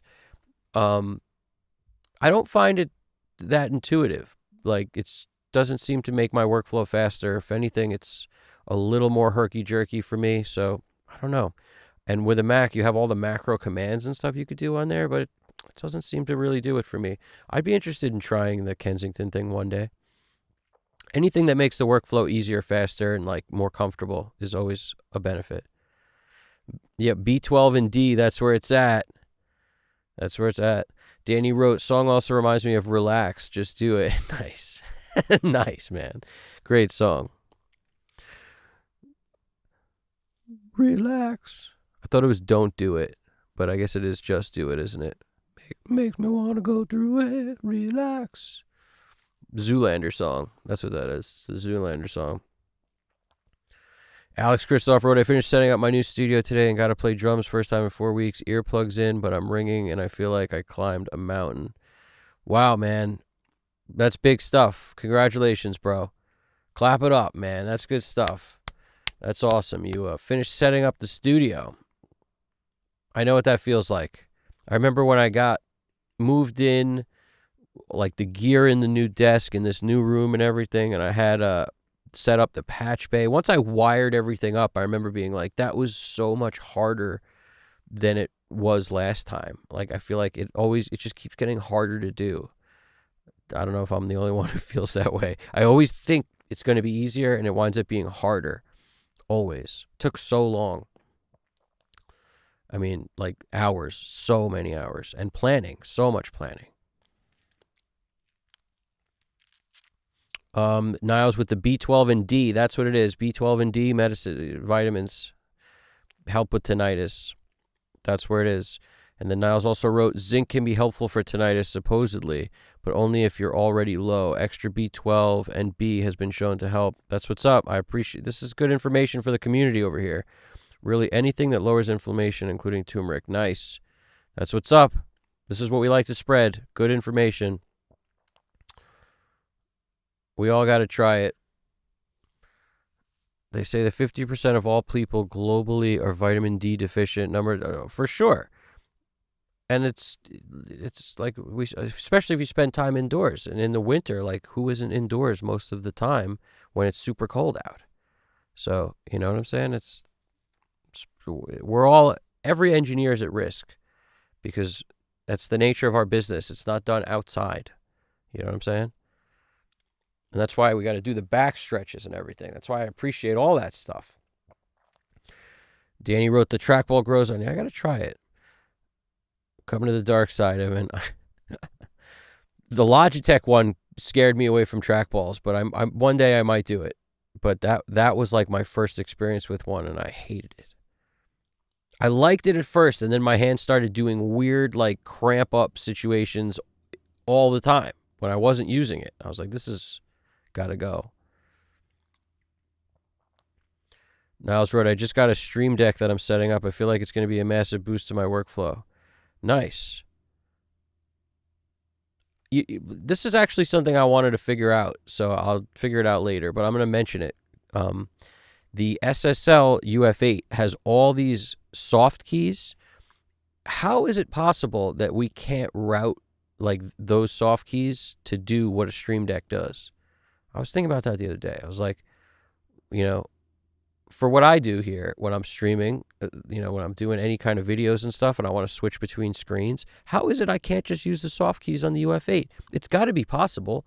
There's got to be somebody out there who explains it and how to do it in a video and set it up. And if they don't, then I'll make the video because it's a critical thing.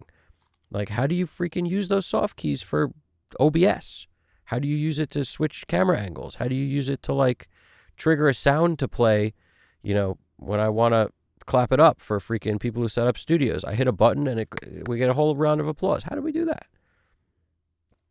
Got to do it.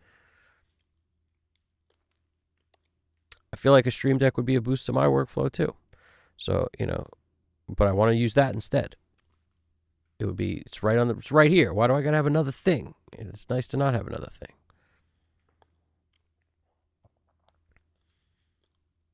Danny wrote, Niles, you tried putting an interface on that thing. I don't get it. You try put. I feel like it's gonna be mad. Yeah. Try putting an interface on that thing. An audio interface. Then try to produce music just on a Stream Deck.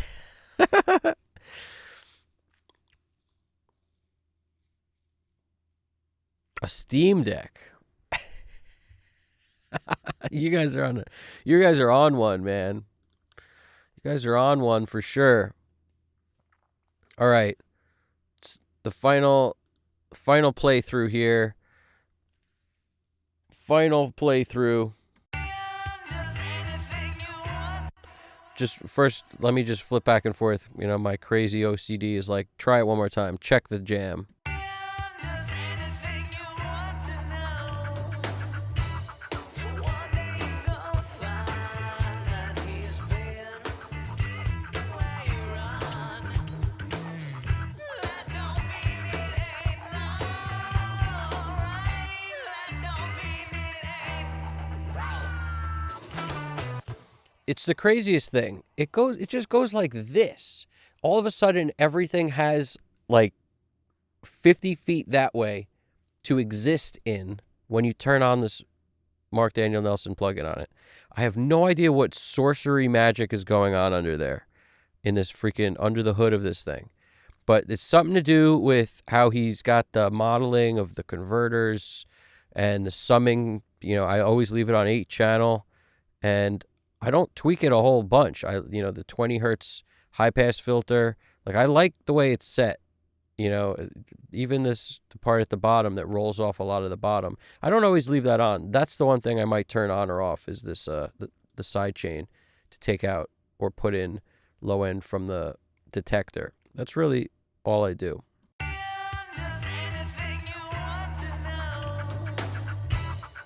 One day you gonna find that he's been where you run. That don't mean it ain't alright. That don't mean it ain't. Where you are and where you run. Into outer space. What you do and what you done. Into outer space in fun.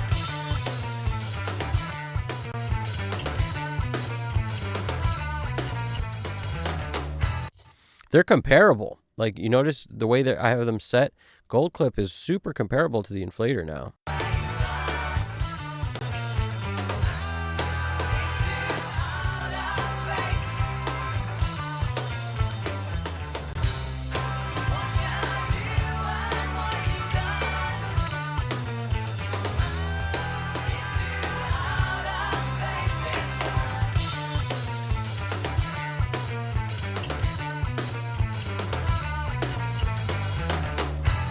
Don't stare at the sun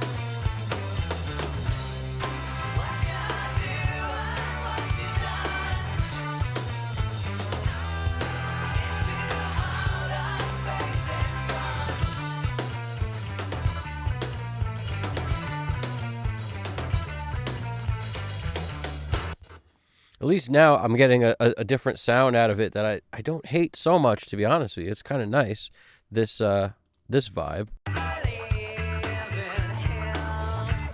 Tell you anything you want to know. He ain't gonna tell you everything, just anything you want to know.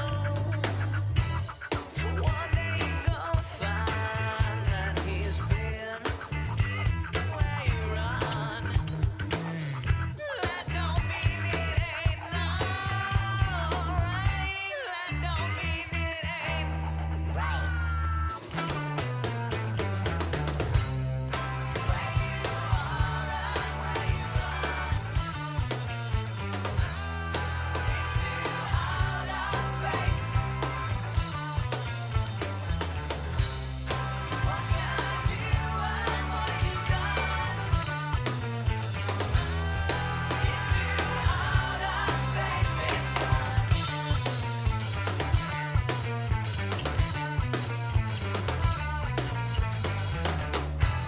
Don't stare at the sun for too long, boy. Your brain will melt. There's nowhere to run from the pain you felt. 'Cause once they take off from here, out of your parallel universal atmosphere, they can go to hell. Where you are and where you run into outer space. What you do and what you done into outer space in front.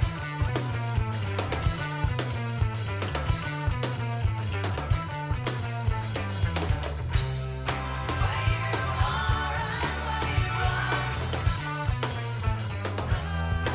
into outer space. What you do and what you done into outer space in front.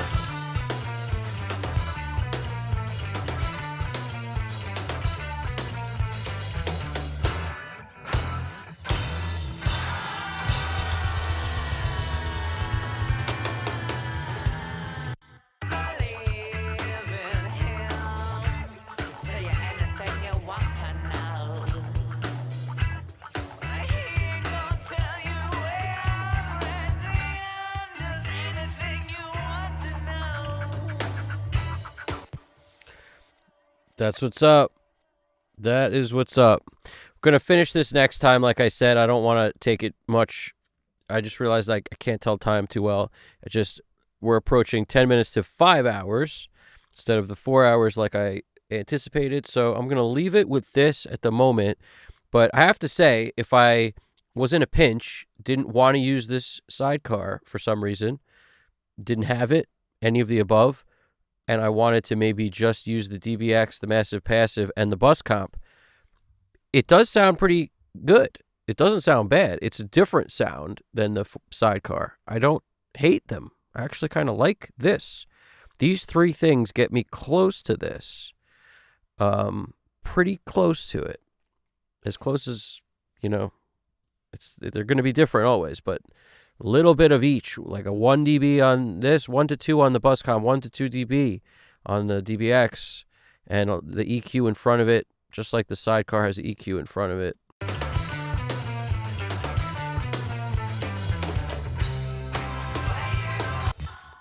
The main difference is the way it handles the low end to me is so different. Listen.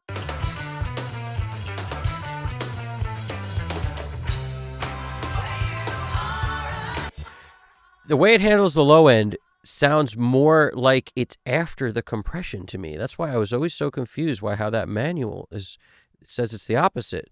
But in other words, if I take this off and play it like this, let's hear it now.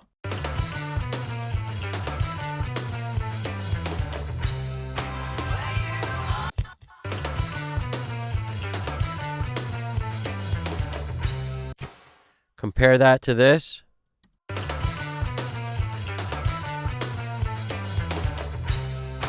Doesn't that sound way more like what it is?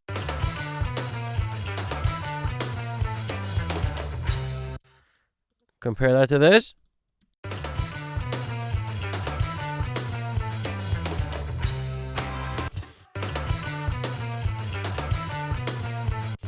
I mean, it's different sounds, but it just sounds closer when the EQ's after compression, even though in the sidecar it's the opposite.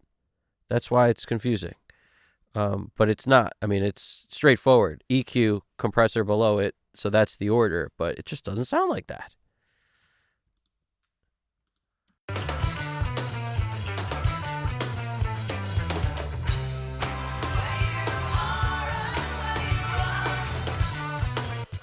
It's closest when I take down the top.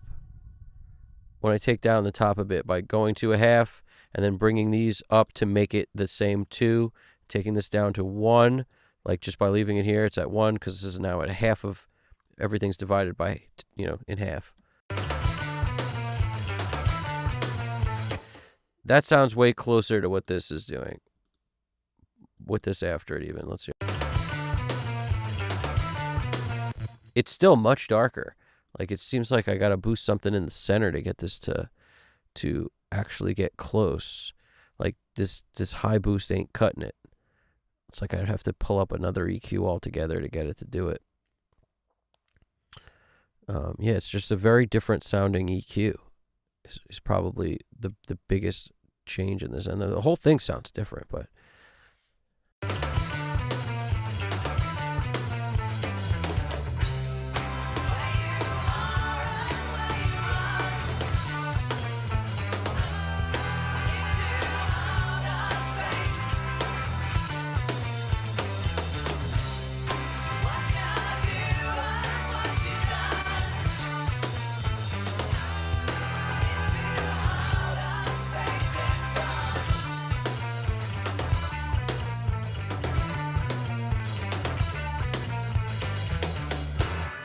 It's fairly close now. Listen to the difference.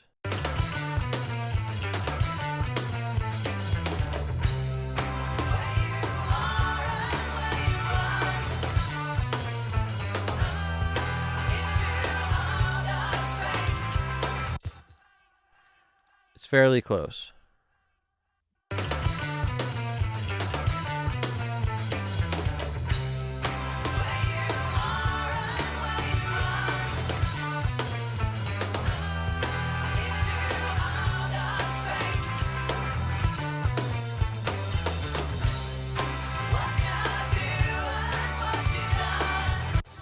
It just has like another dimension. It's the only way to describe it. And that's why it wins all the time for me. It just keeps winning. It just never stops winning. And now I'm going to throw one of these Gold Clip or Oxford inflator at the end of it.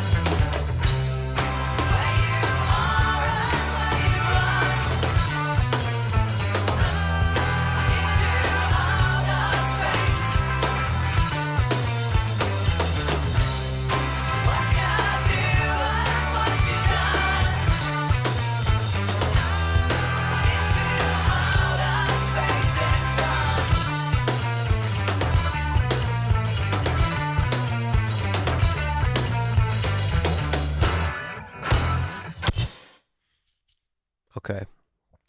I'm also just going to kind of move some stuff around here so I can get it off of this master fader track. Like, I'm going to put this here. Now that we're kind of decided, I don't want Gold Clip before all this stuff.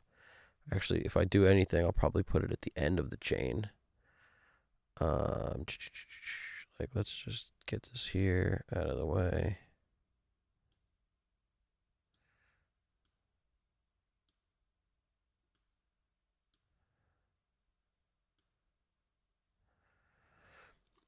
It was kind of interesting there, but at the same time, I kind of want it to be one of the last plugins in the chain instead of the order that it's in right now.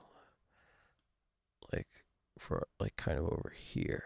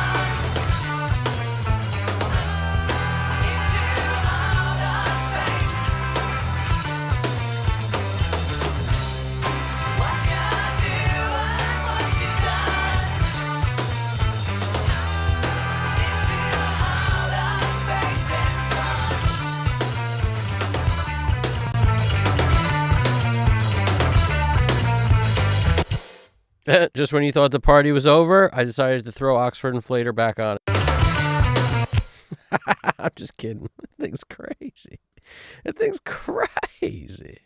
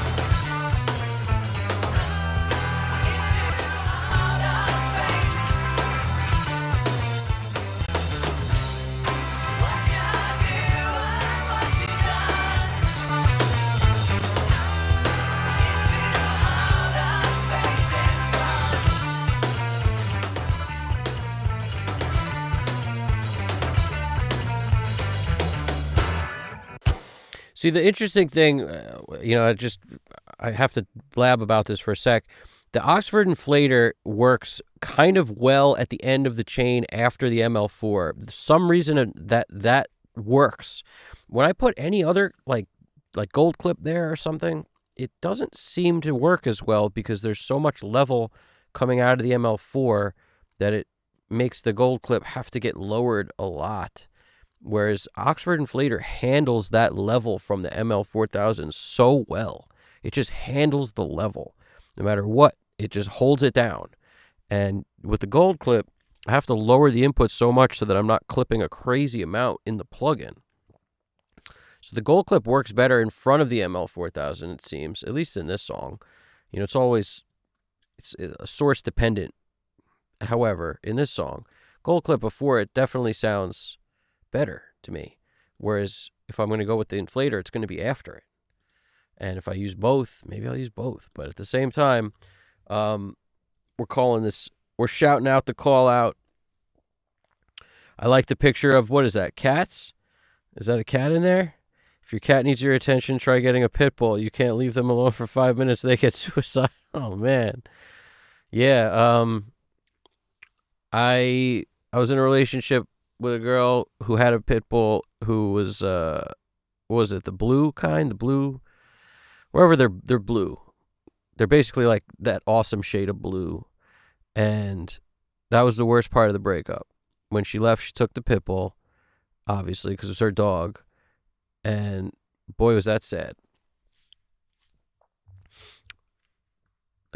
It's unfortunate, but that dog was a good friend of mine. He was my buddy. Sad, man.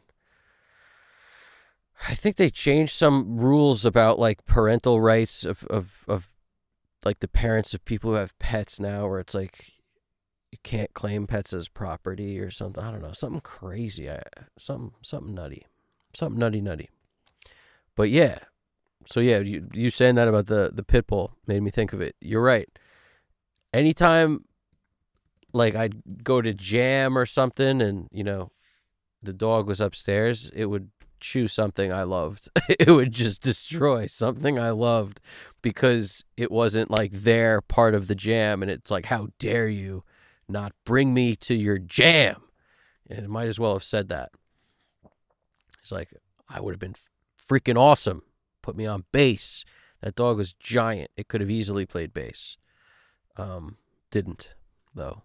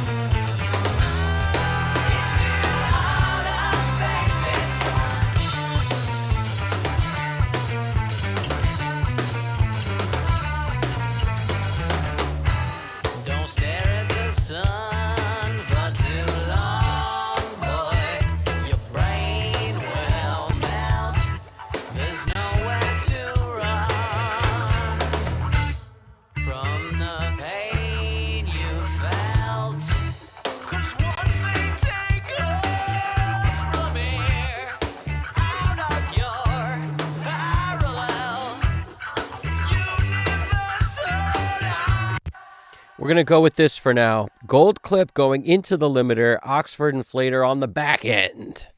we'll call it the uber duber salami sandwich of saturation and limiting. And that's not up for debate, the name of that. That is just what we call it from now on. That's an amazing cat emoji, and I want to see more of those.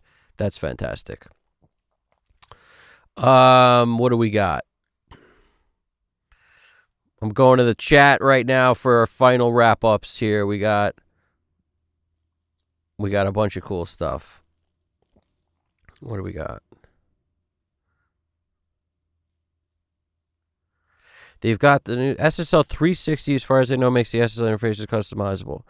I hope so. I got to be able to make this into a Stream Deck. There's 6 soft keys, and a bunch of other keys I bet could be audio. There's so many keys. Make this thing usable. At the moment, I use it for like one thing. It's an important thing. Automation's important. And the UC1 is like, this mix, I had my hand on the UC1 95% of the time. Most of the moves were made on the UC1 for EQ and compression and stuff. Majority. What else we got? A guy from tech support recommended me AnyDex. What's AnyDex?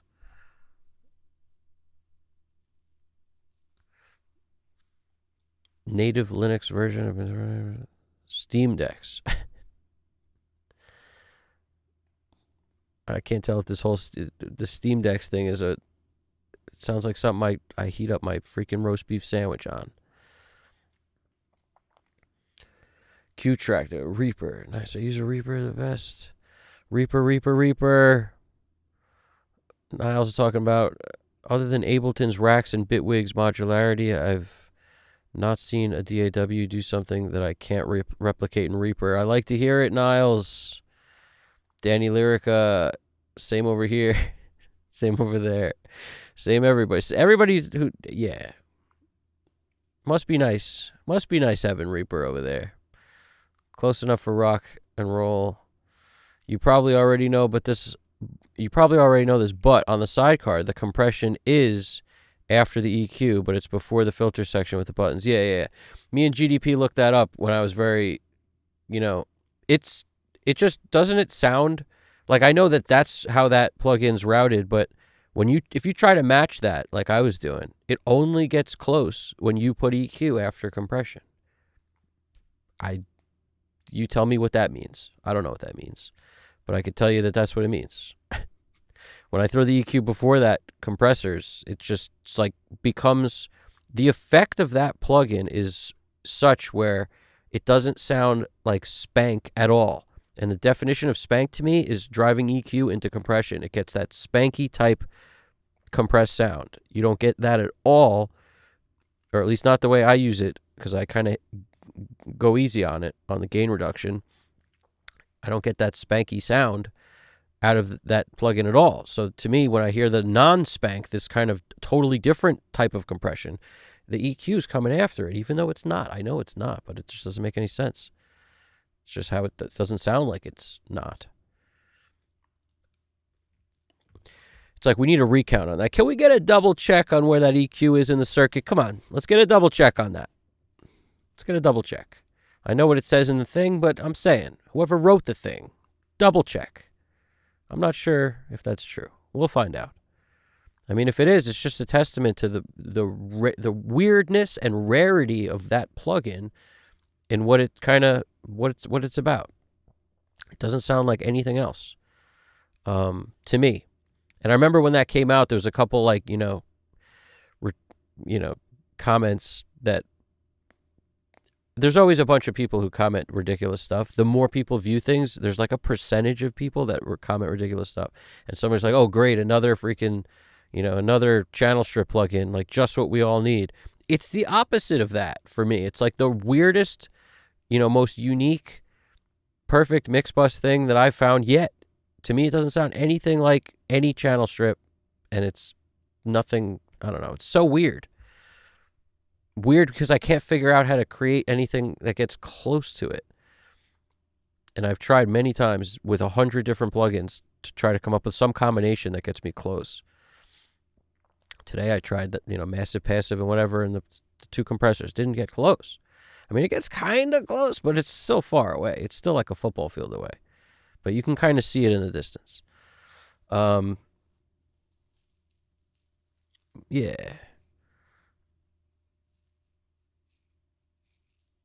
And the 20 hertz high pass filter is officially after the comp. Yeah, that's interesting. Like that part like almost I was less concerned with. The sound to me that spank thing is the EQ bands driving into the compression and not the filters. But that's also is interesting that this would be after it because of just the design, kind of lends itself to to something else, which would be, this into this into this, because I'm a left to right reader, I think, and top to bottom. But at the same time, when you look at it, just doesn't make, layout wise, this could have gone so many ways. Wouldn't surprise me if on an update version you'll be able to drag this and move it and to change the order. And this would be on its own thing here too, that you can drag that around. Somebody clip it, send it to Mark Daniel Nelson, see what he thinks. It's I don't know. It's one of my favorite plugins. Happy to be suggesting great ideas for it. That to me seems like a great idea. Just to be able to route things by dragging would be nice, and that'd be pretty cool.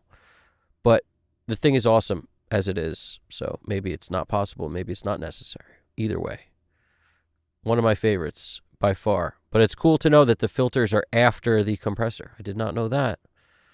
Learn something new every day. GDP probably told that to me, but I didn't remember it, is a better way to put it. I did not remember or recall that was part of the case. So thank you for pointing that out, that the high pass is after comp. I like that. Same with the low pass, I would imagine. They're both after the comp. I just don't have the low pass on. If you think your cat needs your attention, try to get away with the Pitbull thing. Shout out to everyone. The freaking Skynet, perfect. Night Bob, I thank you, Mr. Bot. I hope you're not... Man, Niles... Niles wrote, in your more progressive states like New York, California, and some others, pets are considered family members and their happiness is a factor in custody. But for most states, they're just property. That's interesting, yeah. I think it's like that in Pennsylvania too, guys. That's what I'm saying. I think they just passed that law over here or something. I think it's different now. I think it's different. I think times they are a-changing. Niles wrote, I'm going to start throwing inflator on everything now. I just haven't found a great use case for it yet. Don't do that. Don't throw it on everything. Especially if you're doing anything with like a lot of dynamics and like strings and, just if it's a natural sounding orchestra or something, don't do it. If you're doing an acoustic guitar and a vocal, don't do it. Or at least I wouldn't, But you can do anything. Do anything you want to do. Inflator is a very cool plugin, no doubt about it. Now I'm hungry. We're all hungry.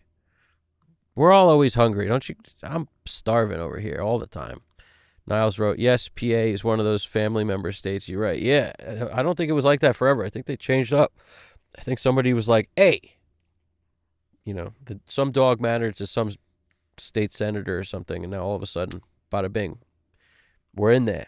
So, yeah, if you're going to try the inflator, make sure to try that thing I suggested today, which is throw it after your limiter, which sounds crazy. I know. Trust me, I know it sounds crazy.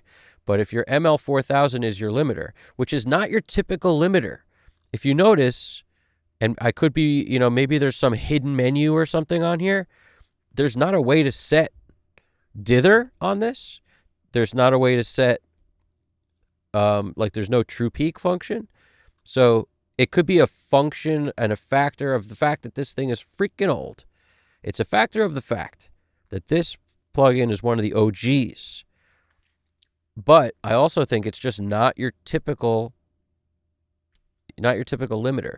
So it kind of functions fine not being last, like having inflator after it. And by doing that, you sort of get the best of both worlds, where like this thing drives the music up a ton. Like, you get much more level by messing with this, especially if you keep your ceiling really cranked up like I got. You get a ton more level, I find. It's just, it boosts volume. And then you come in here with your inflator and you boost even more volume. I'm not saying we all want to boost volume. I don't really care about how loud things are most of the time. I just want the music to sound good. But this can handle the level coming out of that way better than this driving into the ML4. And that's my theory on it, and I'm sticking to it. It just somehow handles stuff better. And you can tell. It's like we put it on at the end. You don't hear any weird negative artifacts coming up from the ML4. At least I don't. And it works. It just works after it. You know, it doesn't, limiter having to be your last stage is like old news. Maybe for some limiters, but not for this guy. So let us run it. Let us run one of these the way I have this set. And I have it kind of, look at how easy peasy mo breezy. 26.7, 18.4 in the negative territory, which, if I'm not mistaken, enhances the transient somewhat. And it doesn't exactly say that here, but if you dive deeper, I think you'll find that. It says it's like subtle. It adds the most subtle characteristics when it's below that. But it just, you know, when you crank this other stuff up, it just gets a little crazy on you. So let's leave it like this. We're going to run this and then we'll wrap it up.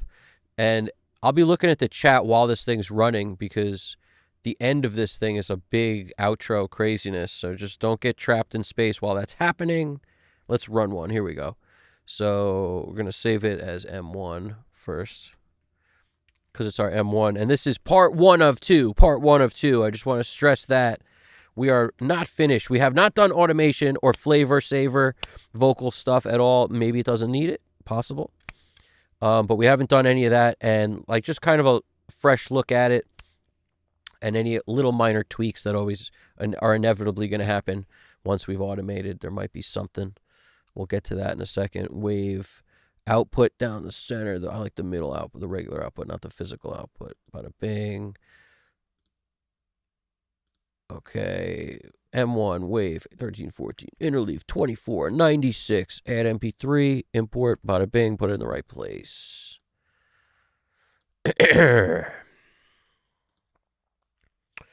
So, and I could hit it offline, but then you guys wouldn't hear it. So I don't want to do that.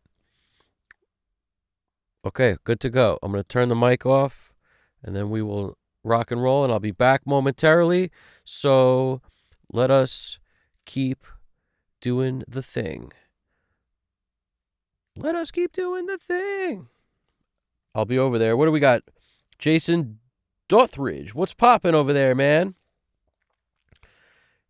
Jason Dothridge, man. Good to see you. Everybody's welcome over here. I'm about to run a print of this mix, and we're going to wrap this. So this is actually part 1 of a 2-part deal here. We're going to finish the mix next time. I won't touch it until then, so that people can see every step. It's important for me to show every step of the process. And anybody who has questions, throw them in there, because as I print this thing in the chat, I'll be over there. And I might type some stuff in the chat. I never type in the chat. Let's type some stuff in the chat. All right, here we go. Running this thing from jump. Watch out for the ending. It is a crazy acid trip. Hold on to your seats.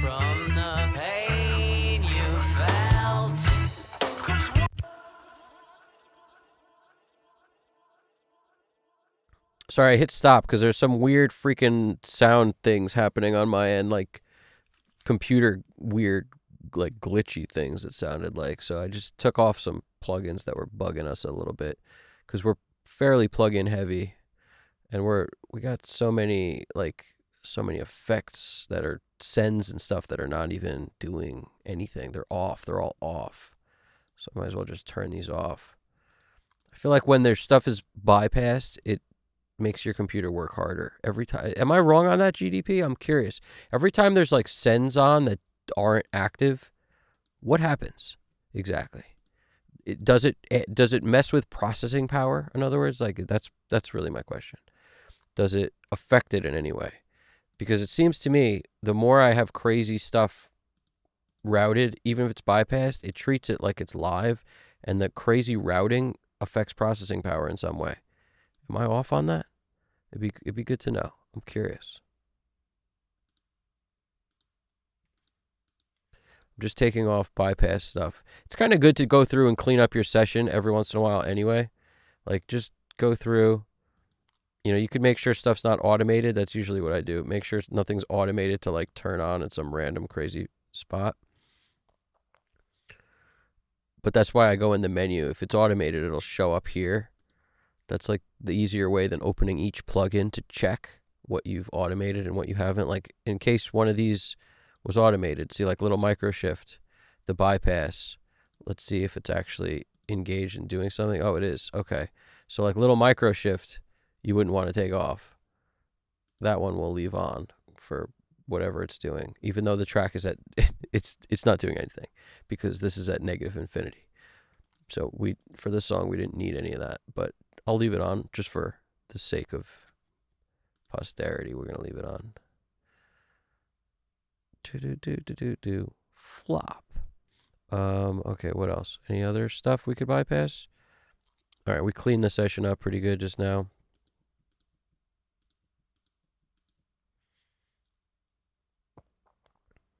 This stuff that's inactive, I'm pretty sure does nothing, so don't worry about that stuff. It's mostly like when you have stuff on that's doing nothing, and this is automated, so I got to leave that.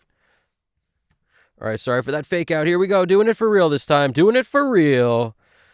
Hit and save.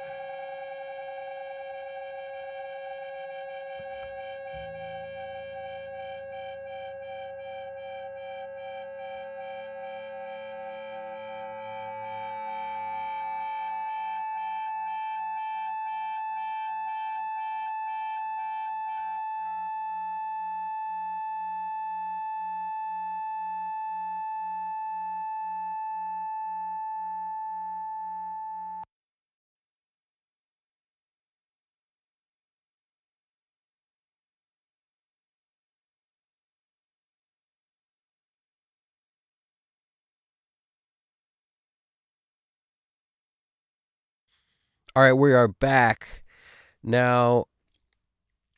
Thanks for that, Niles. The thing with the I actually I always knew plugins that were bypassed are definitely still taking up CPUs. So if you're not going to use plugins, then they're just sitting there. You might as well inactivate them. The bigger question I had was with the routing, like all these bus 75.6, like all this stuff. If these things are sitting on every track and they're just bypassed, I think, like you said, actually the same thing applies. I think it's like Pro Tools treats the bypassed send routing as more things it has to remember to do, which slows it down a little bit. So it doesn't seem like a lot, like the same amount it might be to be able to process on a plugin that's super CPU intensive. But I think the more crazy routing stuff you have going on, definitely it's got to slow it down, and it's got to make it act funny. So, that's usually why I'll make stuff inactive if it's not going to be used. But once we did that, we didn't have any of those weird glitchy things happening. But yeah, this is pretty. That intro, I mean the outro rather, is just this long craziness, which is pretty cool in a cinematic sense. If there's something that's gonna basically occupy that, I like Pink Floyd. I like weird stuff. It reminds me of, I don't know if you guys ever listened to the band Can, C-A-N. If you haven't, you should. But trippy. I like trippy. I'm a fan of trippy. So that's where we stand for our part 1 of 2. This is going to be finished up on the next mix. I mean, the next time I stream, I'm going to come in here and do my automation game with these VCAs and really kind of bring the life out of this thing completely. And there may be some tweaks too on fresh ears, fresh day, fresh all that stuff to just come in, and minor tweaks here and there. But for the most part, we're sitting relatively pretty. And I took a very different approach to this one by using the SSL most of the time, and the color plugin, only when needed here and there. As opposed to a lot of the mixes recently, I was leaning on the 1081 as like the majority of the action. And even if there was an SSL channel strip, using it a lot less. So it's going to be a fun finish of this. The finish of this mix will be a great time. So make sure to catch that. Anybody have any questions or anything, throw them in the chat right now. And before I dip out of here, we'll be able to answer those. Let's thank a bunch of people. We have a great crew who came through and helped make this stream what it was, which is always a great time. I love doing these things. We have Soul Dub Tracks. Thank you. We got Bin Jammin' Buttons. I appreciate you. Braxel, you're the man, as always. AIM AI Energy, what's poppin'? Thanks for coming through. What else we got? Alex Christoph Drums, you already know. The man, the myth, the legend. Danny Lyrica. Absolutely. Niles Pichet, 1734. Melody Maker. We also got, what is this? Blue Moose, 0228. We got Jason Duthridge, Q7U, R. Huggins, and how could we forget Uncle Rick? And we have Skynet. Don't forget about Skynet. You don't sleep on Skynet, nobody. So, Jason Duthridge, I appreciate you coming by for the first time. That's a new name. I don't recognize that one. I try to shout out anybody coming through who's new, and everybody's welcome. Come through.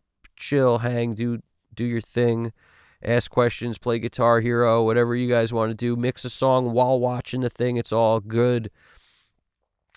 Alex Christoph with the new headphones. You just got Adam headphones. Who just finished the studio? Was that Christoph? I think so. Who just finished building their studio out? Because that's a feat, man. That's a feat. Make no mistake. That's hard to do. Putting that stuff together.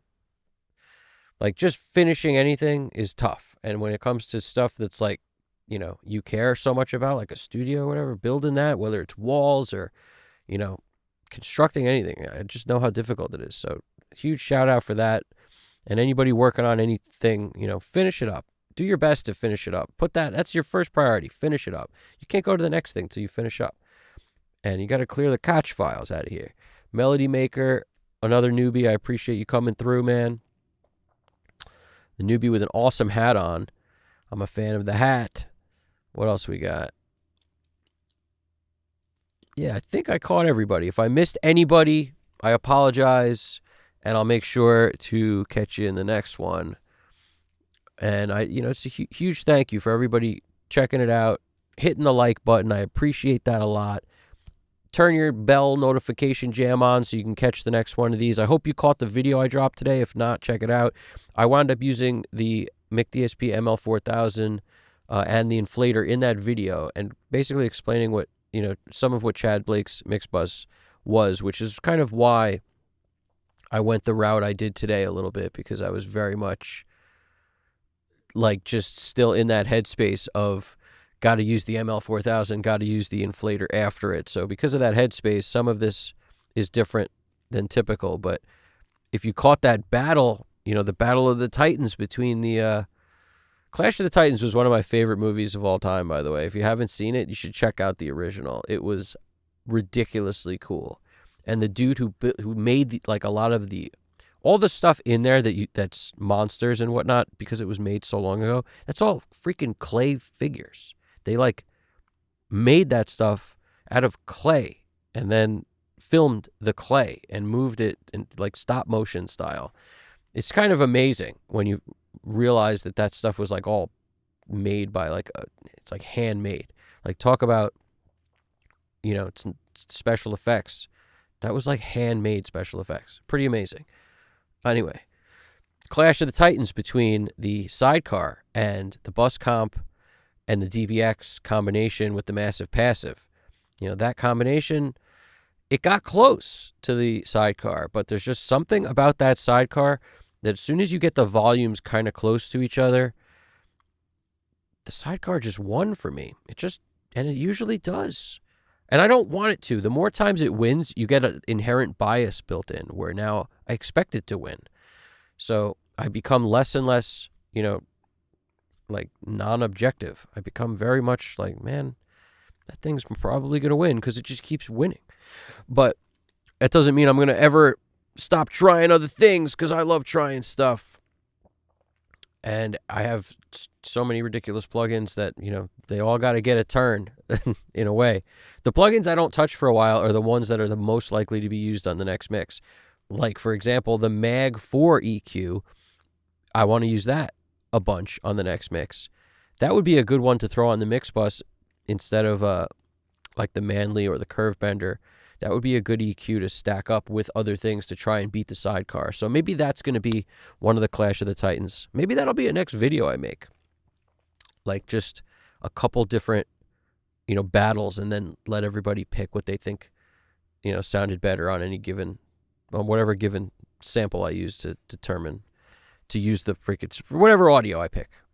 That's the words I'm looking for. Niles wrote, Can's story is sort of mind-blowing. Super cool band. Yeah, Can is where it's at, man. Go forth and inflate everything. Indeed, Niles, Harry Hamlin, Roy Harryhausen, awesome. The Medusa scene blew my mind as a kid. Yes. Yes. The Medusa scene. That Medusa was made out of clay. It's freaking amazing. The guy made it. I'm absolutely blown away. But yeah, all those scenes were amazing. I recommend everybody. There might have been a remake. I wouldn't even watch the remake. I mean, maybe I would, but not before I watch the original. The OG, again. One of the best movies of all time. And it's old. So get it. That'll help you get in the mood to mix. Throw on Clash of the Titans during your mix breaks. That'll get you there. Trust me. That'll get you there. That's where it's at. Make a soundtrack to Clash of the Titans. That's where it's at. Yeah, so anyway, this was a great time, fun time. I appreciate you guys checking it out, stopping by. You guys are always welcome, and the support, the community, it's all going so well. And, stay tuned for tons more of these things. And also, if I don't see you guys prior to New Year's, Happy New Year. And if I do, you'll get a notification. So turn that bell on. You'll see next time I'm doing something crazy. But Happy New Year, happy holidays, whatever you celebrate, Merry Christmas, Kwanzaa, Hanukkah, all of it. Happy everything all around. You guys are awesome. It's going to be a great year for everyone. This is the year you finish all that stuff you started however long ago. It's the year you take your stuff off your phone or your old tapes, your old whatever, and you finish it. You throw it in your DAW. You make it as great as you can. You lean into the problems. You got stuff that sounds ridiculous and poorly recorded. Lean into that. Lean in. Sounds all tape hissy, more tape hiss. You guys got this. Happy 2028. Indeed, GDP. They're in Japan. They're 2 years ahead in Japan. So that's typical. They're way ahead of the curve over there. I see stuff invented in Japan all the time. I'm like, why don't we have that? And why isn't it just like everywhere? It's pretty amazing. But yeah. So yeah. GDP, thank you so much, as always, for keeping this plane in the sky. This was our shortest stream yet. We'll make them shorter and shorter and shorter. I just got to get better at shortening up. Shorten up over there. Hey, shorten up over there. So, GDP, I appreciate you doing your thing, keeping this plane in the sky, as always. You guys are awesome. Thank GDP if you get a chance, because the dude's awesome, and he's extremely helpful with this stuff. An extremely amazing, thorough engineer as well. So, you guys got this. All right? We're doing well. Say goodbye to Uncle Rick, everybody. He's just our fictitious mascot at this point. But you guys are awesome. This was great. I really enjoyed it, and there's going to be tons more of these things coming. So, without further ado, this has been an amazing time. This is Evan Jaffe, Custom Cut Studios. Keep mixing. Keep doing your thing. Don't let nobody stop you, all right? This is part 1. Catch part 2 coming soon, very soon. Stay tuned for that notification. Evan Jaffe, Custom Cut Studios. You guys got this. Take it easy.